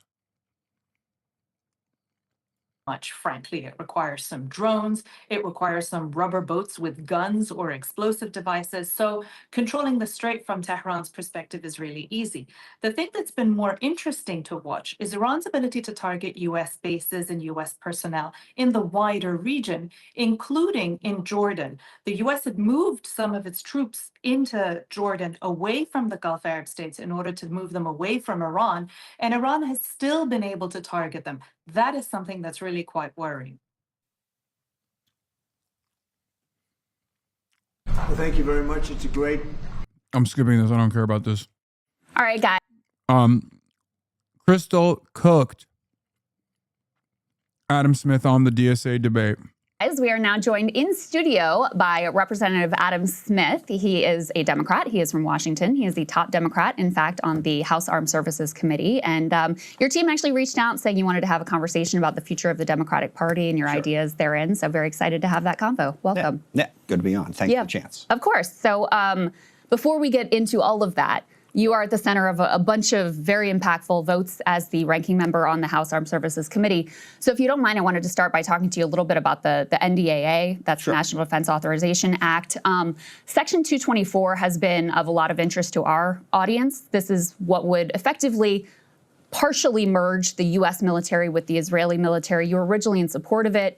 You changed your position on it. I just wanted to know about your thought process here. It wouldn't merge the U.S. military with the Israeli military. What it does is it talks about co-development programs. Yeah, so we can actually put element 1 up on the screen while he's discussing because it has some of the specific language. The Pentagon has 1,000 different development programs that they're put together for procurement of, I don't know, everything from the F-35 to a radio. And when you do that, you develop a program of record, and the Pentagon works on it.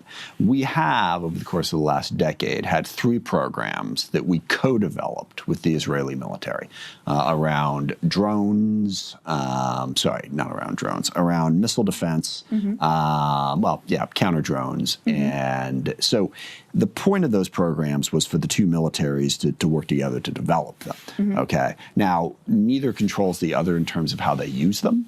So those were just co-development programs. And this Section 224, when it came up in the committee, said, let's have one person overlook all 3 of those programs, and let's explore the possibility of more co-development programs. Right. So it says to expand and accelerate bilateral defense technology research, development, testing, evaluation, integration, and industrial cooperation, that goes on to spell out what all that means. Right, and it didn't create any new program. And by the way, missile defense was the big thing that we had there. And, you know, it just, so that was the point of it. And mostly I see this as a benefit to the U.S. military, particularly when you're talking about missile defense. The Israeli military is really good at it. They can help us develop those systems so that we have a better system. I think it's an incredible exaggeration to say that this would merge the U.S. military, because out of thousands, literally thousands of programs, we would have 3, 4, maybe 5 or 6 that we were co-developing with the IDF. But you've changed your position now, correct? You oppose it. So what are your concerns? Because I'll tell you the concerns, you know, from me personally, I think shared a lot by our audience, is you are well aware there is a reckoning happening with regard to the U.S. relationship 100%. With Israel, especially in the Democratic Party. Yeah. And so what appears from the outside is that while votes are increasingly becoming difficult for Israel to win in terms of overt aid being granted, this would be a way to secure the Israel-U.S. relationship without having that transparency and that democratic accountability that would come from a vote. So that's the concern, is that it would make the Israeli-U.S. military relationship more entrenched in a way that lacks any sort of democratic accountability. Yeah, no, I don't agree with that at all. I mean, we're talking about... What are your concerns then? Sorry, 2 different questions here. Yeah. My concern is I don't support the Netanyahu government, and I certainly don't support what Ben-Gvir and Smotrich are doing. And that's been, I think, the real challenge for me, is Israel has a right to exist. Israel is threatened profoundly by Hamas, Hezbollah, Iran. So how do we help them defend themselves? Well, at the same time, they've got a government that's frankly out of control, particularly in the West Bank. You know, I associate myself with Rahm Emanuel's speech in Tel Aviv last week, where he said Netanyahu has decided that he is going to be able to defeat all of his adversaries. So whether you're talking Lebanon, Gaza, West Bank, Iran, it's perpetual war all the time. And then with Smotrich and Ben-Gvir, you've got people who really do want to drive all of the Palestinians out of Gaza and the West Bank, and they're in the government, okay? So the basic idea of the program when it was first presented to me, like I said, it's co-development programs, and like a missile defense, something we could definitely learn from Israel on. And it's a program. You can decide whether or not to do co-development programs. And by the way, if we decide in Congress that we don't like that program, we can vote it down. It's not outside of the democratic process.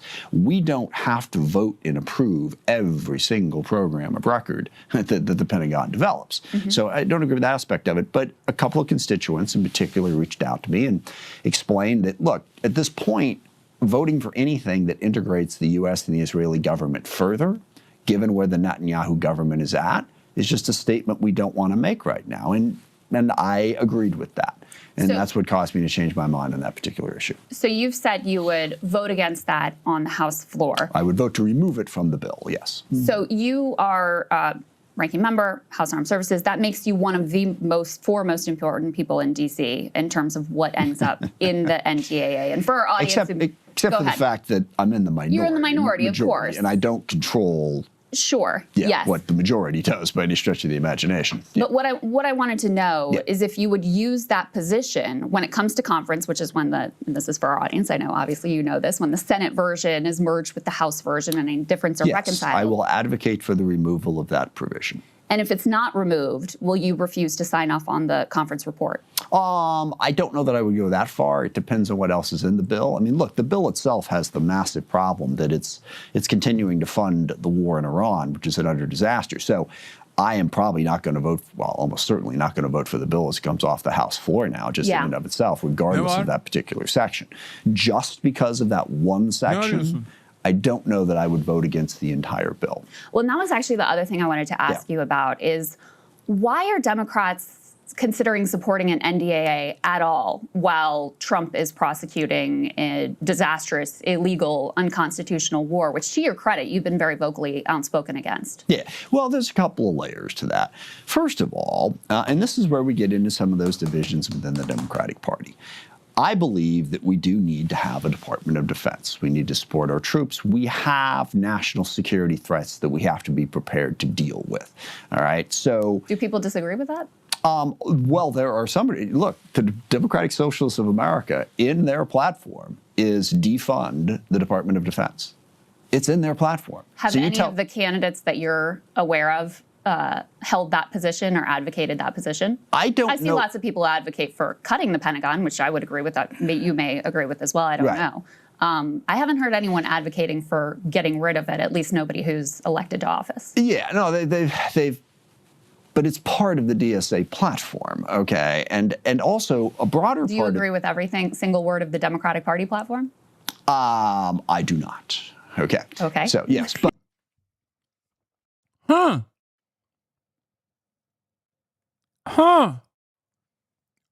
This is where I think he's got to start realizing he might have fucked up on this. Is this where it falls off the rails?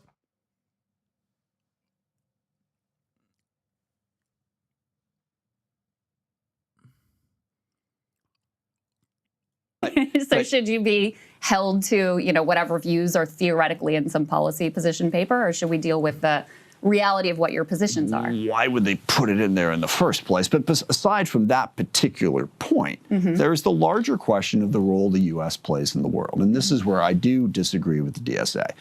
I mean, their general position is that the U.S. is responsible for most of the conflict in the world. And I've heard these arguments about whether you're talking about Iran, North Korea, Russia, China, that everything they're doing is merely in reaction to. Is it not? I mean, that's just the objectively correct position. We're the world police, of course. Yeah, no, I was thinking of Estonia's lion's share of responsibility for our starvation policies in Cuba. I was thinking about what Zimbabwe must address for the war against Iran.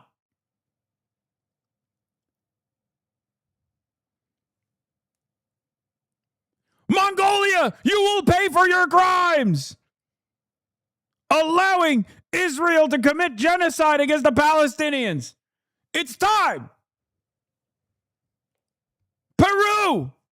Oh, you thought you could get away with it. Peru. How dare you, Peru? Why would you invade Afghanistan? Why would you invade Iraq? Who could forget? Who could forget? Malaysia. Who could forget Malaysia's military action against Libya? And Burkina Faso. Burkina Faso is now led by a man, Ibrahim Traore. Okay? And Traore does not do things halfway. And he certainly wasn't doing it halfway when Burkina Faso invaded Vietnam.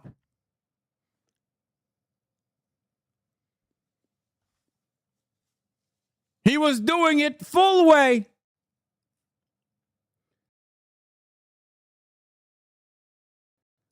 Poland? Oh, don't get me started on Poland. Poland, leading the coalition of the willing in the Korean War that could amount to a genocide. Who could forget? And the Philippines. Philippines will pay for its crimes against Nicolas Maduro. That's right. It was the Philippines that did the special military operation. You see how stupid it sounds? The reason why I'm doing this is because I need people to understand how stupid of a statement this is. Oh, all these other countries around the world engage in actions and they claim they're doing it because of us. Yes, we are the hegemonic superpower. It is our fault and our responsibility. Us. And I don't agree with that. I think we've done some bad things without any question, but I do think we face threats that we need to be in a position to deter. So I'm not, going to say that we shouldn't ever have a National Defense Authorizing Act. The second piece of this I'm curious, well, I'm curious what people think about this. Just to pause on that point for 1 second. The argument I'm making, and I think other people, is not that we should never have a National Defense Authorization Act.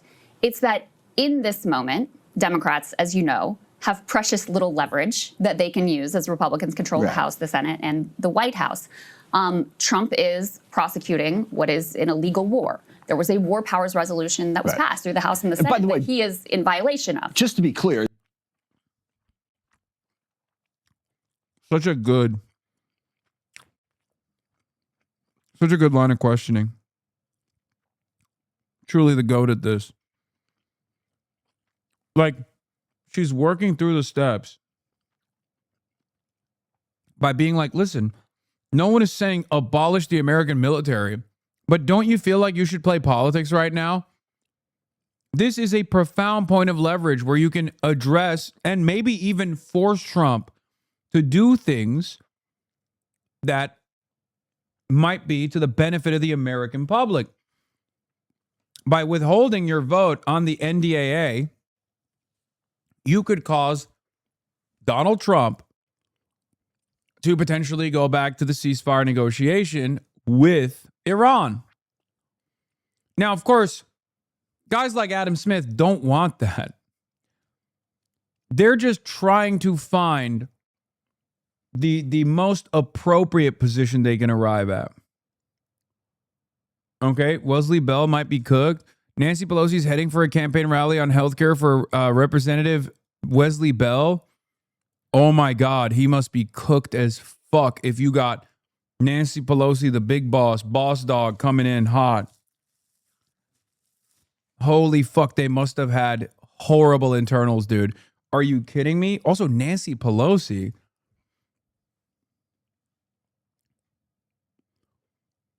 Oh, dude, this actually gives me hella confidence. It's a bigger part of the problem. Even if this war was legal, it would still be a disastrous, stupid, terrible, horrible idea. We 100% agree on that. But it is also illegal. Yeah. So why not use this moment when they would dearly like Democratic votes? I'm not disagreeing with you on that at all. Yeah. So you think so you won't support an NDA and you don't think the rest of the Democratic Party? There will probably be some who will and some who won't. I mean, and again, how do we use that leverage in an effective way? And keep in mind also the National Defense Authorizing Act doesn't actually fund anything. It's not the appropriations bill, it's the authorizing bill, which is the other point I've been trying to get to. Congress needs to exercise oversight of the Department of Defense. We've got a provision in the bill that would bring back collective bargaining for all DoD employees, which we got put into the bill. We've got a variety. Bro said labor unions. Bro said, I'm doing this for the labor unions, okay? I'm doing this for the unionized defense contract shops. Sick, man. Thank you. What, you don't want your war criminals to unionize? Wow, Hasan. I guess you're a real piece of shit for that one. That's such a funny way to sell this. Different things that fence Secretary Hegseth's budgets if he doesn't, begin to turn over more information. It's us exercising our oversight. If we pull back from that and don't do anything, that winds up with the executive branch having all the control and all the authority if we just don't pass anything. So there are some things in this bill that exercise oversight of the Pentagon. We step back from that. Trump just goes and does what he wants to do without any congressional oversight. So that's the balance. Because I think the mistake when you say leverage, the notion is if we say we won't vote for it, the Republicans will therefore give us this, this, this, and this. Well, it'll put some pressure on them. Yeah. I mean, a lot of this, the sure, Iran it war will, is, but they may not. But it may not result in that. So yes. But it may be worth a try. The Iran war is already very unpopular, 100%. and yeah, 100%. But let me ask you about your vote for the Thomas Massie amendment, which would block aid to Israel. And this is another one where you had told one outlet that you were planning to vote against it, and then you changed your mind and decided to vote for it. You put on a statement saying that you wanted to send a message to Benjamin Netanyahu. I'd love for you. There's actually been a lot of pro-Israel folks who've been attacking you, saying you gave in to pressure tactics, et cetera. I'd love for you to explain in your own words how you came to this place, because I do think your vote and others are quite extraordinary, given where consensus within Washington has been on the, relationship with Israel. You had even Nancy Pelosi voting for this amendment yourself, given your position and your track record. You're someone who's been supported by AIPAC. Just take us through This is going to take a minute. This is going to take That's a fine. minute. Take your time. Okay, because the real challenge here is what Israel has historically been. Okay, Israel was historically a democratic state in the middle of no democratic states. They were a very strong ally of the U.S. We partnered with them on a variety of different things, counterterrorism being the biggest thing during the ISIS fight and elsewhere. So you've got that historical.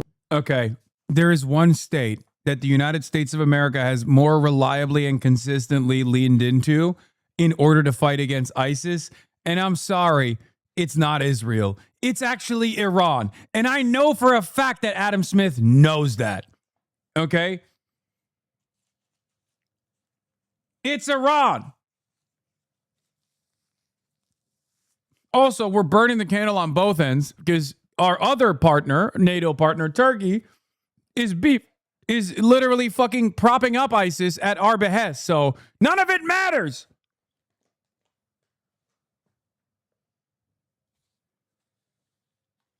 We create the problem. We create the conditions for the problem to expand rapidly. Then we actually lean into the problem. We make more of the same fucking problem. Only to then turn around and then work with the guys who are fighting the problem. And then we make those guys the number one enemy.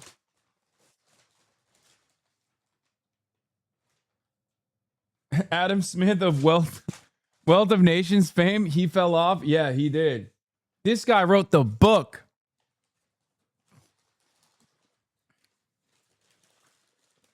This guy wrote the book on capitalism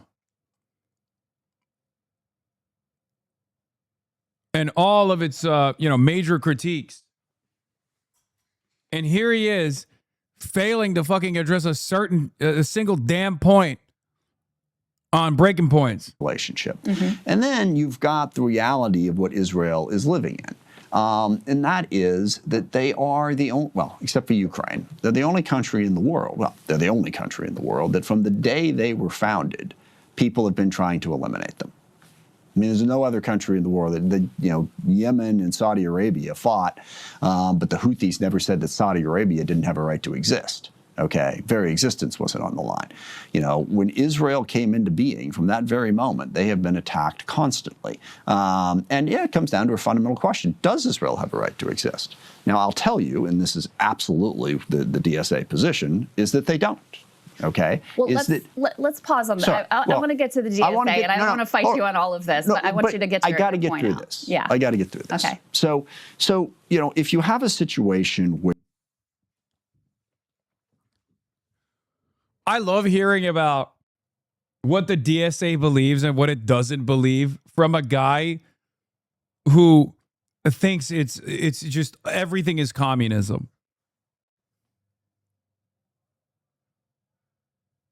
Like, what the fuck does this guy know about the Democratic Socialists of America? Get the hell out of here. Where Israel is threatened on all sides. And I know it's like, well, no, it's not saying they don't have a right to exist, just they have to let all the Palestinians back in, and then effectively the Jews no longer control Israel. Okay. Well, I'm sorry, but don't you, isn't the idea of equal rights for all ethnicities something that you... Yeah, dude, never, oh no. Don't ask a Zionist about equal rights and equal representation. Oh no, big mistake, worst mistake of my life.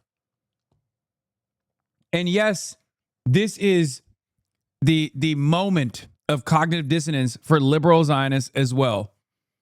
The moment that you say, okay, right to return, equal rights and equal representation, if you ask a Zionist about this, even if they are liberal Zionists, with the only exception being Brad Lander, he is the only person who I've ever heard say that they are liberal Zionists and then not bring up the demographic concerns of having a Jewish ethno-state. Only guy outside of Brad Lander, every liberal Zionist will say we have demographic concerns. Why can't we have a state? Why can't we have a state? We have demographic concerns, which means We can't allow the Arabs, the non-Jews, to become a majority, because if they become a majority, then they will vote to, destroy us.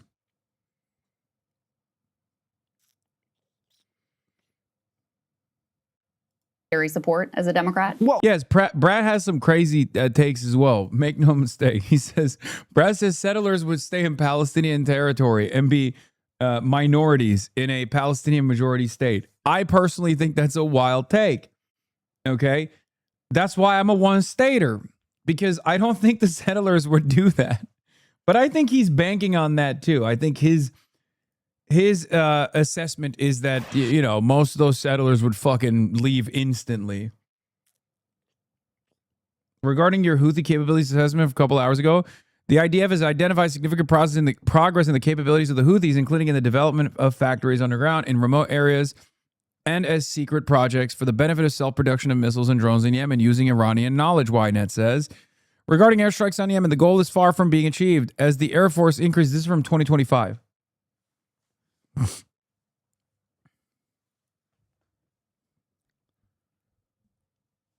Regarding airstrikes on Yemen, the goal is far from being achieved as the Air Force increases attacks on Houthi seaports and thus thwarts arms shipments for Iran. The model of local production makes the strikes less effective. Like the Hezbollah missile factories in Masyaf, Syria, which Israel destroyed in a special operation about a year ago, the model in Yemen is similar, using mountains and deserts to carve into rock or dig into the ground to create production lines for weapons. The current recommendation of the Intelligence Directorate, certainly after October 7, is that even during the Houthi ceasefire, if it comes due to the cessation of the fighting in Gaza, it should not stop the attack on the regime.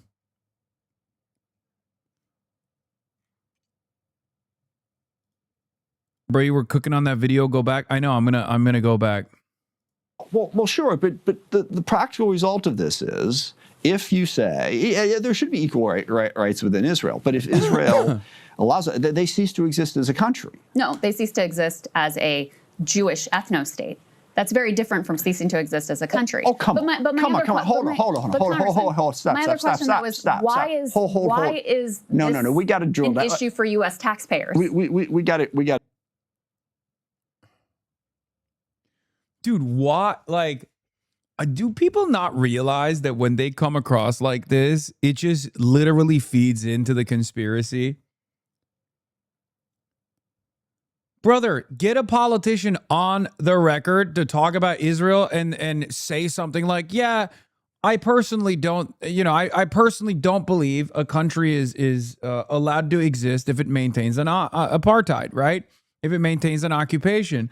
Don't you agree? What about your liberal values? And he goes, whoa. Hold on now. I am not on board with that.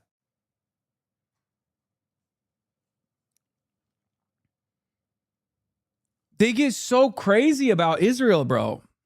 They get so fucking crazy about Israel. It's crazy. It blows my mind. You are from Washington State. You've been in office since like 1994. What gives? Israel comes to me in my dreams. What gives? Seriously, what is happening?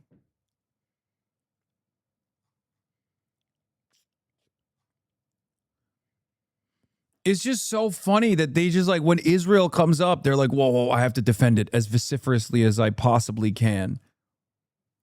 And it's so stupid. Just be normal, dude. Can you not be a normal human being? Can you not be like, can you not try to find the most like mathematically silly equation here, where on the one hand you're like, yeah, Israel's done a genocide, or he probably doesn't recognize that, but he's like, they're doing war crimes. I hate the Netanyahu government.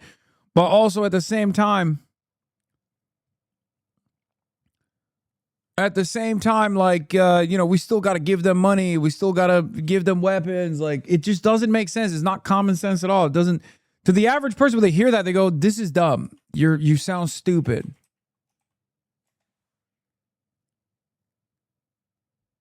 To drill down on that. Okay. All right. They cease to exist as an ethno state. So basically, Jews would live in Palestine and be governed by the Palestinians, by the Arabs.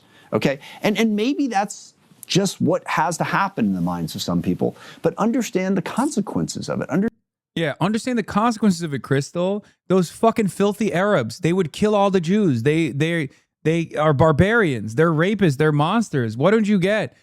And then Crystal can turn around and be like, hey, I don't know if you know this, but there's a little place called Dearborn where Muslims already live in a totally diverse democratic process. So the idea that you think Muslims are incapable of living in this like democratic structure where they have equal say and equal rights is unbelievably racist.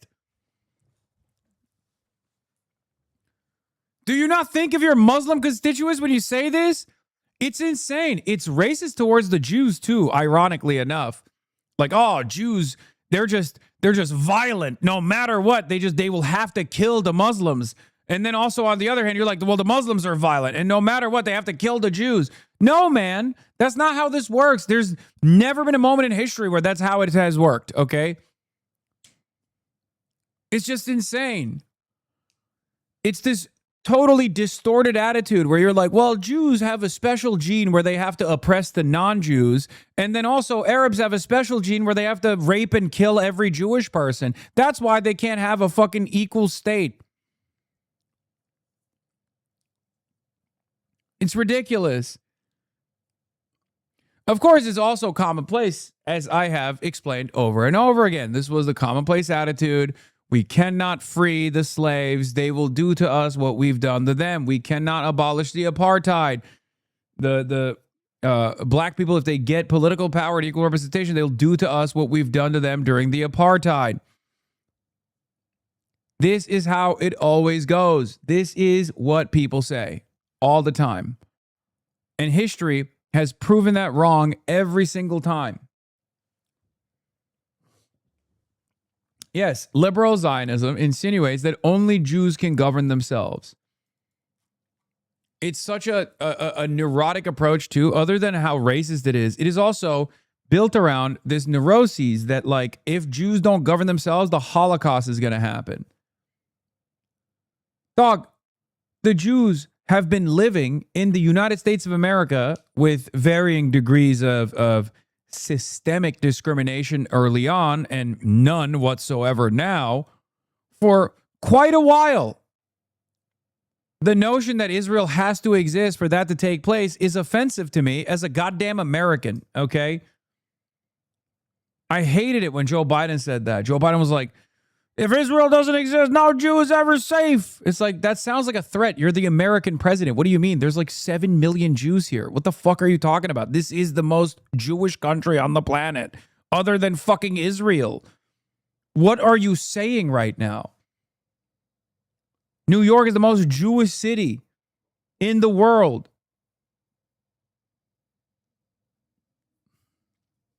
Understand why Israel was created in the first place, so that the Jews would have some place to go, okay? Right, and but to just blithely say, well, yeah, it'll go away and it'll be fine. So that's point one.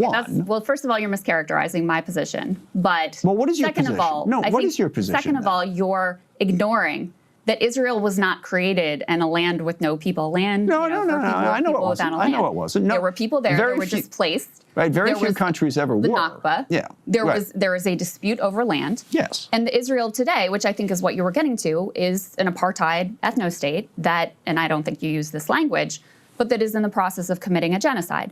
So we can debate the Israel of the past and the various historical interpretations of how we got to this place. But I think you're correct when you say we have to deal with the reality of today. And, I would argue that it's not just the Netanyahu government. We can certainly argue that point. Yeah. But, we have Jake Sullivan, who just came out and said that he regrets the Biden policy of the bear hug. He thinks they should have done more to restrain Israel. And I'm wondering if you have any regrets, because now you're voting in a somewhat different way, both with the NDAA shift in position, with the Massey Amendment saying, hey, we should blockade. I want to send a message to Netanyahu. At the peak of the Gaza onslaught, you had a complete siege. You had entire neighborhoods that were leveled. They created the largest population of child amputees. Do you have any regrets about your votes during that time period? I don't, because That's a crazy admission. Oh my Lord. Oh my God. Oh, holy moly. I don't. You didn't even have to, you didn't even have the dignity to say like, yeah, I actually do think it was inappropriate. Fuck, man. These people, oh my God, they are demonic. They are demonic.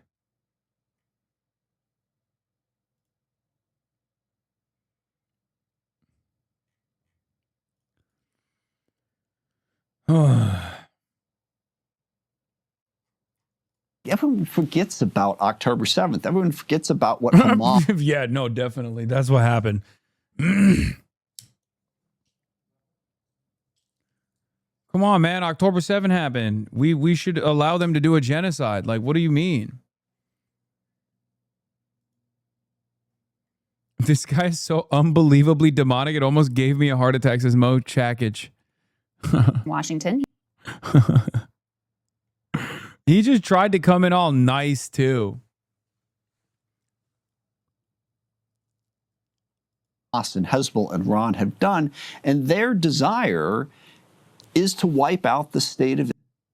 Yeah. Also, famously, no one ever thinks about October 7, and everyone has forgotten about October 7. What are you talking about? There's never a day that goes by where someone defending Israel doesn't go, oh, remember October 7? It's kind of the whole point of this genocide is like, well, you know, October 7 happened, so we got to fucking kill them all, you know? Israel and all the Jews living there. Is that not, I mean, that's in Hamas's charter, and Hamas is still extant. They're still doing that. I don't like. The whole argument is Israel needs to be safe for Jews, which it isn't unless it only Jews live there. It's not hard to comprehend, honestly. Wait, what? No, it's a ridiculous argument because it's currently a Jewish majority state and it's objectively unsafe for Jews. Like, what do you think? What do you think is a safer place for Jews to live in? The Upper West Side of New York City or fucking Tel Aviv? Okay. I feel like New York is objectively a far safer. Sherman Oaks, Beverly Hills. Okay. Even Iran, before Israel started and America started blowing it up.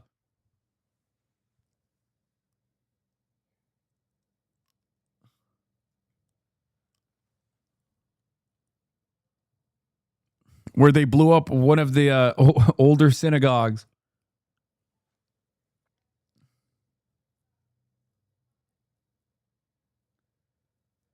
How did you not name anywhere in South Florida?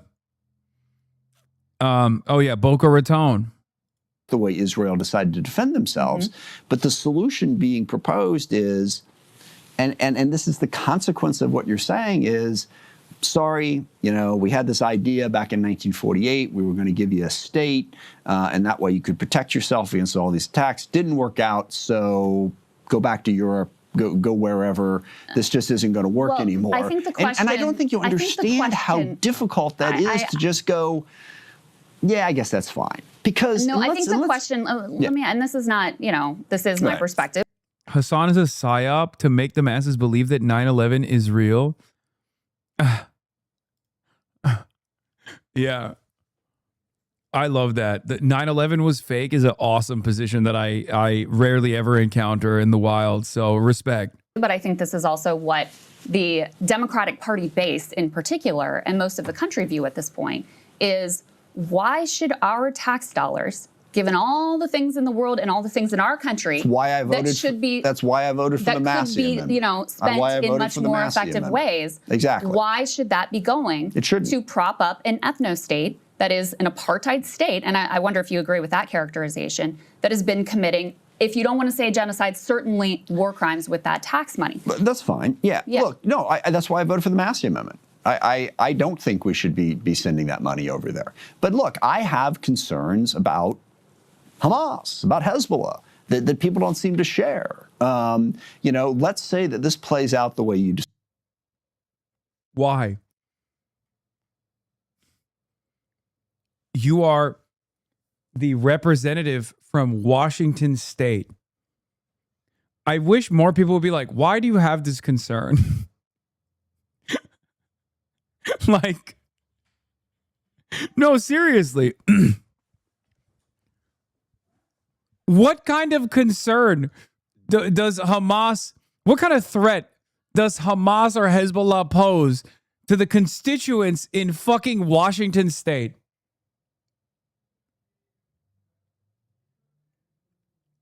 What could they possibly do to Washington state? Are you diminishing the Ansar Allah attacks on Tacoma, Washington? Yeah. like, but Hamas makes sense if you're in fucking Israel, okay? If you're a member of the Knesset. And even then, the argument is, of course, well, why does Hamas exist? Well, you fucking kind of forced their hand, okay? But it's really funny that guy from Washington's like, you don't understand. I mean, the fucking Houthis, man. Hamas, they pose a existential threat to Washington state. You don't understand. My district is always talking about this. Describe, and okay, there is no Jewish ethno state, and the consequence of that is there is no Jewish state. Basically, you have the Palestinians as they would now be governing that area, and that means Hamas would be governing that area. Do you? Okay. What makes you believe that the Palestinians that would be governing, first of all, what makes you believe the Palestinians that would be governing the area would democratically vote for Hamas? There is no indication of such a reality. That's number one. Number two, what makes you think Hamas itself, okay, what makes you think Hamas itself would be a violent, militant formation if they had a fucking established nation state and there was no occupation? Like, what are we talking about? People always do the but Hamas thing, but they never even think about it. Like, they have paragliders, idiot. What are they going to do? Paraglide into Lebanon? What are we talking about? They're not Israel. They're not going to fucking besiege other countries in the region. It's a nationalist emancipatory movement against the Israeli occupation, against the Israeli apartheid. They're going to paraglide into Washington state.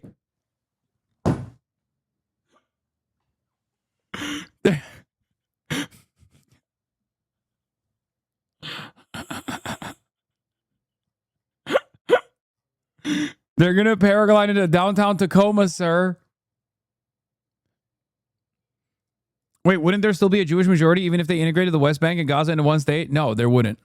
Because there's approximately 2 million non-Jews that are citizens, Palestinian citizens of Israel, the 48ers. So no, it would, I think it would literally be majority Palestinian. This is before we even talk about the right to return. And if you were to bring up the right to return, these guys really lose their fucking minds. They're like, oh, we can't have that. We have demographic concerns.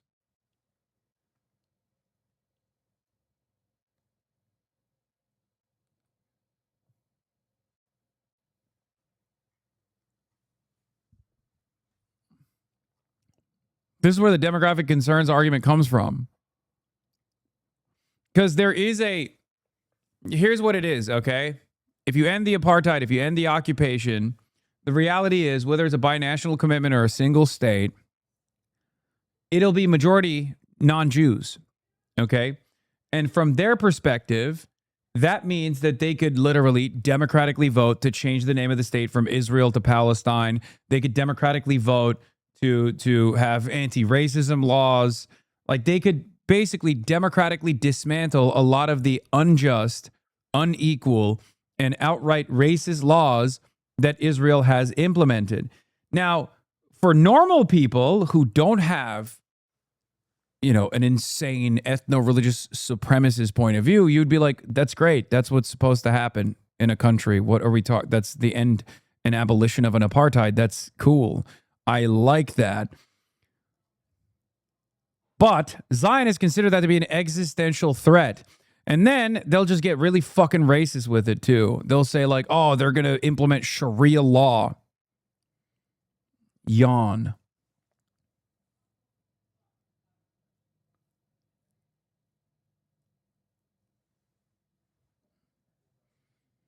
Ultimately, this is why we say ultimately, this is why we say Zionism is racism. Zionism is a fascist ideology, because that is the unironic, unvarnished foundational belief that like non-Jews and Jews cannot live side by side with one another without the Jews dominating the non-Jews. Because non-Jews don't know right from wrong. They're barbaric. They're not superior. Now, I'm not saying every person believes this. Of course, that's not the case. There's plenty of anti-Zionist Jews. There's plenty of Jews that don't actually consider themselves to be Zionists at all. But if you are a Zionist, even of the liberal variety, this is unironically what you believe at the end of the day, which is why if you exhaust the talking points with liberal Zionists, they will inevitably arrive at a similar position to the Benjamin Netanyahus of the world that they seemingly oppose.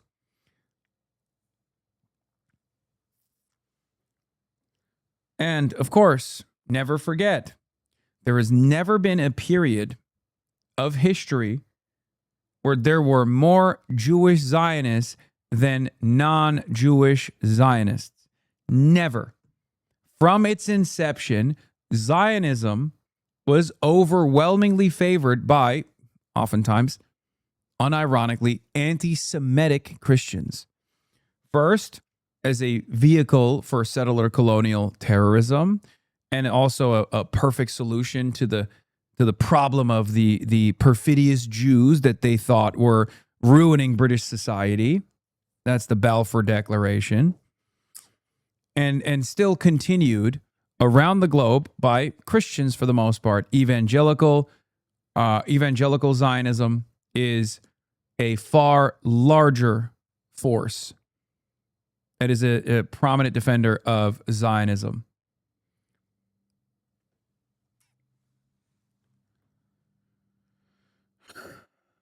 Have any problem with that? Do you have any problem with Hamas suddenly becoming a much more powerful entity and having the country, from the river to the sea, if you will?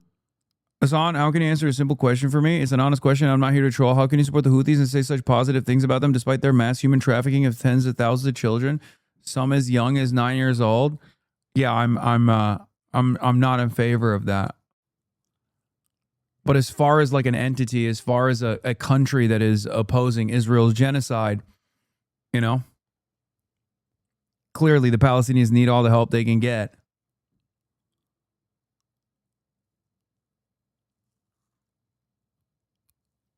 You feel me? Also, this is not even the Houthis. This is the former government.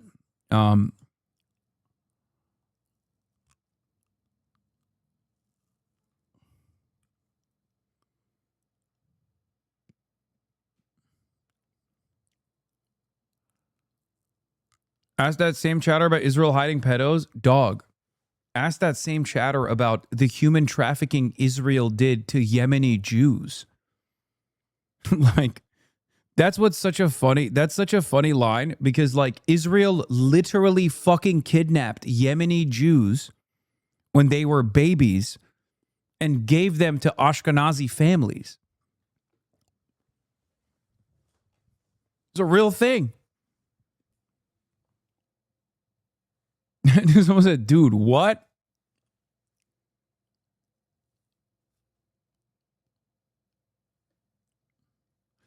Yes, I know it was off topic, but a fan of YouTube. Yeah, it was off topic because a fan of yours asked me to ask you, so I did. Okay, well, I hope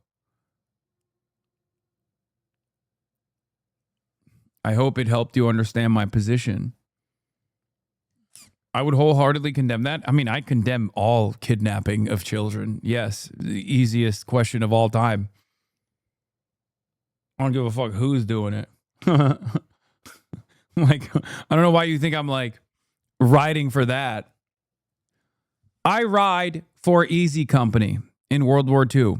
Does that mean I ride for segregation? Does that mean I ride for horrifying mistreatment of the LGBTQ? Does that mean I ride for women not being able to work regular jobs? No. I just think what Easy Company did during World War II was fucking dope. You feel me?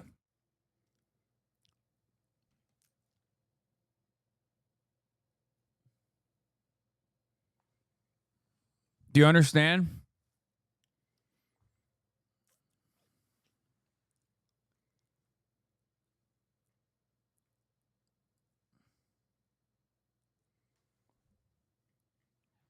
Does that make sense to you?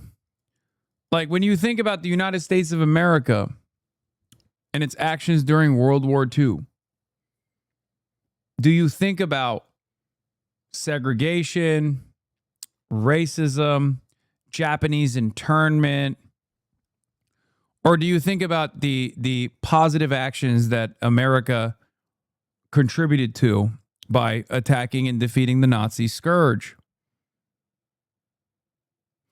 Honestly, I understand but disagree. Okay. I'm going to ask you that question one more time. Why do you hate Easy Company? Why do you hate the United States of America's actions in World War II? Are you a fan of Adolf Hitler? Or are you a real hater of Adolf Hitler? Because I'm a real hater of Adolf Hitler.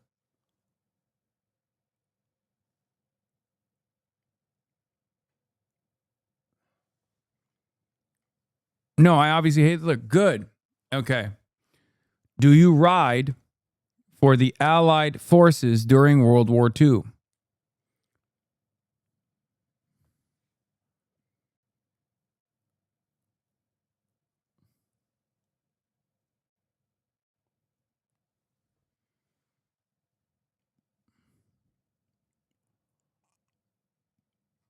But at the same time, I'm extremely critical of the Allied actions of World War II.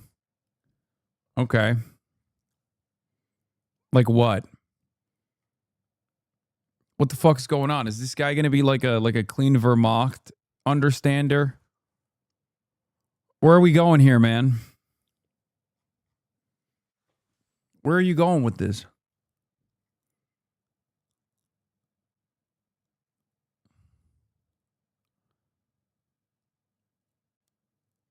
Did you just say both sides were bad during World War II? No, I would just consider myself a moderate, but I doubt you believe me. No, I believe you. I'm entertaining the conversation. I'm just very confused as to where you're going with this. Do you agree with the actions of Easy Company during World War II? I asked you a very specific question. Do you agree with the actions of Easy Company during World War II? Or would you turn around and not salute World War II veterans because you would turn around and say, hey, I'm sorry, America was a segregationist shithole during that time. So I'm too woke. I'm too woke to fucking dick ride Easy Company. So you do. You agree. Okay, well, then you understand my position.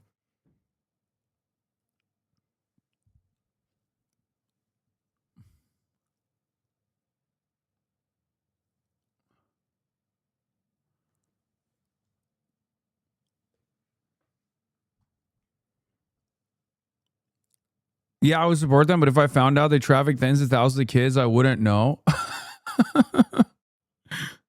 Dog. America literally instituted chattel slavery. What the fuck are you talking about? What is that if not the trafficking and genocidal actions of a fucking country of millions? Hello? Hello? My point is, do you attribute all of that to the actions of the Allied forces when you're making that calculation? Of course you're not.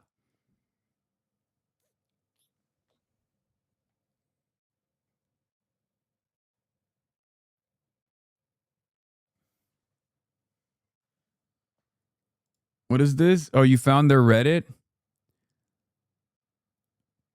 Creator Clash. Bro, Hasan and his friends, which Ian has now aligned himself with, say they avowedly support the Houthis and lie on their behalf. Also, don't bother trying to question the validity of the UN report. It's been verified so many times over by many human rights organizations.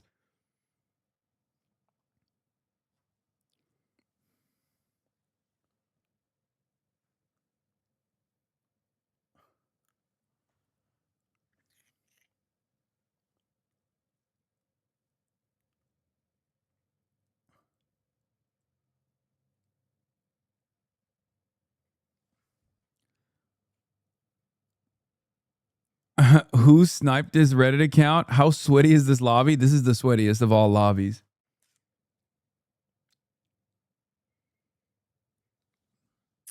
Damn, bro. They said a fan asked him. Turns out he's his biggest fan. He's like, nah, I'm my biggest fan, dog. It wasn't a lie when I said a fan wanted me to ask you this question as a moderate. It's just so funny to be like, hey, man, we really gotta reconsider.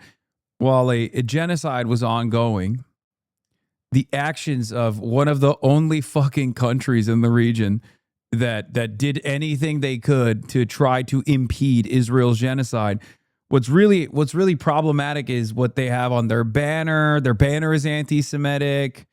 There's Saudi-backed reports that they were doing child slavery or whatever. Reports from when Saudi Arabia was implementing a famine in Yemen.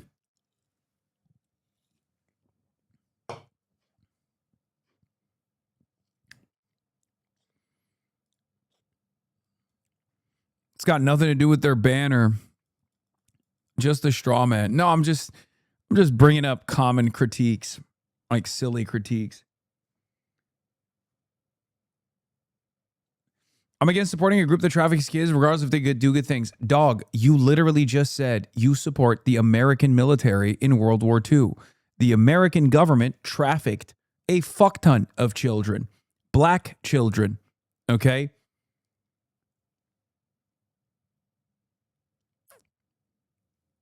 So obviously, you have actually been in support of a government that has trafficked millions, entire families, and continued to enslave them.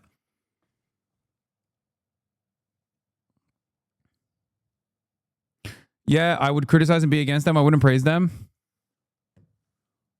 You just told me you were in support of the American government's actions during World War II.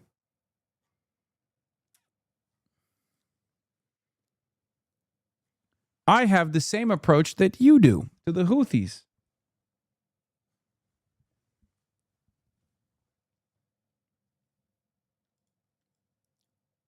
Important defensive Kyle, very moderate. You can ask about what Destiny's content is like, but no one here will give you an honest take because none of them actually watches content. They probably saw a single clip that they strongly disagree with and wrote Destiny off as some insane conservative. They probably think that Destiny agreeing with Rittenhouse verdict. Oh, long-term fan. Hey, Hasan, long-term fan. A friend of mine wanted to hear what your takes on the Houthis are. Turns out you don't have issues with people who predate on children. Perhaps this was an insincere debate that you posed.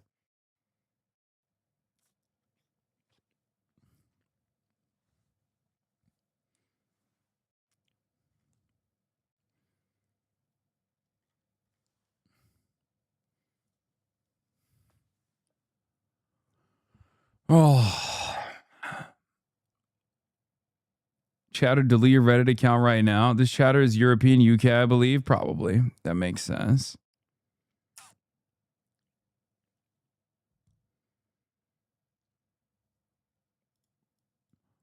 Don't you constantly complain about people bringing up old clips of you? Now you're bringing up past comments of mine? Wait. You came in here claiming you were a longtime fan who was just simply a moderate. And then we found out that you were defending Destiny 3 years ago in a H3 Productions post brigading at the behest of DGG. It kind of feels like you're not just some random guy. I never said I was a longtime fan. Wait, maybe I misunderstood. How can you support the Houthis? Son was young, 9 years old. Yes, it was off topic. Yeah, it was off topic because a fan of yours asked me, so I did. I would wholeheartedly condemn. I'm very anti-Israel. Honestly, I understand, but I disagree. I think it's immoral. Yeah, I do think about that. I've done extensive research on World War II.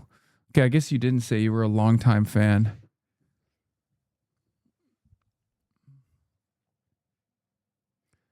You just said you were a fan of my YouTube.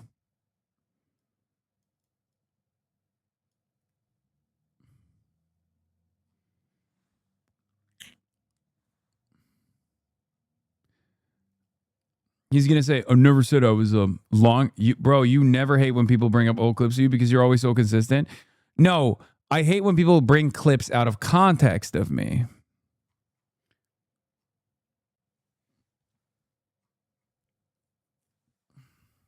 It's always just asking questions, ask chatters, dude.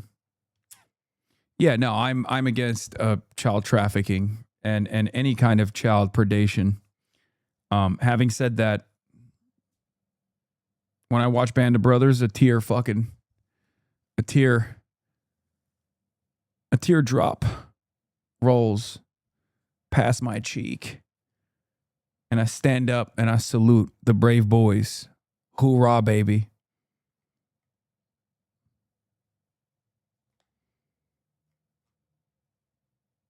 Regardless of America's history of defending chattel slavery, which is, you know, the enslavement of millions, kidnapping of children,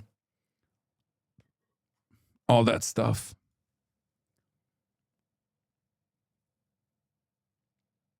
Did that comment look finished and whole to you? They probably think that Destiny agreeing with Kyle Rittenhouse verdict is evidence of this, even though Destiny said what Kyle did was incredibly stupid, but that didn't take away his right to self-defense. It's the most basic take in the world that 99% of people in the world would agree with if they had a reason to discuss, if they had a reasoned discussion and laid on the facts. But unfortunately, most people are unwilling to look past the headline. Brother, I'm going to be honest. You are the number one dick eater of a sex pest who operates a cult. It's very clear you're fighting his battles in other subreddits. You're brigading other subreddits at his behest. And you're doing that here right now. I'm so confused. Develop your own independent thoughts, please. I beg of you. Okay? And that's why it's so unbelievably unproductive to have these sorts of conversations with people like yourself, because you don't have any, like you don't have any investment in arriving at a reasonable conclusion here. You're just in here to further engage with a barrage of half-remembered talking points that you got from somewhere else, a pedantic conversation that gets increasingly tiring. That's it. They'll hear what they think is a bad take and immediately write off everything else that explains the take. I would challenge any H3 fans that have issues with Destiny to bring up a single issue they have with him, and 9 out of 10, I'll find someone who doesn't know the facts surrounding it.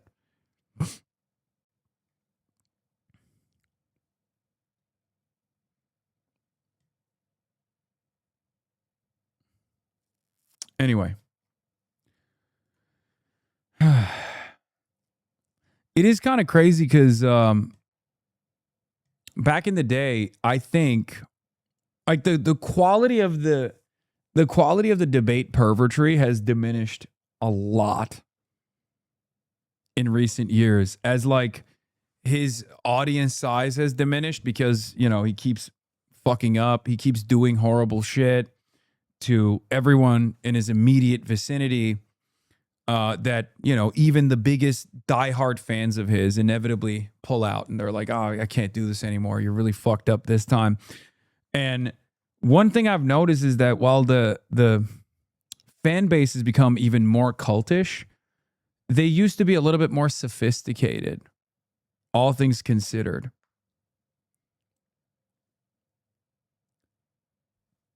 Nowadays, it's just not great. Nowadays, it's a hive mind. I think Israel did a number on the cult, the sex pestiny cult, and perhaps the court case too. Will now be a Hamas-run state on the Mediterranean. Are you okay with that? First of all, I'm not convinced that that would be the reality. Well, but how second would it, of all, how would it not be I the don't reality? know how you can get away from how illiberal it is to not support equal rights for people, regardless of if they're Jewish, Arab, Muslim, Christian, totally with etc. you. Look, and then the other piece is, but I mean, Hamas listen, doesn't support equal rights either. But do you support a two-state solution? Is that your idea? Look, No, Hamas supports the abolition of the apartheid and end of the occupation, which is a far closer position to equal rights.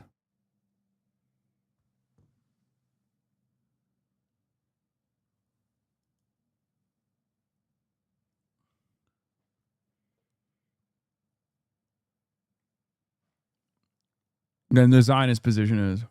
Yes. So how do we get there? No, how do we get there? No, but this is stop. Hold on. I can answer this How for do we you. get there at a time? No, hold when on. you have settlements that have made it effectively impossible. There's something I have to how many explain Jewish before all of settlers this makes sense. in order to create a Palestinian state. Look, let's go back to what you said. You never want to be, at least optically, you never want to be the guy going, stop, stop, and like yelling over and over again while the host is trying to deliver the end of one point. I support a two-state solution. I am also aware of the fact that it's probably no longer possible. You didn't let me get that part out.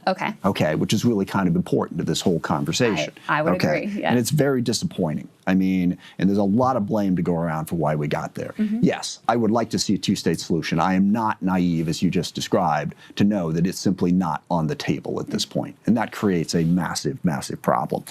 But the idea, again, that the easy solution is, okay, we get rid of the Jewish ethno-state, and the details of how Israel is currently running, their country, there are Arabs in the parliament, but there are parts of it that aren't. Okay, so we get rid of that. Okay. So what's your idea for what replaces that? You say you're not convinced that it would be a Hamas-run thing. Well, I've offered that. Listen, I really honestly think that this is something for Palestinians and Israelis to decide. I don't know why it is the American taxpayers' business to fund this. And again, that's why I voted for the Massey Amendment. But what is actually your idea? Here's an incredibly... If you're saying... Bro thinks the Massey Amendment is just like he voted for the Massey Amendment. You can't criticize me. Like, he thinks it's the magic... He thinks it's like the magic word. Like, what, you think it's a shield, dude? That's your protection? Good luck. Excuse me, I voted for the Massey Amendment. Okay, well, you also said you voted to fund Israel's war crimes during the process of the genocide, and you have no, when you recollect on your decisions back then, you have no issues with it. You don't support a one-state solution. You don't support a two-state solution. There is no good solution. That's where you are. That is the reality of where we are now. Right. And I'm no good solution. And I'm open to ideas, but let's understand the history of this. There's a great book called Oh, I love when these guys go, let's talk about the history. You're about to hear the most one-sided, nonsensical, outright fucking racist garbanzo beans you've ever heard. At least he's done the reading, or at least he's claiming to have done the reading, so that's good. Most people don't even do that. They just repeat shit that they've heard from others. Let's take a look. Palestine 1936 that described what was going on there. Okay. So you were coming to the end of the British mandate. And you had, the Jews had been... Never mind. This is actually shocking. I should have let him cook. Hold on. Coming in since the 19th century. They'd been there a long, long time ago. And they were looking for, a place to be. The Palestinians were looking to drive out the British. And the Palestinians and the Arabs reached a conclusion in the mid-1930s and said, okay, Jews, you can stay, but you're not going to run anything. Okay. Jews said, no, we can't stay. So they started a civil war. Okay. And they fought. And then, of course, 1948, they got the country created. Another war was started. Wait, wow. That is not what happened, my man. No. Balfour Declaration, Jewish migration into British Mandate Palestine. And at first, there is land acquisitions that take place. Fine, sure. Not the most arable land. It's all good. Okay. He already skipped past the point of the Nakba, but that's besides the point. But we're going to get to that in a second. The British occupied Palestinian territory after World War I was not favorable to the Palestinian occupants, the Arab occupants, in any way, shape, or form. Okay, it was the start of a settler colonial operation. Mass migrations of Jews begin, and the British occupation absolutely favors the Jewish settlers as opposed to the Palestinian population. The Palestinian population are experiencing similar kinds of settler attacks that you see in the West Bank today. Okay? And the British occupation, similar to the Israeli occupation, defends the actions, the pogroms, the actions that the Arab indigenous population are receiving in the hands of Jewish settlers. Okay? There's a lot of land grabs. There's pogroms that take place. The Arabs, who make up the overwhelming majority of the working class at the time, try to implement strikes in the process. They try all of the different peaceful ways of resistance. In the process, they also develop some kind of militant resistance as well. Okay? Palestinians, not Arabs. Yes. Palestinians, the occupants, the actual occupants of first the area known as Palestine under Ottoman occupation, if you want to call it that, and then British occupation, British Mandate Palestine. There's a lot of back and forth. The Palestinians inevitably end up losing because the British heavily favor the Jewish settler colonial project. By the time that the British leave, okay, by the time that the British leave, the Jewish settlers have all the money, the Jewish settlers have all the weapons, the Jewish settlers have more and more land. Some they've purchased, some they've actually pushed the Palestinians out of. And then by 1947, the Jewish settlers design different Zionist brigades. Okay? In the aftermath of World War II, there is, of course, unprecedented levels of migration. There are a lot of refugees that are coming from all around Europe. Okay? They develop Haganah, Irgun, and Lihi as like the three primary Zionist brigades. You could consider them de facto terrorist organizations because at the time there is no established nation state, so they are technically de facto terrorist organizations. They are able to get a lot of arms from other countries. The USSR is one of the countries that actually traffic arms by way of Czechoslovakia. There's an embargo, and yet many people still send arms to the Jewish, the Zionist brigades at that point. And they establish, which Ilhan Pape uncovered, Plan Dalet.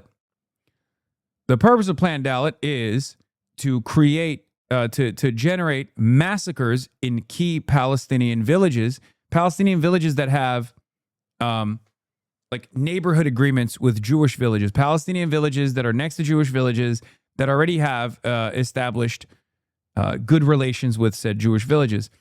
They go to Deir Yassin and numerous other Palestinian villages, and they slaughter the people there.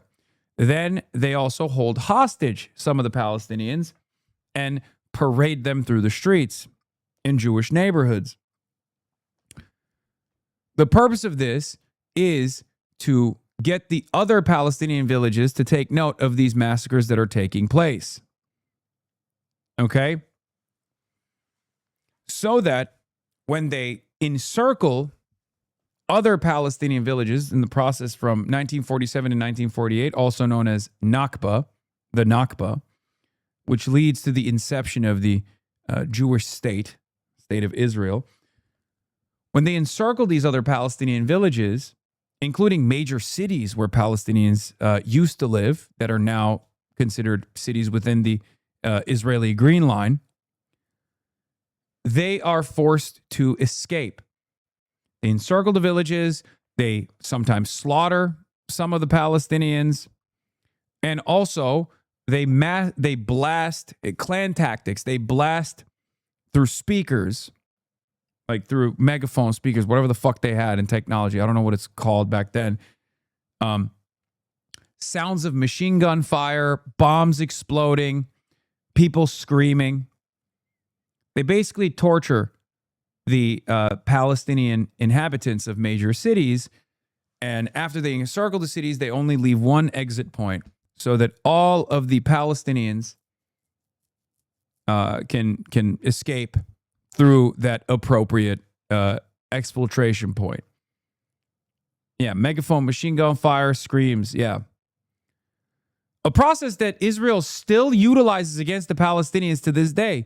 As we know, in Gaza, there are drones that will play the sound of a crying baby to draw out a Palestinian that wants to help, only to kill them. This is a thing that they're still doing. It was what they were doing back then as well. Once those Palestinians leave their homes with their keys, assuming that they're inevitably going to, be able to return, they're never allowed to return ever again. This process is systemic ethnic cleansing, also known as the Nakba, something that he just completely fucking glanced over as though it was insignificant, inconsequential. Only after that do the other surrounding Arab nations decide to take matters into their own hands, which Israel calls its War of Independence. Okay? 750,000 Palestinians were displaced in the process. 750,000, many of which were never allowed to return ever again. It glossed over. I didn't say I shouldn't have said glanced over. He glossed over it as though it wasn't consequential at all.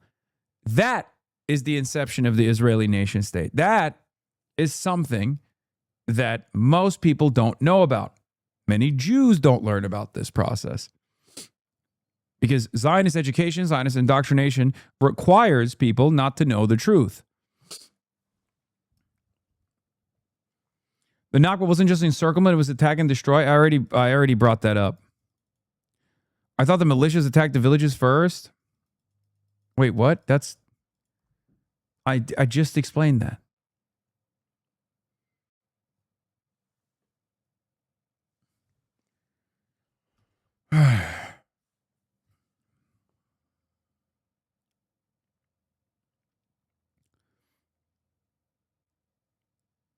That is how the Israeli state was established, through unprecedented violence, oftentimes in the hands of people who had just experienced the Holocaust. Okay? Turning around and doing unlimited violence to the Arab Palestinian inhabitants of this land that they wanted. And it's not like at its root, at its inception, the Zionist groups were oblivious to the colonialism that they were engaging in. They were aware of it. Because at the time, there wasn't such liberal, woke attitudes about colonialism. So that they openly said, this is what we're doing.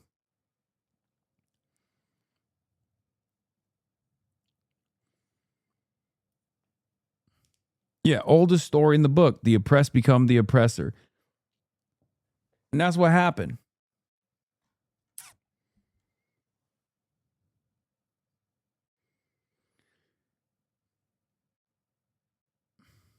The counterpoint, the Palestinian riots and the Hebron riots is an excuse, by the way. Nothing excuses ethnic cleansing. Yes, there's no excuse for ethnic cleansing.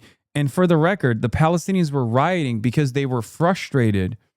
They were frustrated that settler colonialism was happening. And guess what? They weren't fucking wrong. That is literally what happened. It's insane. They were rioting against the British occupation that not only was not offering them statehood, autonomy, dignity, sovereignty, but then on top of that, was bringing alien inhabitants to the land in order to openly displace them. And that's literally what they did.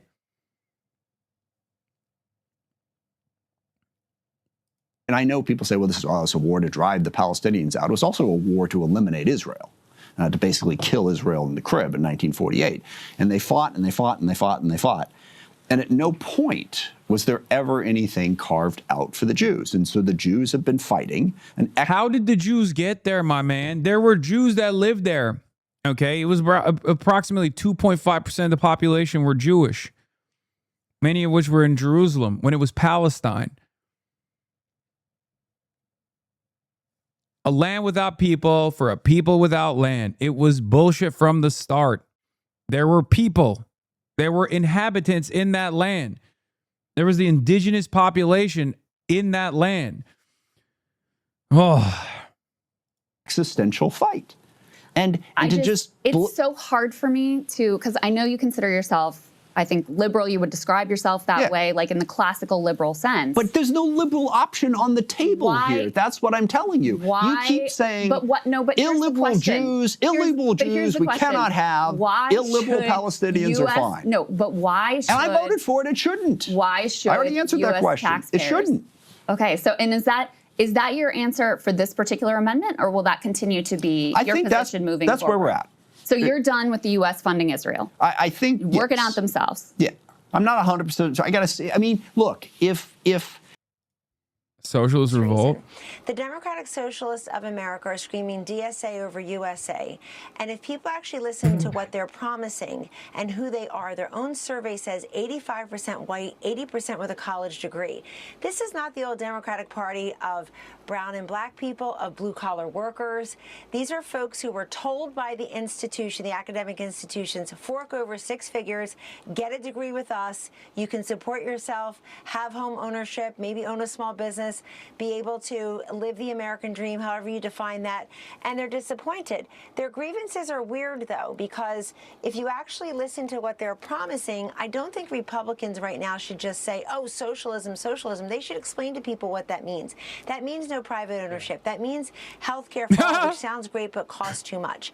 And I actually think letting them talk and explaining who they are and showing who they are is a great benefit to the Republican Party. Last point, I was very critical in 2022 when our Republican candidates just thought we're going to have a red wave, red tsunami. We don't have to say anything. We have to complete our sentences. We have to show the distinction, the difference between Republicans and Democrats and your future. Yeah, she said number 1, free healthcare. Number 2, death. But they end up with Gaza, and they end up with anti-Israel, and they end up with these crazy ideas. It sounds like Bernie Sanders, a man who was stopped by the Democrats from being their presidential nominee in 2016 and again in 2020. Is this Kellyanne Conway? Why does she look so different? Jason, this is kind of an obvious point, but it's a very important point.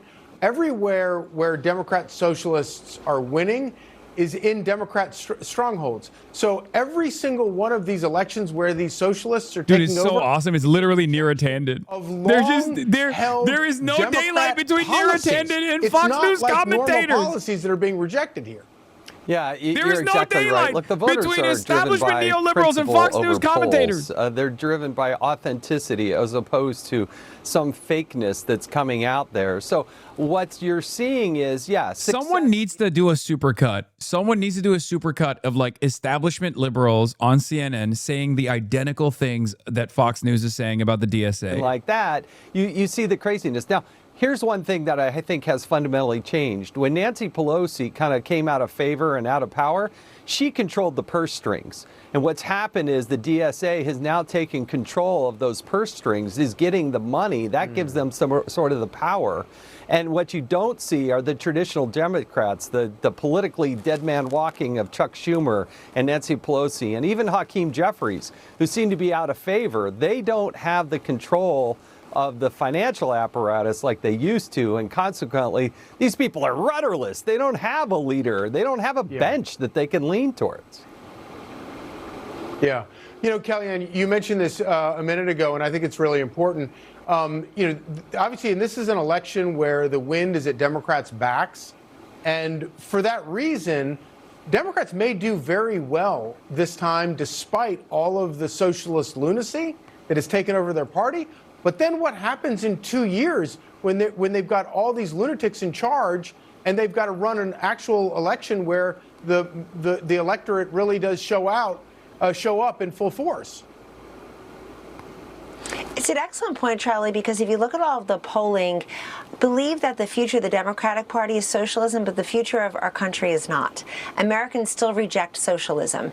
And poll after poll shows that, especially among those who can actually define socialism and capitalism. And what's interesting about the DSA, and I think a real conundrum for all those typical, traditional, in-office currently party leaders, is that this is not anti-GOP. It's not even anti-Trump. It's anti-Democrat establishment. And it hit the Democrats unknowingly. The analogies to the Tea Party don't work. Those folks loved America. They were saying tax enough already. They actually reformed their party from the inside and gave way to Trump years later. This is very different. Yeah. And I don't think it flies in 2028 across those states that why Jason would that be correctly different? said. This is not, not The only brewing major and stewing difference at- is, well, there's two major differences. One, Tea Party sucks dog shit. DSA is awesome. And number two, the Tea Party was a fucking AstroTurf movement by the Koch brothers.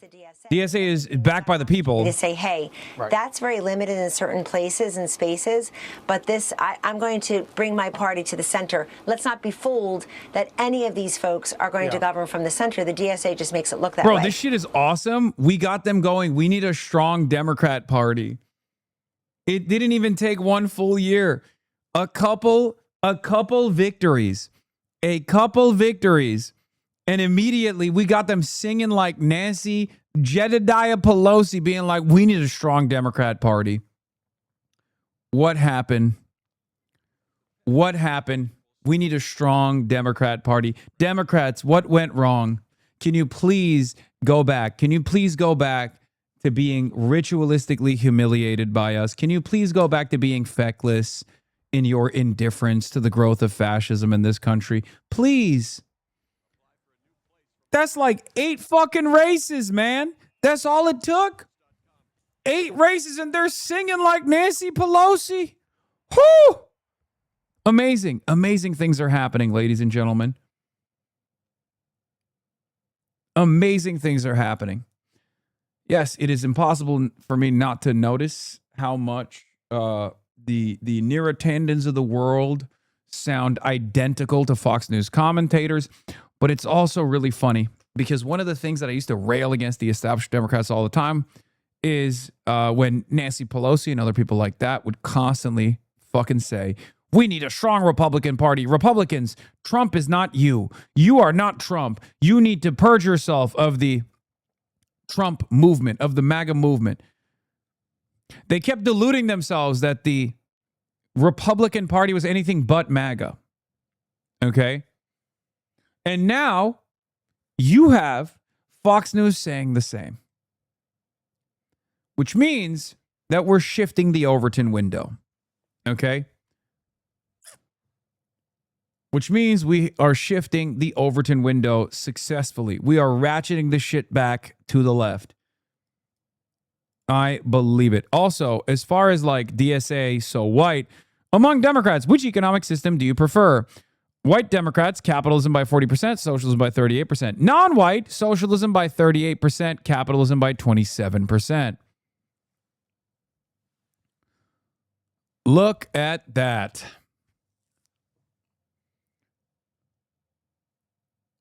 Tell you all the goddamn time. Which of the following people are socialists? Sanders, 55%. Mamdani, 51%. AOC, 45%. Obama, 27%. Harris, 27%. Warren, 25%. Biden, 23%. Newsom, 20%. None of the above, 28%. Yeah, none of the above is right.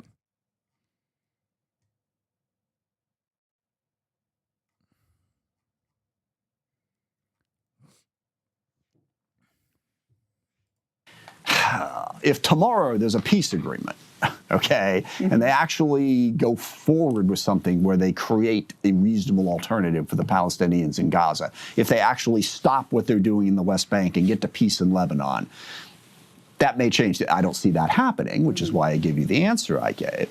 But again, this notion that somehow there's a liberal option on the table, and how could we possibly support the illiberal state of Israel? What's going to come in there? okay, that's going to be liberal. Well, now, let me I'm with ask you on the taxpayer dollar piece. You mentioned Rahm Emanuel's speech. You said you associate yourself. If memory serves, he supports banking sanctions on Israel. You know, we sanctioned our ally at the time, South Africa. You support that? I am one of the original co-sponsors of the, it's the West Bank Violence Prevention Act, which sanctions Israel for what they're doing in the West Bank. Yes, absolutely. It's wrong. It shouldn't be done. Yes, we should sanction them, and we should specifically sanction Smotrich and Ben-Gvir, who are advocating so much of this. Yes.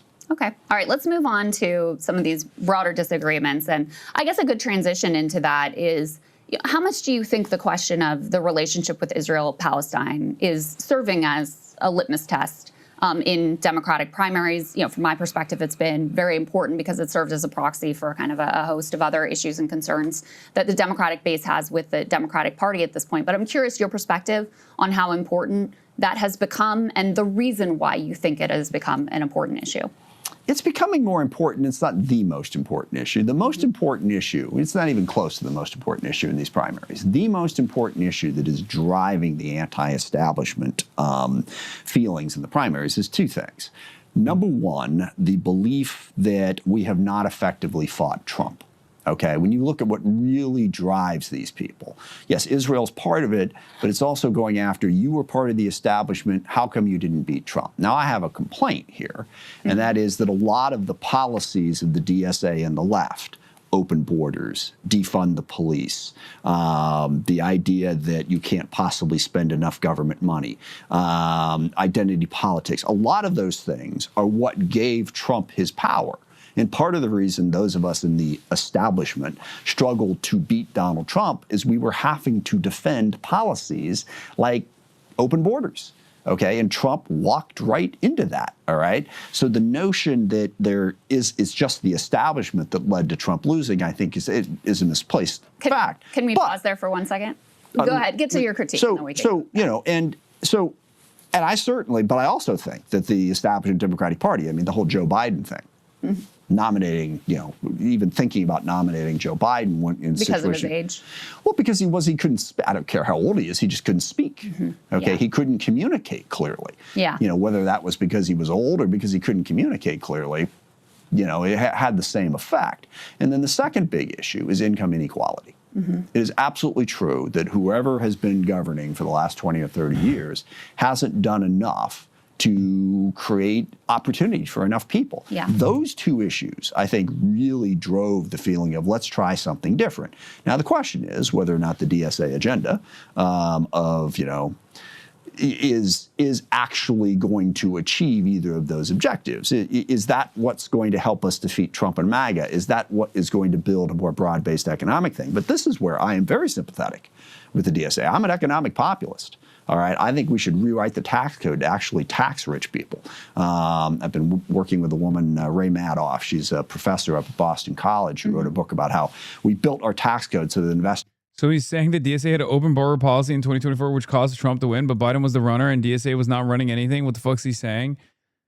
He's just chirping into the fucking wind. It doesn't have to make sense.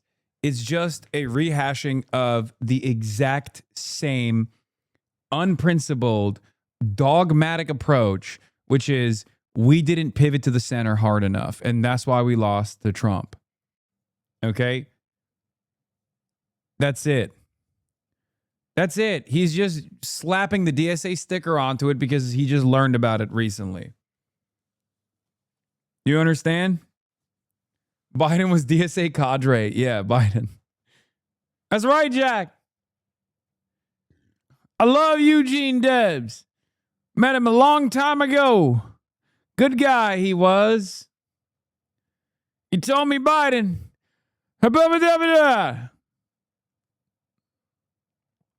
He's just repeating Republican talking points into the air that dumb liberals in D.C. only, by the way, bought immediately after 2024. That's why the base hates him, because they all suggest is surrendering to Trump. Yes. Yes. Male version of Diana DeGette. Don't ever pay taxes.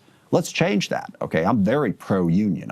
Stock buybacks. Why do we have stock buybacks? They didn't exist prior to 1982. Yep. So obviously corporations can exist without them. On that agenda, I'm there.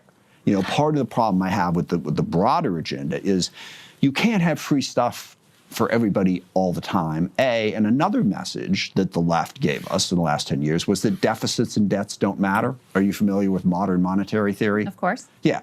It's absurd. The idea that we just spend as much money as possible is not a problem.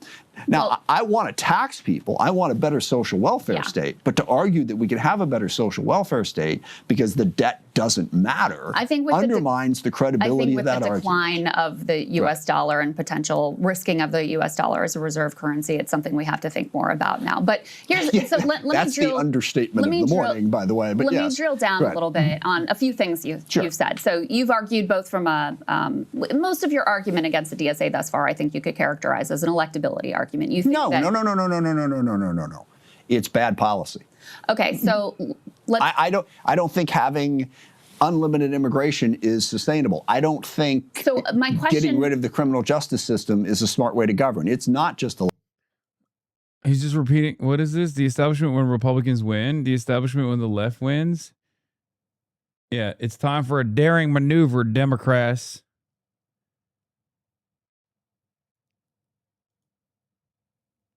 Carville declares he can't be in the same party as Mamdani-backed candidates, calls for formal schism.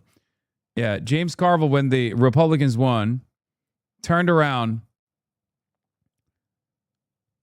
and wrote this article in February 25th, 2025, where he said, "Show your belly." Famously, this was his Democrats, show your belly. Punish the population, punish the voters, make them remember why they vote for you. That's what his argument was, which was a disastrous policy, but one that we took advantage of. Let's be real. Okay?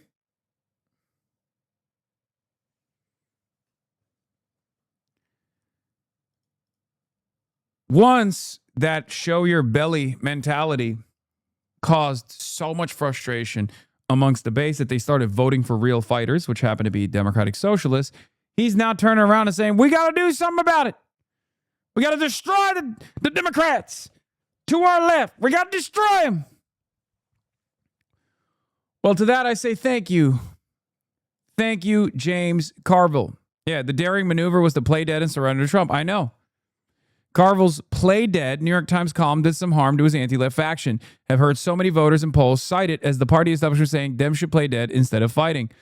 This isn't a crazy interpretation of the column. Carville's advice for the Dems was to retreat and to not respond to every Trump attack for a while as his popularity fell. The left did respond. The left didn't respond to every attack. There was no Save DEI rally, but it was out there doing stuff. Yeah, he's mad we're using do-nothing Democrats, and he told them to. Fucking priceless. Yeah.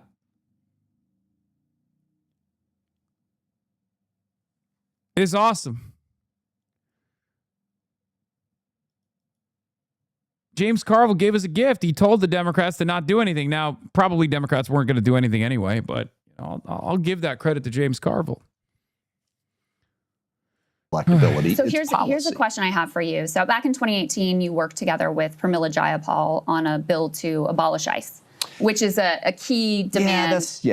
I worked with her on a. Here's what the bill did. Okay, it's a slogan.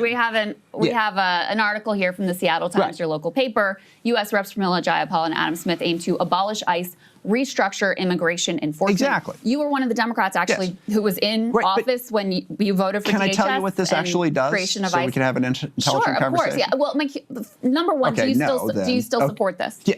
Let me tell you what it does. Okay, because but you still support it. That doesn't help anything, because what is this? Can I? Yeah, of course. But first, do you? Yeah, here's the thing about the two-party system. A strategist on the Republican side that was so bad they wouldn't be fired. In the Democratic Party, they get promoted. Failures rewarded. Yes. Democrats always reward failures because their role isn't to actually win shit. Their role is to just lose gracefully and collect checks.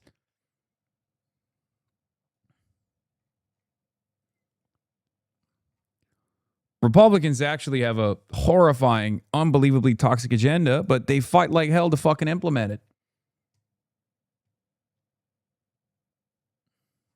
You can explain more in detail what it is. I keep slamming the table. Jesus Christ, Adam Smith. Sure, Wealth of Nations is a good book, but Jesus Christ, dude, have some decency, sir. Oh, look at me, fucking invisible hand. Like, all right, dude, calm down, okay? We get it. We get it. You were impactful hundreds of years ago, okay? Calm down. Tell you what it is. Okay. Okay. Yes. When we created the Department of Homeland Security, we took immigration enforcement away from the Justice Department and we put it into DHS and created ICE. Correct. What this does is it puts immigration enforcement back at the Justice Department. And gets rid of ICE. Right. Well, it gets rid of, yeah, no, but That's it my doesn't, position too. But here's, we're on the same page here. yes, but it doesn't get rid of immigration enforcement. Okay. So hold on. Let me hold you to account again. Yeah. Tell me which candidates, specifically, not a policy paper that they're theoretically says, which candidates have said we should get rid of all immigration enforcement? I forget the name. The woman who beat Andrew Espelot absolutely 100% said it. Yeah. Chevalier. Yeah. So you have one candidate who said that. Do you think that? Do you think that her views should be associated with everyone under the DSA label, or do you think that each person should be evaluated individually? Many conversations with many immigration advocates, and I always ask them. And look, I'm in favor of a robust immigration system. I think what immigration enforcement is doing right now is an absolute crime. Okay, and it should be limited. And I think we should go back to the Justice Department. That's what I said. And you still support the bill that you put forward. Absolutely. So you support abolishing ICE. Well, abolishing ICE is just a rhetorical. You don't like the label, but you support it, right? But the problem is it means different things to different people. Okay, if you're talking about, no, let's go back to a Justice Department enforcement mechanism, that's fine. But there are a lot more people who support eliminating enforcement. And let me tell you the question I always, let me tell you. You've given me one. Let me tell you the question I always ask and the answer I always get from dozens of different immigration advocacy groups. I said, look, in order for this to work, you have. I'm sorry, if you're a fucking Democrat, if you have the D next to your name and you're repeating Fox News talking points, you're not a Democrat, okay? You're not a part of the opposition. You're a part of the fucking fascist party. I'm sorry. It don't matter that you got a D next to your name. This is unbelievably self-defeating. Okay? When we criticize the moderates, we criticize them for their closeness to the Republicans. Okay? Because we want the moderates to no longer be close to the Republicans in their ideology, in their advocacy, in their legislative agenda that they follow on. Okay? When moderates do this to their left flank, they are repeating how close they are to the right-wingers, okay? He's not even a fucking Pinot. He's not. He's not even a progressive. He's a Dino, Democrat in name only. This is what I mean when I say no more to the fascist collaborators, okay? That's it. That's it. It's fucking insane to me.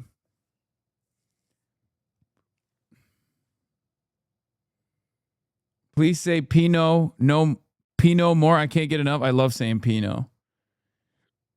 Yeah, his district is D+22. We have to have someone in our fucking audience that can primary this guy for the love of God. DSA will raise you $100,000 if you primary this fucking loser. Oh, don't get me started. Now you're going to get all the Sawant fans in the chat. Have to be able to tell me and say there is someone primarying him. And who wouldn't you let in there the you country? Go.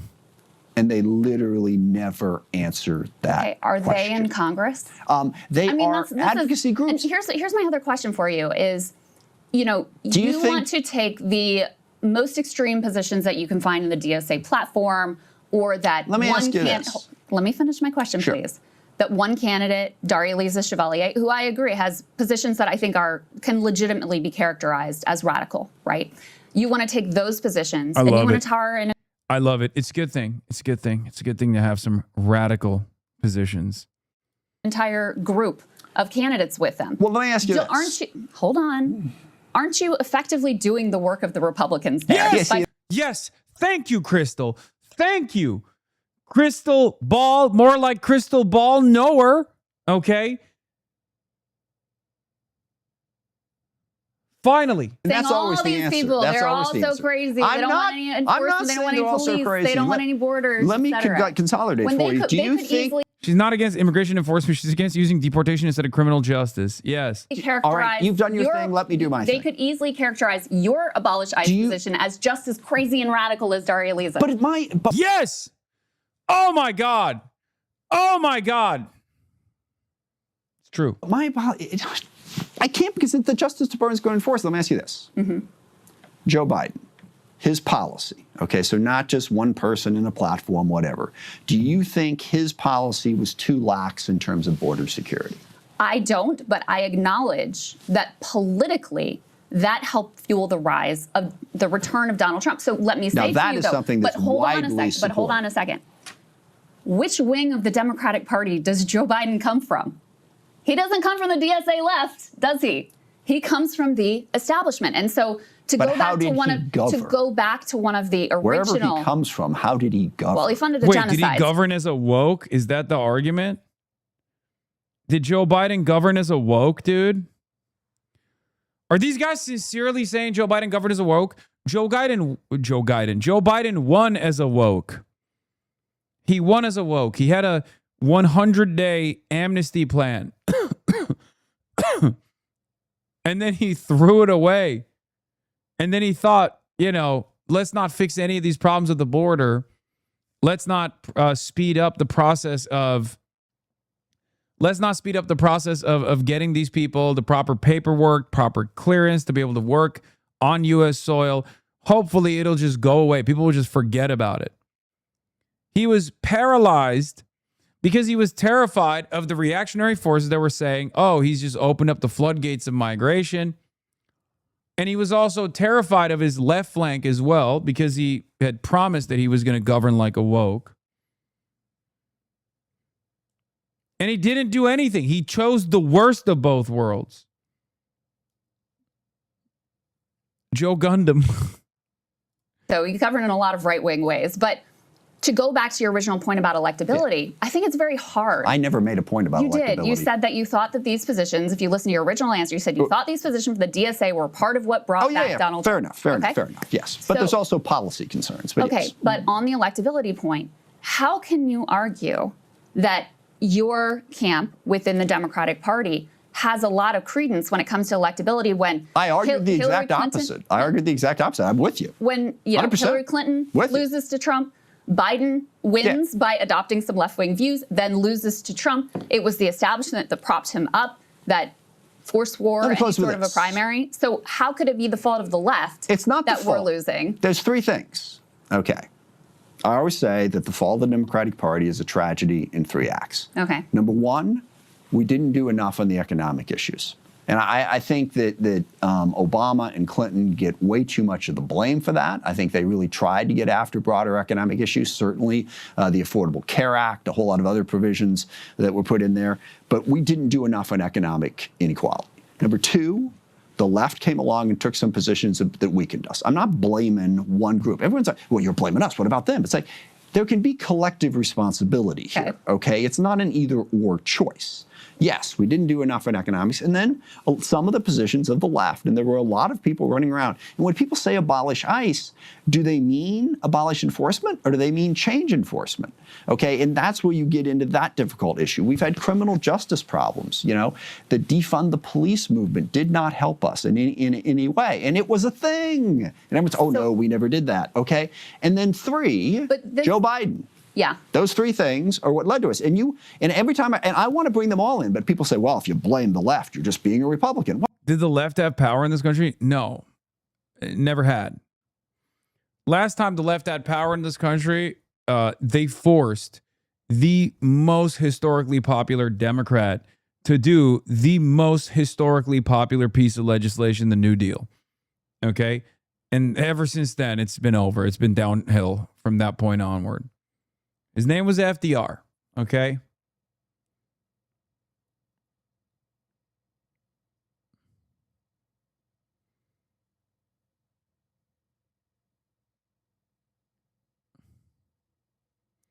Well, can't we learn as we go? Well, my problem is not with your... It happened because he didn't do immigration reform, and also it was dysfunctional. He caused the refugee wave by sanctioning Cuba and Venezuela to hell. There was also a massive wave that was held back by the COVID shutdown. He's just a dopey idiot.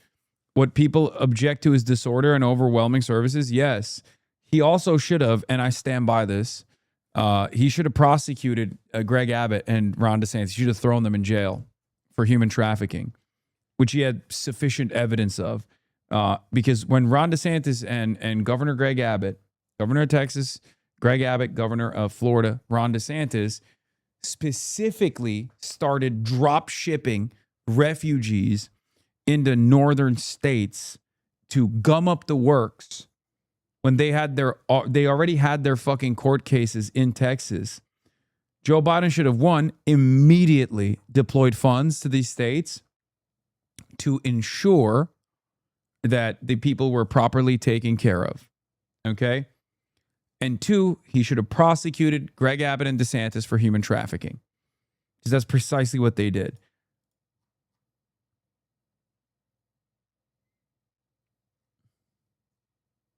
It's crazy. I have my own critiques of the left, right? I think that I actually think the identity politics thing came out of the Hillary Clinton campaign and was a way for the establishment to beat back the rise of the Bernie Sanders left. No doubt the left embraced it. I have been a critic of quote unquote woke, although I hate the word at this point in identity politics. That's my, my position. I'm a class first leftist. So I have my own critiques here. I'm not saying you can't.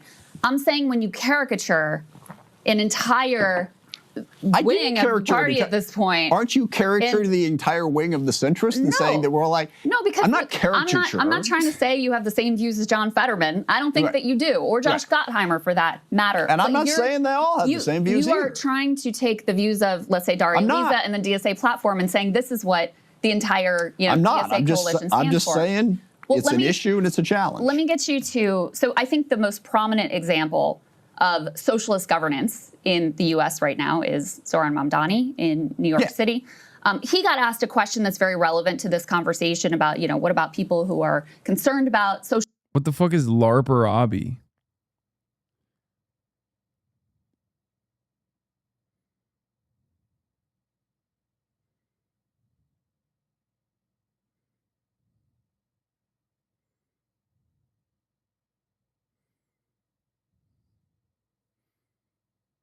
Socialism, are concerned about Don't get into it. It's Minecraft roleplay. A person that LARPs is you? Okay, fine. democratic socialism. Let me get you to respond to what he had to say. This is E2. For all of the fear-mongering around democratic socialism, the best response is to show what it actually means. And what we've shown over the last 6 months is exactly that. We've shown that a city with a democratic socialist vision is one that paves more than 170,000 potholes, 50,000 more than the prior administration by this point. It's just so goddamn good. It's crazy. City that has delivered the lowest recorded number of shootings and shooting victims and murders in New York City's history. It is a city that is on a pathway to universal childcare, saving thousands of parents more than $20,000 a year. And it's a city that is doing all of these things while fighting for the people who are often left behind. Workers, who we've secured more than $10 million for, tenants, more than $64 million. These are all indicators of what is so scary to a right wing that has built its entire power and framework on the idea of debating who should be left behind. So is Zoran's version of socialism a version that you could get on board with, since he's really focused on the affordability pieces that you... I am encouraged by what he's doing. And I think that form of trying to get things done, that's the other problem, is so much of the left, and certainly we experienced this in Seattle, became an academic exercise. They were spending all day long talking about, the history of racism, as opposed to going out in the community and saying, these are people who've been discriminated against. Let's get them access to capital so they can start businesses. Let's get them access to capital so they can get homes. Let's do a job, let's do workforce development so they can get jobs. It became an academic exercise about the history of the U.S. and about, are we, just an irreversibly bigoted racist, and that's all interesting. What are we doing to govern effectively? And actually, everything that Mamdani said right there, I'm encouraged. If you govern and focus... Okay, Bhaskar Sunkara. My man's about to come out and be like, I'm a Bhaskar-style DSA, actually. I like to talk about how America had a lot of racist beginnings, but also it overcame racism. It's a very diverse country. We got to talk about the positives here.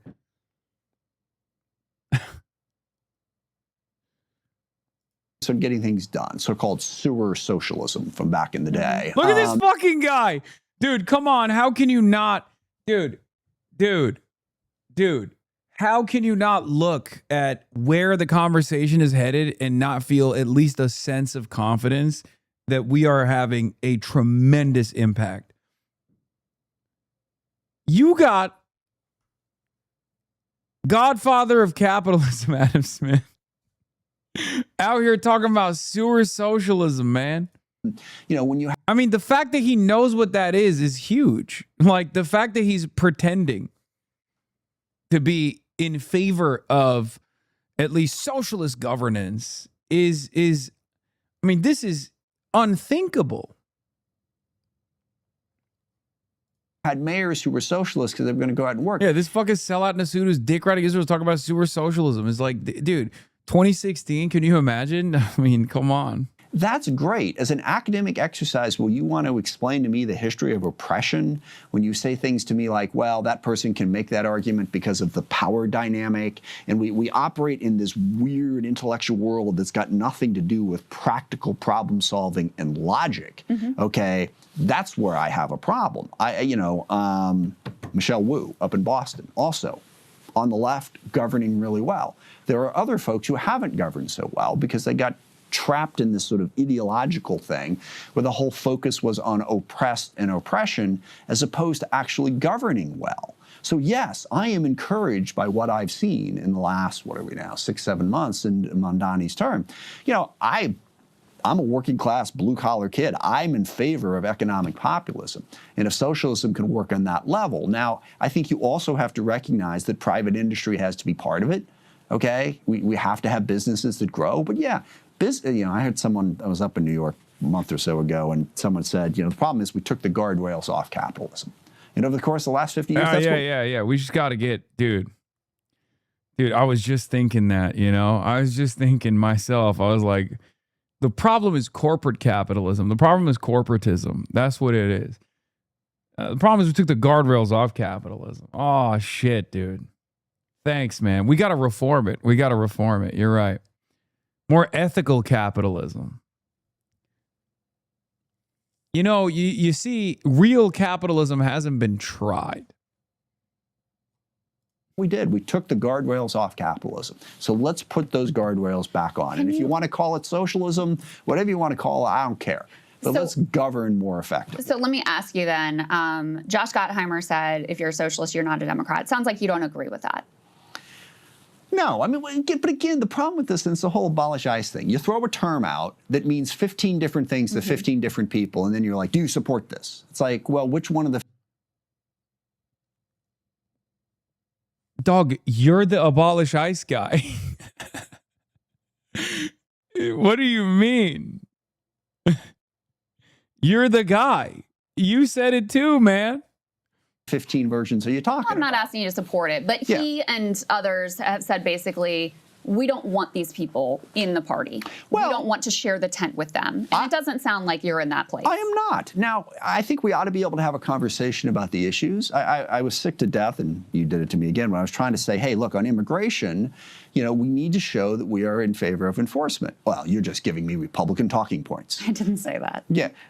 No. You said something about me sound like a Republican earlier. No. I said, why can't we have a conversation about it? What I said is that when you take the most radical position of one person or from a policy platform and you paint with a broad brush, you're handing Republicans a talking point. Oh, this is what these people are. And what I'm saying is that you could easily be put into that camp too, given some of your positions that you continue to hold. For example, whether you want to call it dismantling ICE or reorganizing ICE under a different agency or whatever you want to call it. You support getting rid of ICE. It's not actually a joke. It's how are you going to enforce it? What sort of enforcement are you going to do? And if going back to the Justice Department makes sense to me.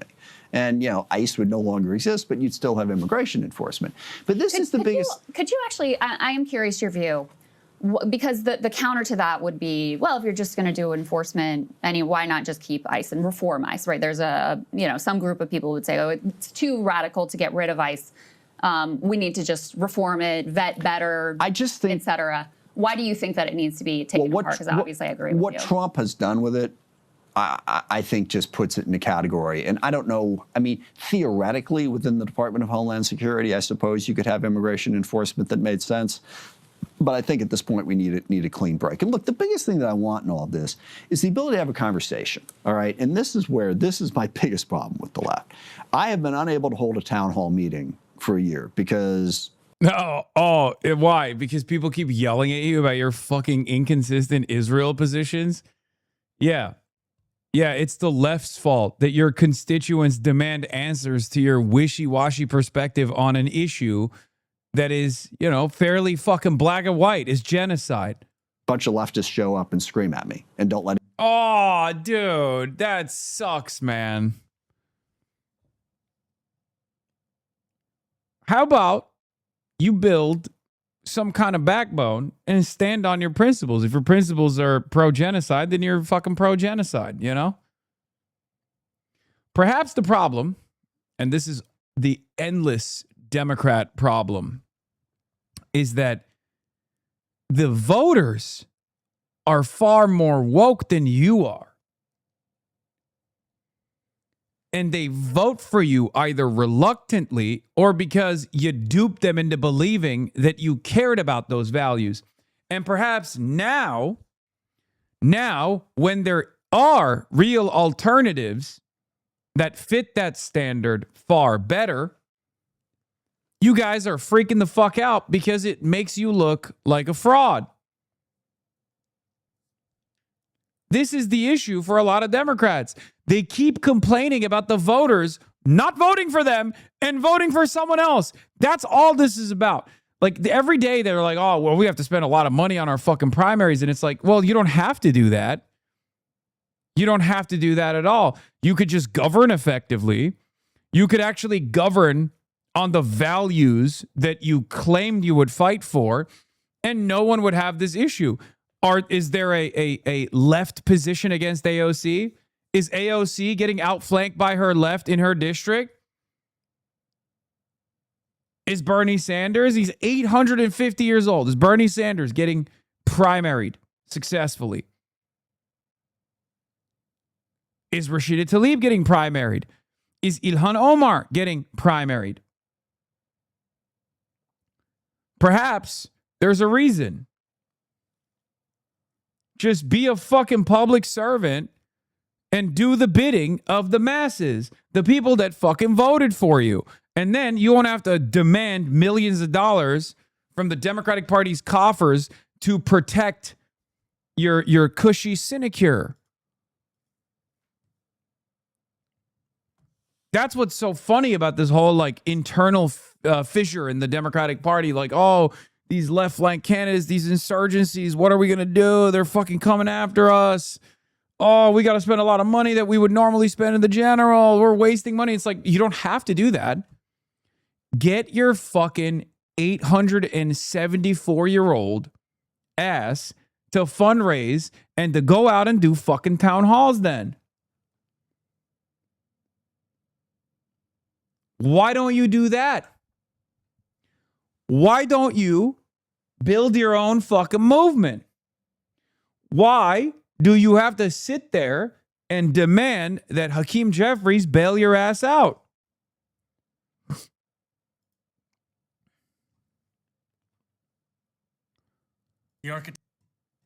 Oh no, Zoran is coming out with the Bibi Netanyahu. Architect of a horrific genocide against the Palestinian people. He is responsible for the killing of more than 73,000 people, for the maiming of tens of thousands of children as those who survive undergo amputation without anesthesia, for the targeting of neonatal hospitals and maternity care centers, denying newborns even the chance to live, for the countless people he starved as he blocked food and humanitarian aid from reaching them, for the gunning down of hundreds of aid workers and journalists. And just last month, the UN confirmed that Palestinian children continue to be deliberately targeted and killed by Israeli armed forces, more than 8 months after the so-called ceasefire. The list goes on and on, all as we, as Americans, pay for the bombs that do the killing. There is a reason the International Criminal Court issued a warrant for his arrest. As human beings, we have spent generations building a shared understanding that there are crimes so grave they offend all of humanity. Anyone with their eyes, with their heart, with their conscience, should recognize the devastation he has wrought and understand that he belongs before a court of law. As I've said, I agree with the ICC that Benjamin Netanyahu should be arrested and tried for his crimes, as I do for anyone else charged by the ICC. My administration has reviewed every avenue available under applicable law to determine whether... Put a fucking brick in his car, bro. Put a brick in his car. Say he's got a gun on him. I know his ass got security. They got a gun on him. That's what the NYPD does. They do it best. They do it better than others. New York City could execute the International Criminal... Stop and frisk him. Stop and frisk him. ...Court's arrest warrant if Benjamin Netanyahu came here. It is clear that we do not have the independent legal authority to enforce this warrant. The federal government, however, does, and I call on them to join the ICC and execute this warrant. And I want to be equally clear. Benjamin Netanyahu is not welcome in New York City, nor is any other war criminal at large. Sorry. That's just such a funny take. War criminals, you're not welcome in New York City.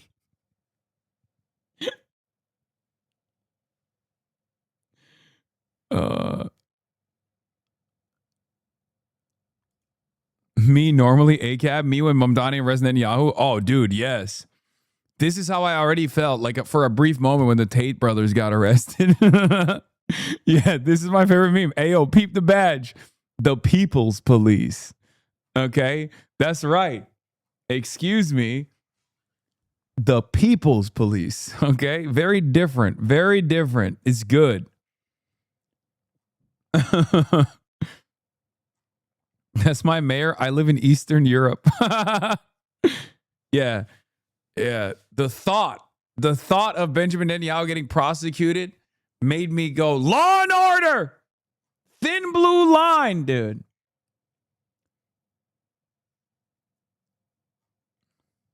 He should order the NYPD to arrest Big Yahoo, and when they disobey, use it as a reason to reduce their funding. What?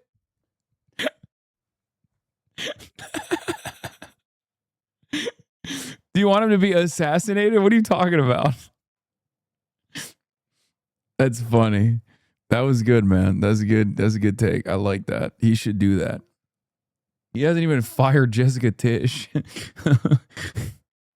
While we cannot end the genocide on our own, we can decide whether our silence will become another weapon, and we can examine every tool we have to defend the humanity and dignity of all people. That is my commitment to you.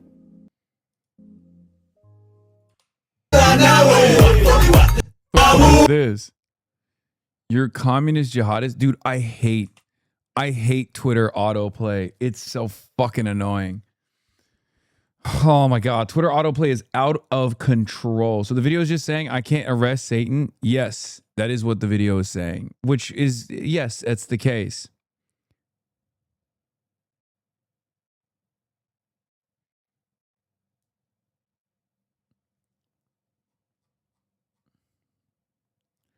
Turn it off then, Unk. Dog, you can turn it off in accessibility. Wait, really? Where is accessibility? Is it profile? Is it settings? Accessibility. Where is it? Where is it? Where is it? Settings, additional resources, accessibility, display. Autoplay. Never. Oh my God. Yes, bro. Yes. Yes. Thank you. Thank you, chatters. Holy fuck. You just saved my dang life. Oh my God. It was so goddamn annoying.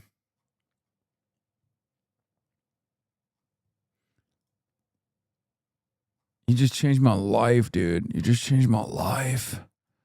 Oh my God. Yeah, I mean, look, it just makes sense. Like, he has no fucking jurisdiction to arrest a war criminal. It's a little bit of an aura loss. I'm not going to lie. It's a little bit of an aura loss. I think people are just going to like clown on him a little bit.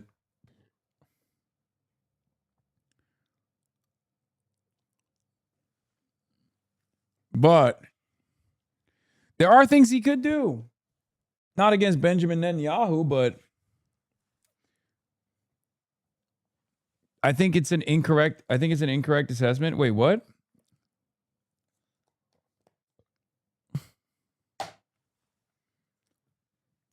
Clown on him for not breaking the law? No, dude.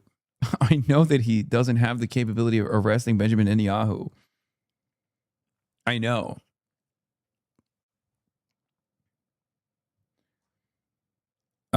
It was just not going to happen.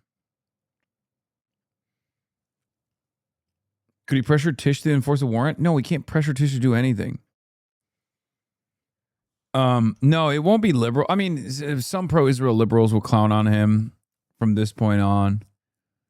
And then also Republicans will clown on him too. They'll say like, "Look at you, you're out of your fucking mind." But yeah, the Mohammed El Qurra take is the correct one, which he responded beforehand.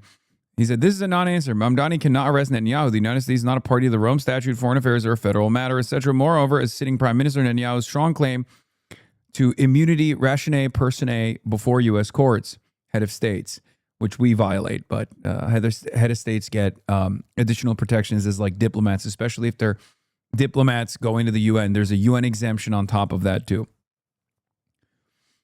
He has Maduro in prison. Yeah, if Zoran was the fucking president, he could do whatever the fuck he wants. Now, where is Maduro, Lama? I know, guys. I know. We obviously don't fucking care about that. Okay? Anyway, if Mamdani wants to take tangible action within the bounds of his office, he can easily urge Attorney General and other relevant authorities to go after New York registered tax-exempt organizations that funnel tens of millions of U.S. dollars into Israeli settler expansion and violence every year. Not niche, irrelevant orgs like Beitar that are discredited by even the ADL, but consequential organizations like Smotrich-founded Regavim or the Israel Land Fund. Why won't he do that? Now,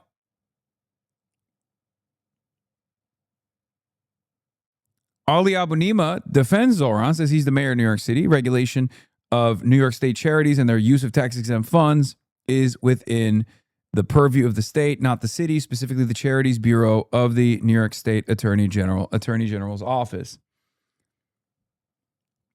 There is a thing that he can do as mayor of New York, and that is try to discontinue settler fairs.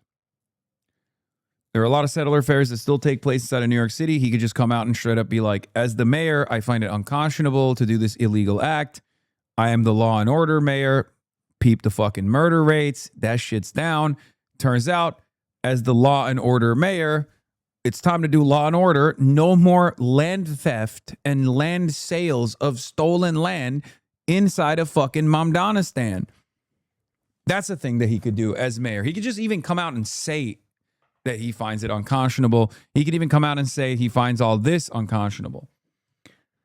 So yeah, Ali Abunimah comes in to defend Zoran, which is interesting. It's interesting to see these two clash on this issue.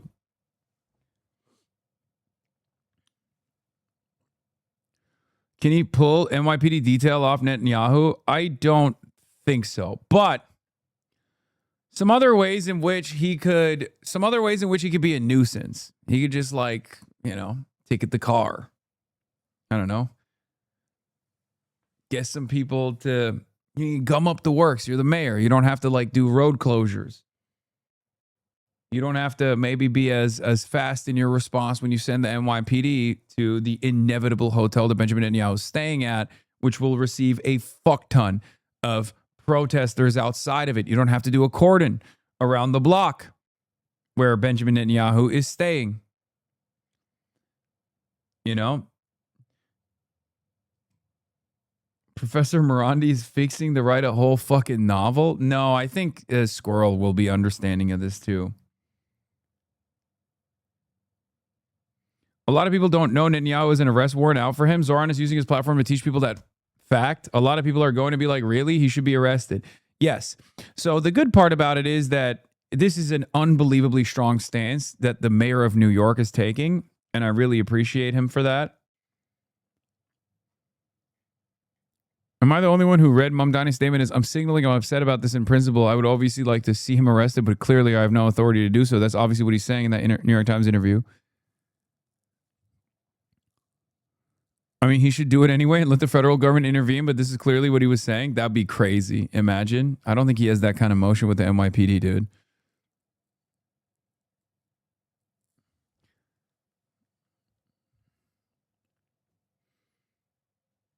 Can't the city pass a bill sanctioning Netanyahu, like banning him from using the bathroom and finding any private business that hosts him? He could have said that if Bibi comes, they'll make his life a living hell while being there. No, I don't think he can openly say that.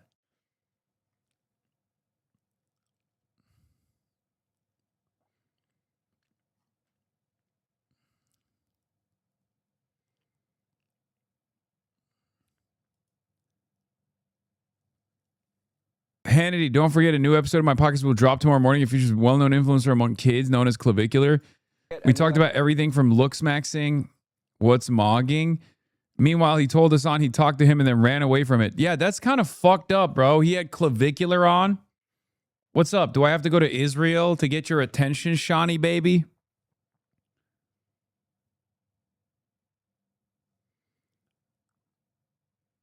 NYPD trains with the IDF. Every police department does. NYPD also has a station in Israel.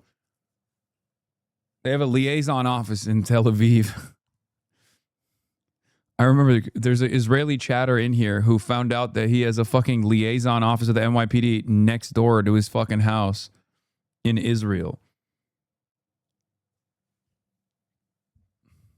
From this stream.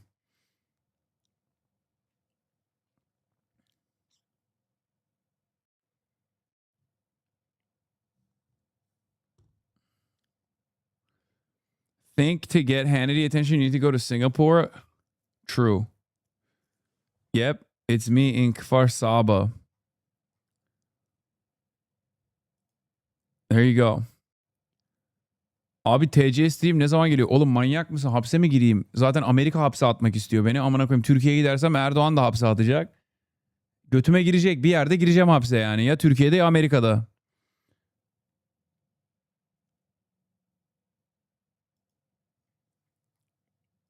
So that's why, like, I've always found like MMA silly in like a world of technology. It's just, you know, all these guys will learn all this training and stuff for, you know. And then a guy shoots him in the head. You're right. Well, it's not just for that. I mean, I found it as a smart workout where I'm learning a skill that, you know, may help me in a situation. Guaranteed? No. If I'm I'd rather put it this way, close quarters, I'd rather deal with a firearm close quarters than I would a knife, especially somebody that knows how to use a knife. In other words, somebody puts a gun on my face, I'll strip. Get the fuck out of here, dude. Shut the fuck up, Sean Hannity. No, he did not just say that, bro. He's one of those guys. Of course he's one of those guys.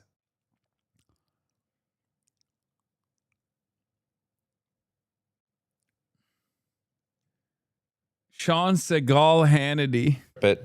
Break their finger, you know, step back, and I'm gonna tap it, rack it, and I'm gonna rack it like this, and I'll have 4/3 against them.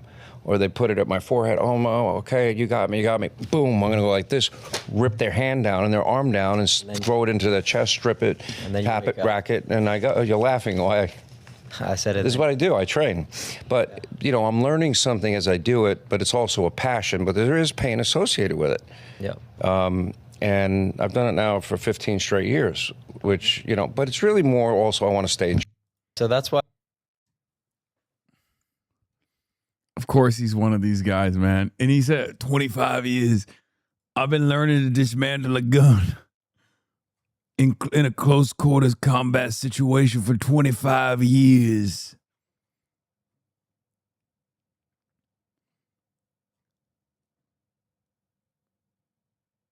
It's so fucking annoying that Sean Hannity ducks me at every step. Also, David Pakman, we're going to watch this because Unfuck America Tour is now hyping up. Dude, I love that, like, all of these Destiny affiliated organizations, they just almost exclusively work to do PR for this fucking weirdo. Okay? This weirdo and his cult. David Pakman has joined in on the call to action. And so did Parker get a job. You know, as you guys know, college Democrats invited me. And the Republicans are obviously freaking out. Some of these like liberals are freaking out too. And I think the Sexpestiny Epstein community did like a boss call to all the liberal commentary sphere to be like, why won't you guys also shit on Hasan? Are you too scared or some shit like that? And it's really funny because like the idea that I'm not like eating it from both ends here is so funny. Like the notion that people are too afraid to stand up to Hasan is a hilarious take because I'm, you know, a priority target for the State Department. And also prominent liberals yell at me all the fucking time. Okay. But anyway.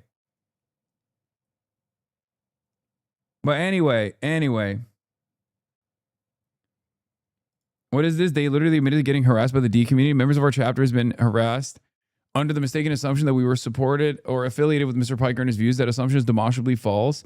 And we, like our fellow students, should not be subject to harassment based on it. We hope the statement provides the clarity. Wait, what? So the fucking sex pest community was coming after the Kansas Young Democrats? Is that what it is? What the fuck? They were yelling at them. Are they going to like every Young Democrat chapter to be like, disavow Hasan? Okay, man. All right, well, let's see. So David was one of the guys that bit. They were emailing all of them. They're actually going after other people too. It's not even just about you. It's outright dangerous at this point. You gotta do something. Yeah. Listen to the whole segment before you send me hate mail. You know when it starts that way, it's going to be good. Listen, the Democratic Party is showing the early signs of the same disease that destroyed the Republican Party. I've got so many friends on the left texting me and saying, David, we're not going to allow the same thing to happen on the left that Trump did to MAGA. That Trump and MAGA did to Republicans, are we? Republicans. What, you mean winning? Like, I'm sorry. They have an odious worldview on the right. The reactionaries do, right? They're horrible monsters. But the one thing you can't say is they're unsuccessful. Donald Trump literally owns the government, okay? Donald Trump owns the government. Donald Trump almost single-handedly rewrote American politics for the last decade. Every aspect of American politics has changed for the worse because of Donald Trump. So when you say, oh, we can't let these fucking leftists do the same, what are you saying? Do you disagree with the policies? Is that what you're talking about? He thinks getting everything they campaigned on in a 6-3 majority is bad because they actually got what they wanted. Perfect Dem influencer. Yeah, like, no, I wish the Democrats could fight like the Republicans do. But instead of for odious, horrible, repulsive, toxic, and outright awful plans, I wish the Democrats would fight like hell for good shit. Medicare for all. Housing for all. Federal jobs guarantee. And also cutting all aid and sanctioning Israel, holding Israel accountable, abolishing ICE, punishing ICE. I wish. Oh no. Oh no, we can't let the Democrats be too sweet. We can't let the Democrats be too successful. What will the Republicans do?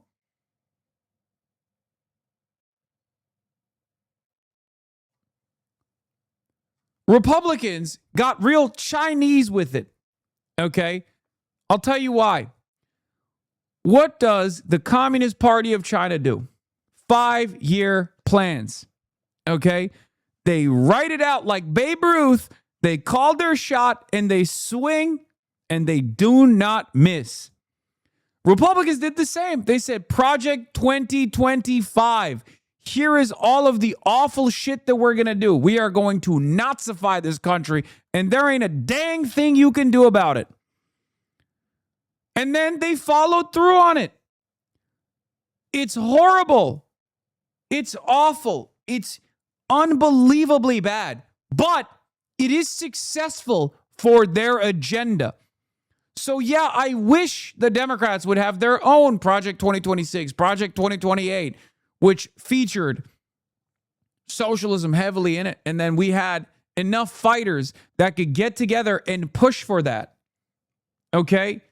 So no, when you say, oh, we can't let the fucking MAGA style situation take over the Democratic Party, what are you talking about? We believe in the opposite things that they believe.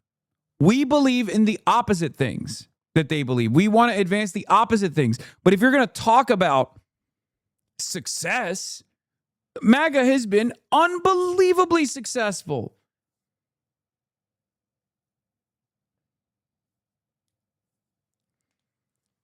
Let's continue. Back in 2010, their leaders laughed at the Tea Party. Conspiracy theorists, they're far-right internet trolls, they're not going to do anything. And then the Tea Party took over local organizations, threatened primaries, built their own media universe, and eventually were part of a process that gave us Donald Trump. Yes, that's insanely successful. Donald Trump has been unbelievably successful. What are you talking about? Like everything that you cover on your channel about every damn day, there is a new thing, okay? Every damn day, there is a new awful thing that this fucking psychopath does. That's success for him, okay? So you know he's successful. All the bad shit he's doing, that's success for the Trump movement, for Trump, for MAGA, okay? We hate it because we have a fucking conscience. They don't. But one thing you can't say is that they're unsuccessful. What the hell? The left and Democrats can't make the same mistake. There is a small group of far-left extremists gaining influence inside youth groups and party organizations because they spend all day online organizing and enforcing ideological purity and attacking anyone who disagrees. Now, let me be very liberal, happy fun, la la la, human smuggling, fentanyl deaths. He's also not mentioned the fact that you're on the left-wing lunacy thing. Clear. I am not talking about people who want Medicare for all and affordable housing. I want all that stuff. I'm with all that stuff. I'm a social democrat in the style of Northern Europe. Of course I want those things. These are folks who treat political warfare like a full-time job. And when they can't build... Dude, you're literally a political commentator. What are you talking about?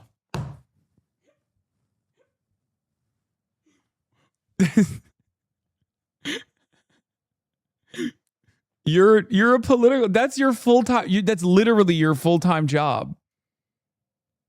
Does David Pacman do something else other than this?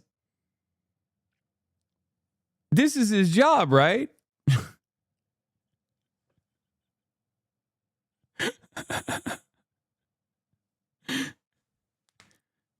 Yeah. He said the left is really bad because they're locking in. Okay? The left is bad because they locked in and they have an agenda. They seek to accomplish that agenda and they're pushing for it. And now, perhaps most terrifyingly, they're winning.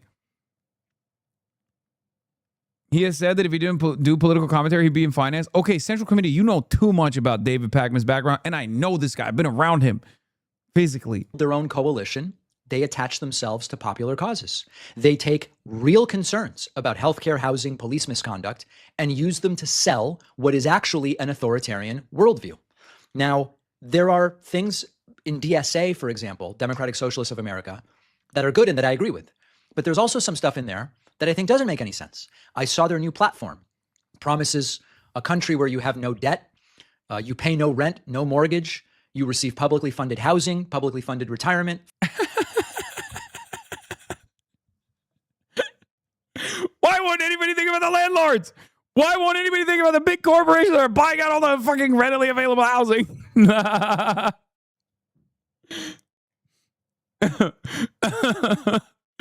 Okay, here's the thing. It's good to have ideals and a goal that you are setting out ahead of time. Okay? What feels impossible tomorrow could be probable. Okay? So here's the question. Why don't you like that final goal that we should move towards is the real question. Because like you could just be like, how do we accomplish it? Fine. That's okay. That's a healthy and productive conversation that we can have. But if you just cut it down to be like, dude, fucking what? Like public housing? Gross. then that just comes across like you are just in opposition to a thing that exists in those same Nordic-style social democracies that you just started off defending. Like, can you imagine being like, oh, public housing? Absolutely not. Get the fuck out of here. It's like, I want social democracy. Okay, well, they have public housing. So it turns out maybe you don't like some of the fucking social democratic policies. Like, which type of social democracy are we talking about? Right? Because many of them have that. Many of them have this. We should have it too. And as far as debt, as far as like debt abolition, we have a real problem with debt. That's unironically a huge working class issue. It's actually pretty reliable that DSA has identified that as a major problem that they are seeking to solve.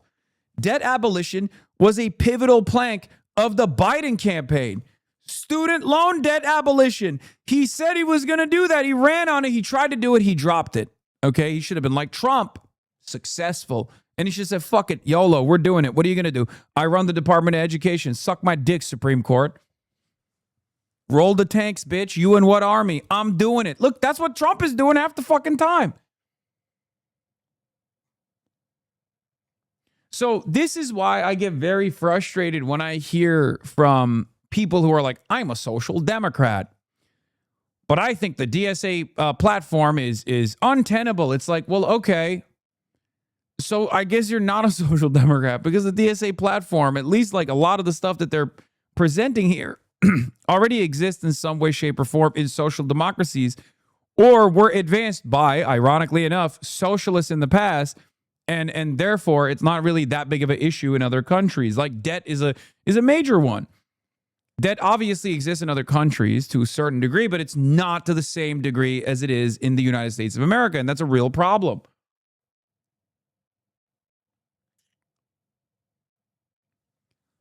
Democratic Socialists of America, with like some exceptions thus far, have not run a single candidate that has run on anything but social democracy, because that is what is achievable in the short term.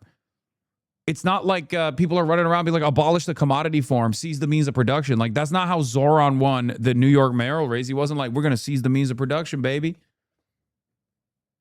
But you got to do that, because then what does Zoran do? He established tenants unions. He does the landlord shaming. Incredible stuff. And the way that he, got people comfortable with that was by not LARPing like a fucking Maoist, ironically enough, which is something that I admire about the way he operates, which, contrary to what the last couple of days, fucking arguments would show, I am not a Maoist, nor am I a Maoist LARPer in general. Wow, HasanAbi watching my favorite streamer, David Pacman. Yeah, mine too. Food, education, energy, medicine, transportation. And it sounds incredible because it is incredible. How would they create it? Government ownership of the largest corporations and of entire industries. Universal. Again, literally exists in social democracies. Norway owns the entirety of the extraction industry. It is completely nationalized down to the motherfucking bone. It's not like Norway is Maoist. My man started off by saying, I love social democracy. I'm a social democrat. And then literally looked at the DSA social democracy line and went agenda item by agenda item and said, I fucking hate all this shit. Hello? Yeah, Switzerland owns its entire electrical grid and production. Bro, we The Tennessee Valley Authority. We have this in America. We have publicly funded public housing in America too. Like, we can expand on the existing social democratic policies that exist in the United States of America. That's what's so fucking crazy about this. You don't even need to go to Norway. But these guys love posting about Norway. It's literally this meme. It's this meme. Yeah, it's the socialism never works. Norway's socialist. They're doing great. They're not, by the way. Norway's not socialist. But whatever. They're not socialist. They're capitalist countries with strong welfare policies. Then let's adopt those policies. No, that's socialism. Every single time. Every single time.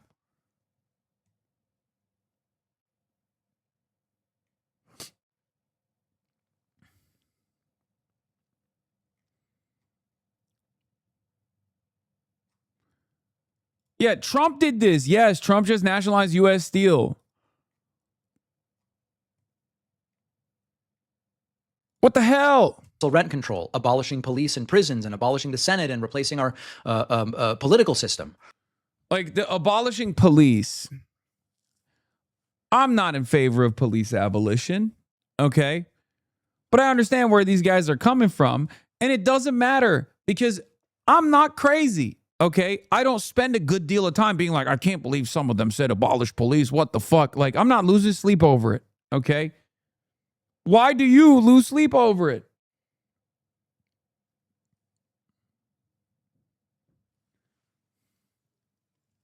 Some of these ideas are reasonable to a degree. For example, I support universal health care, and I've talked about 4 or 5 ways that we could get to it.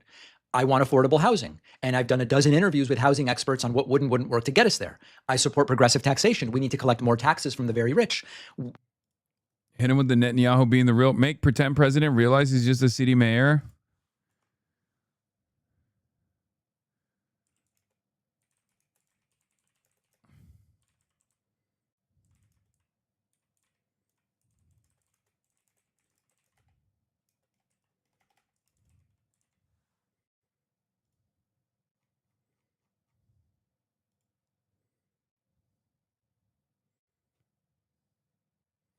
I did watch the video. It was a good video. Anyway, let's continue. Voting rights have been hurt in this country. We need police reform.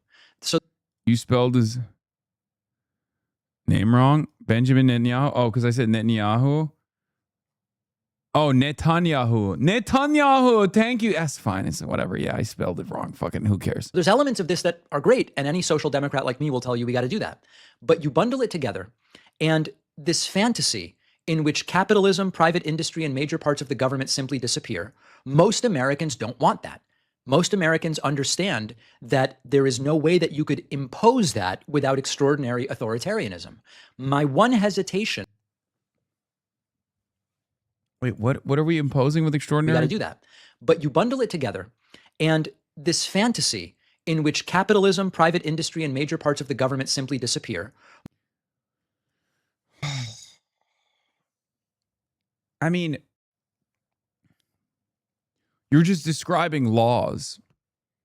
You're describing a policy agenda that you disagree with without actually explaining what you disagree with on the policy agenda. And you're just simply saying people oppose it and you want to be authoritarian. Yeah, okay. How is it any different than when fucking libertarians say, oh, taxation is theft. The authoritarian government is utilizing the monopoly of violence that it holds in order to force me to fucking steal my money, my hard-earned money.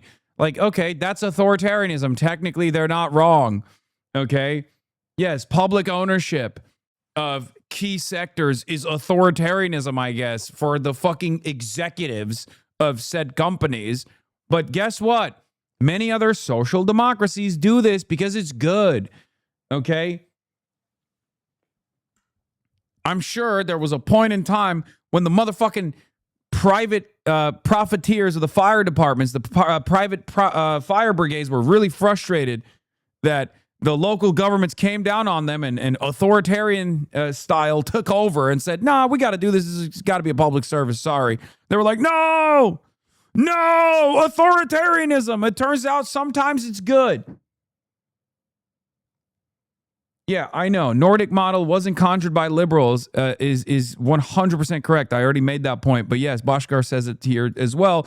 Nordic model wasn't conjured by liberals. It was built by parties rooted in Marxist Second International that, through decades of class struggle, built unions powerful enough to discipline capital and expanded state economic involvement. Socialist governance within capitalism. Also, homogeneity explains little. Finland is bilingual. Nordics have their own national minorities. None of that explains why they built social democracy while other wealthy, homogenous countries didn't. Difference was organized labor and socialist parties, not demographic.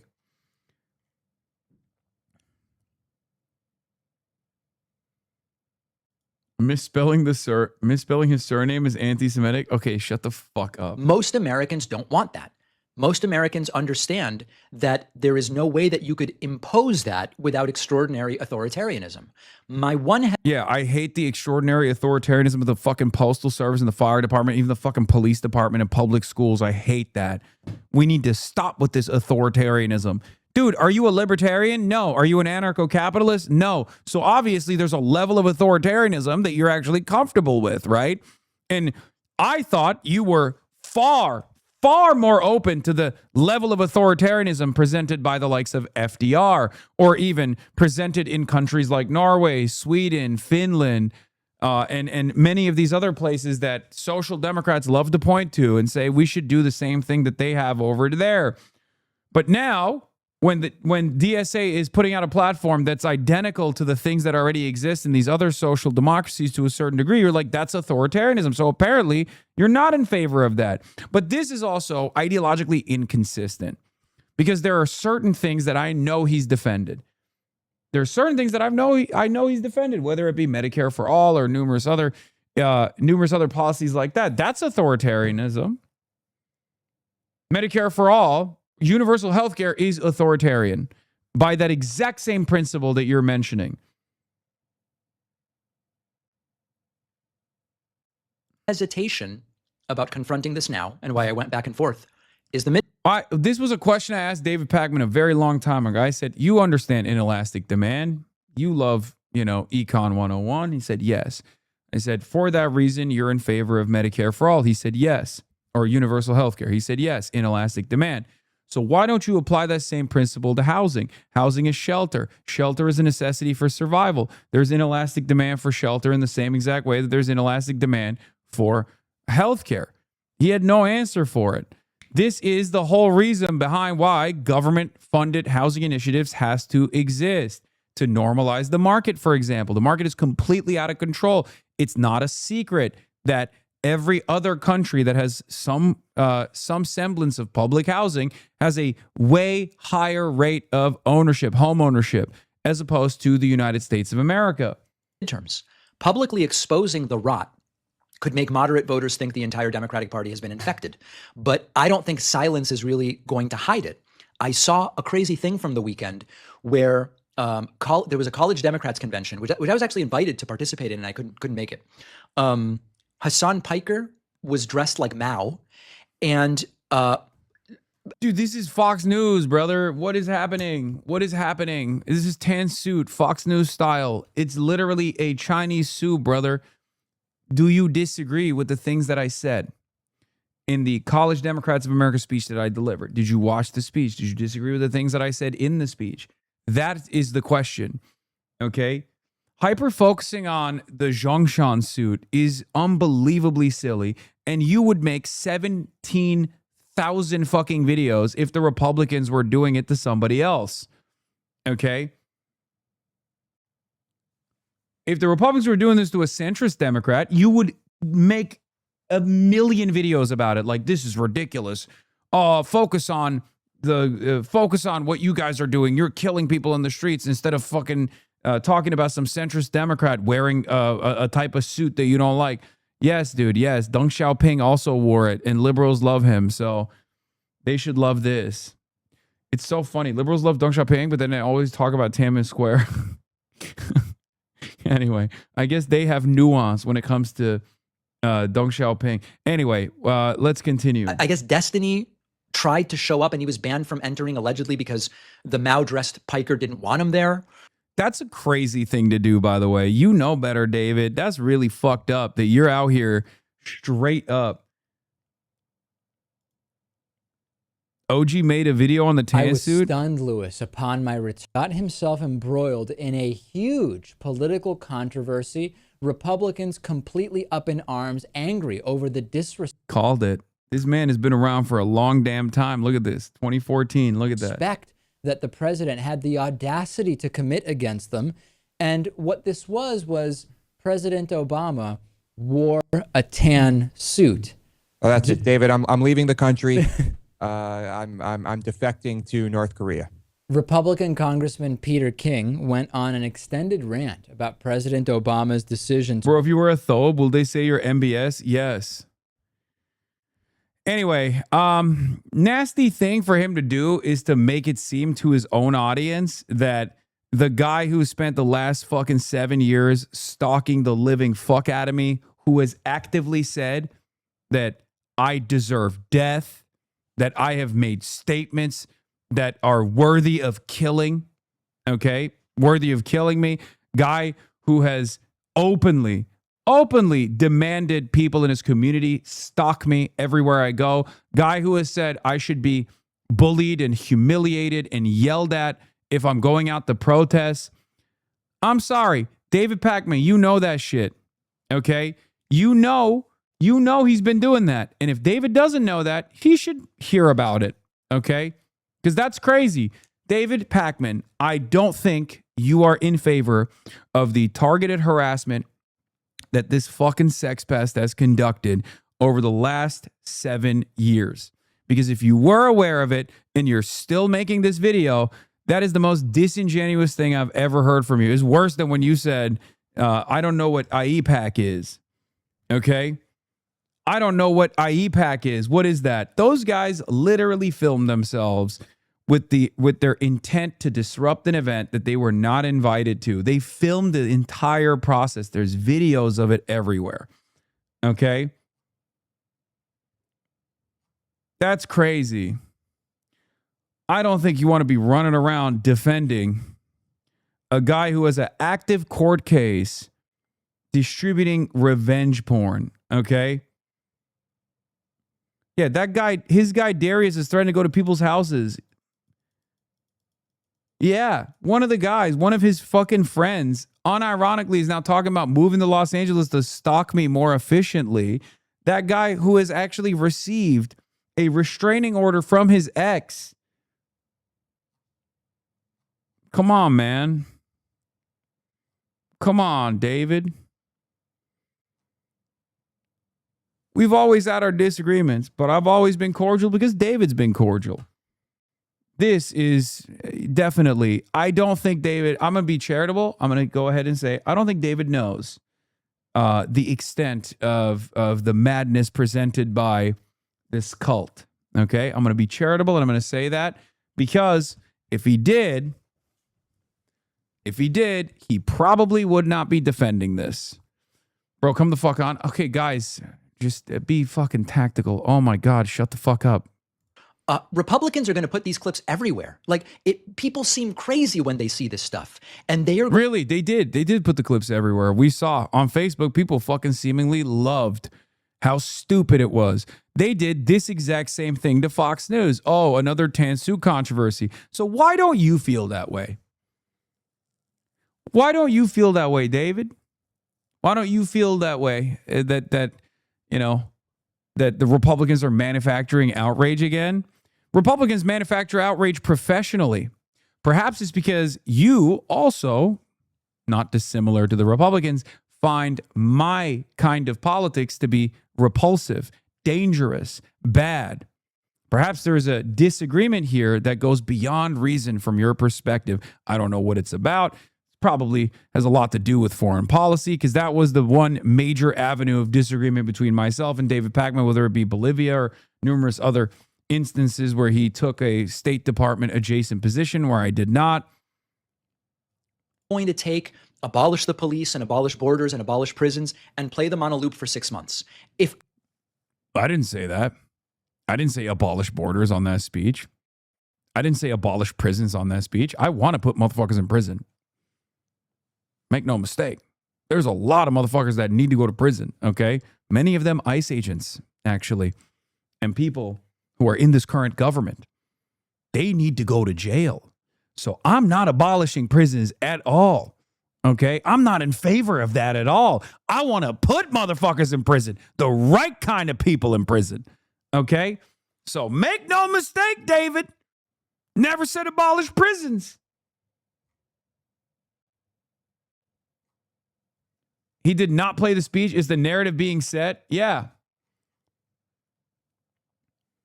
I didn't say abolish borders. I didn't say abolish prisons. I didn't say none of that.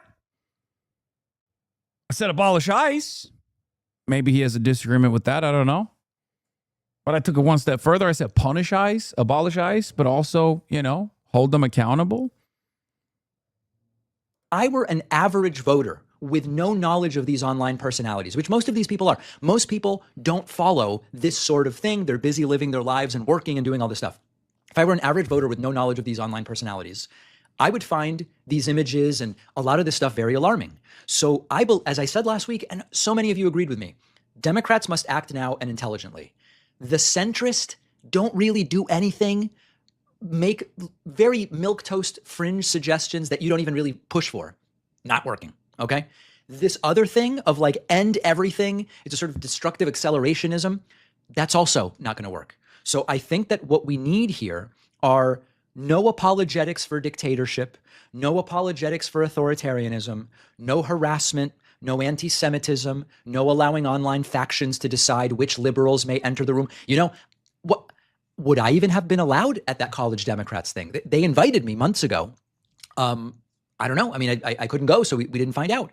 So we just need normal people to participate, join local committees, attend conventions, get involved with state parties, and let's turn the DNC into something that works. Many reasonable people doing a little can defeat both the centrist do-nothings and the hardcore extremists who would get... Bro. He's trying to play the victim and he didn't even go, yeah, bro, you were invited. Clearly, they don't fucking hate liberals. What do you mean? Jamie Raskin was a speaker at this thing, right? The idea that the young College Democrats of America, the College Democrats of America is some radical fucking organization is ridiculous. I am probably the most radical person that they allowed to speak at the event. Most of the other people are just regular Democrats. You were invited to it. You chose not to go. You had other obligations. That's fine. But very clearly, it's not a anti-liberal space at all. It's not an illiberal space at all. There's many different ideologies, and sucks for you that, my worldview is also being represented more and more within the Democratic Party. He's saying that Destiny should have been let in. Yes, the reason why I'm bringing up the fact that he was invited and Destiny was not let in is because I don't think David Pacman would ever be so fucking stupid as to literally live stream himself and his weird psychopathic restraining order having besties openly film themselves with their intent to disrupt a speaking engagement. Okay? Because obviously if I were to do that and I got fucking, stopped, I would understand why. Okay? Nothing done. Republicans believed they were going to control the extremists. They were like, we got these people under control. The extremists took over the party. Democrats can still... I love how much of a centrist he is that he's trying to create a second center. He's like, no, I don't like the centrists either, but we got to find a center between the centrists and the left, the extreme left. So he talks about the harassment you got, but also that you are Mao who prevented D from being there. Makes zero sense. Yeah, none of it makes sense. Prevent that outcome. But we've got to get them to get things under control right now. I've said before, I've never been a Democrat. I don't care about the Democratic Party beyond who offers the better candidates, and usually it's Democrats over Republicans.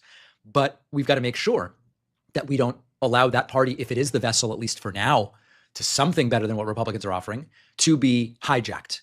This is about Again, big dog.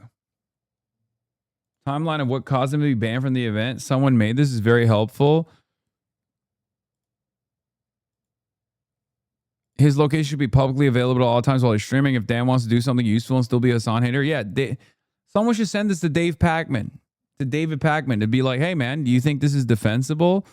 Yeah, saying stuff like, just a heads up, I'm gonna be doing some mass harassment campaigns on every single journalist who gives this guy free interviews from now on. Is the College Democratic event today open to the public? Smile.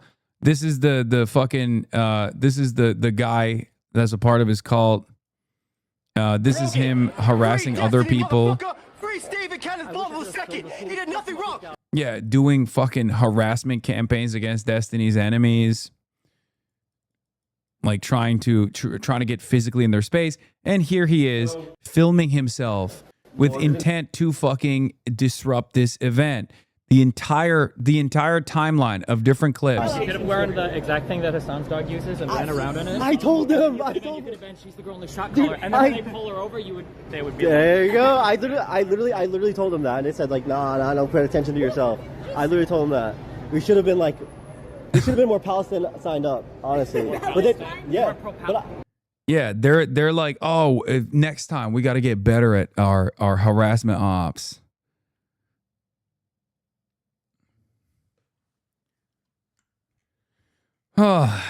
Anyway, yeah, of course, even if all the other previous things that Epstein has said about me didn't exist, just the fact that they fucking filmed themselves with intent to disrupt the event alone would be sufficient evidence in and of itself to say, yeah, sorry, big dog, can't let you in, you know? It's so funny. It just escalated? What just escalated?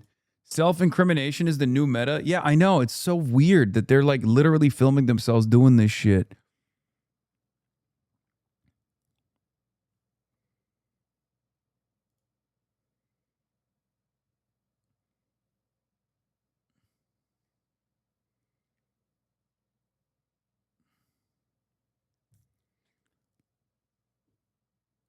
Also,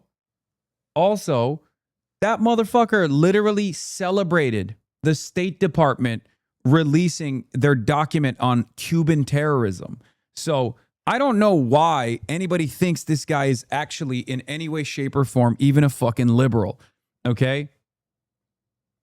He is unprincipled as shit. Didn't Nira just last week say she supports AIPAC over you? Yes. There's a war. There's a war America itself has started and is in right now. And it's frankly shocking that there are no protests IRL on here about it. No one seems to care because every Dem except Fetterman has voted against the war. That silence really lets Trump off the hook.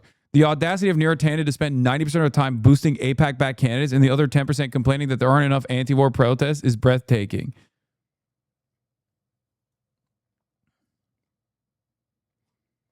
David Pacman knows.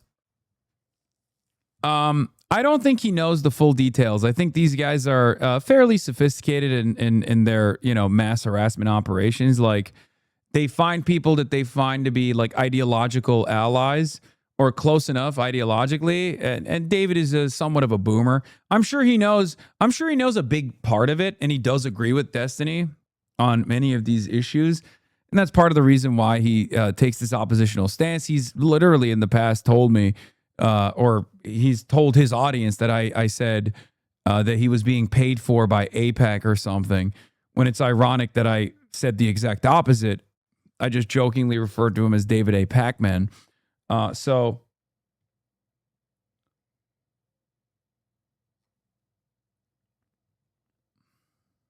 you don't think it's pandering to his liberal Epstein audience? I don't think Epstein has that big of an audience. I think he relies on all these other much larger groups, much more influential groups. And even if David himself knows, I don't think his audience knows as well. I don't think his audience knows that this is what Epstein is up to. What AIPAC man knew, logs. Here's David knowing about Destiny's issues from 2025. David Pacman drops out of an event he was co-headlining with Destiny in June, citing reputational concerns. Official statement from Pangburn regarding June 22nd event in Queens, New York. I regret to inform ticket holders that David Pacman has chosen to withdraw from his scheduled appearance at the anti-Trump tour event. Wow. David, why did you pull out of this event, David? That's crazy. That's crazy. So the guy you chose to defend. So when the College Democrats of America do the same thing you did last year, when the College Democrats of America did the same thing you did last year. You side with the guy who you said you couldn't be around?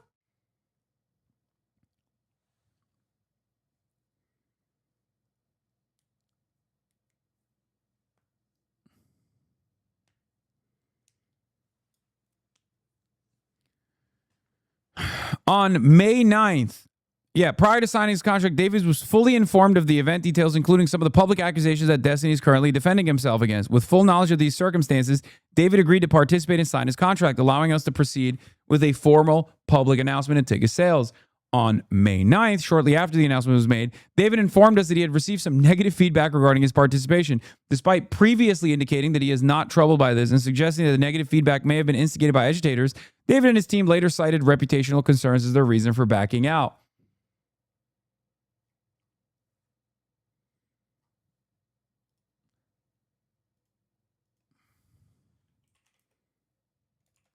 Should I tweet at him and say, hey, David,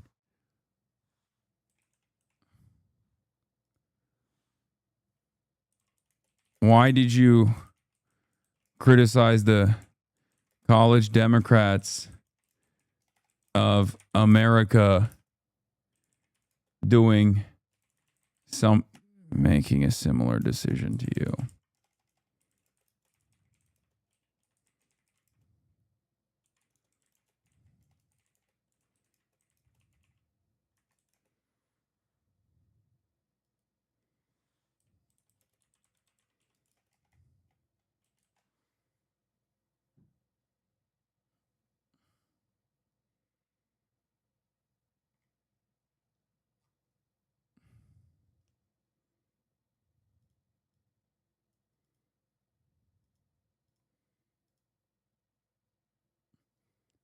This is what I have to say to David. What gives?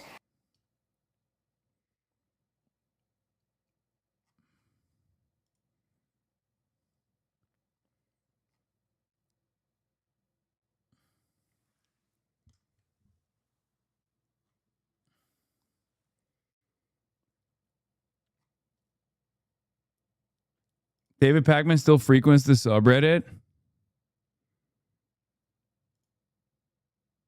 The brigade is incoming to my subreddit. Wrong.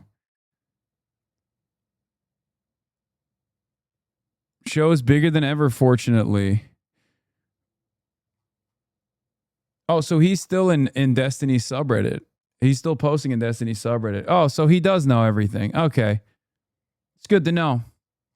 I don't think his audience is probably going to be fond of David Pakman's back and forth opinion shift on this issue. But in any case, I got to go. I got to do a podcast. Okay.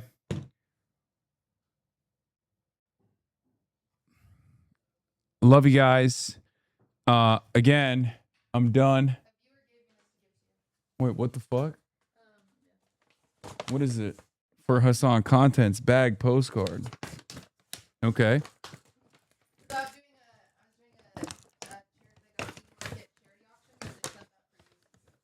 Okay. Kaya. Not everything is for you, lady. What is this? There's a lot of stickers in here.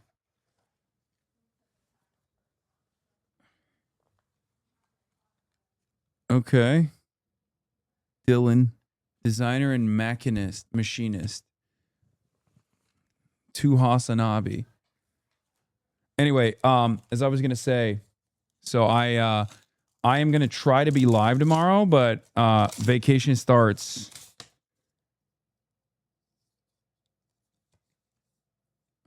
This is what he gave me.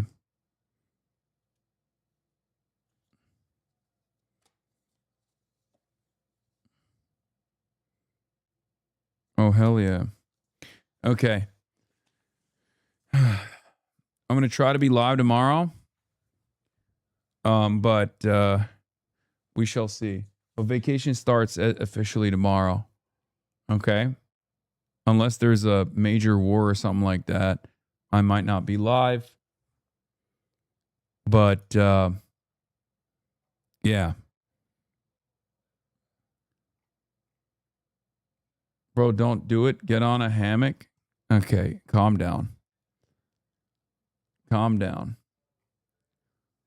I'm a businessman, okay? I care about the markets. I care about business. I care about commerce, okay? And as someone who cares about commerce, I got to make sure that I'm monitoring the situation at all times. Anyway, but yeah. From now until Sunday, I will be live periodically if there's a major news story. If not, I'll be back on Sunday. Love you guys and see you. Starting off the day.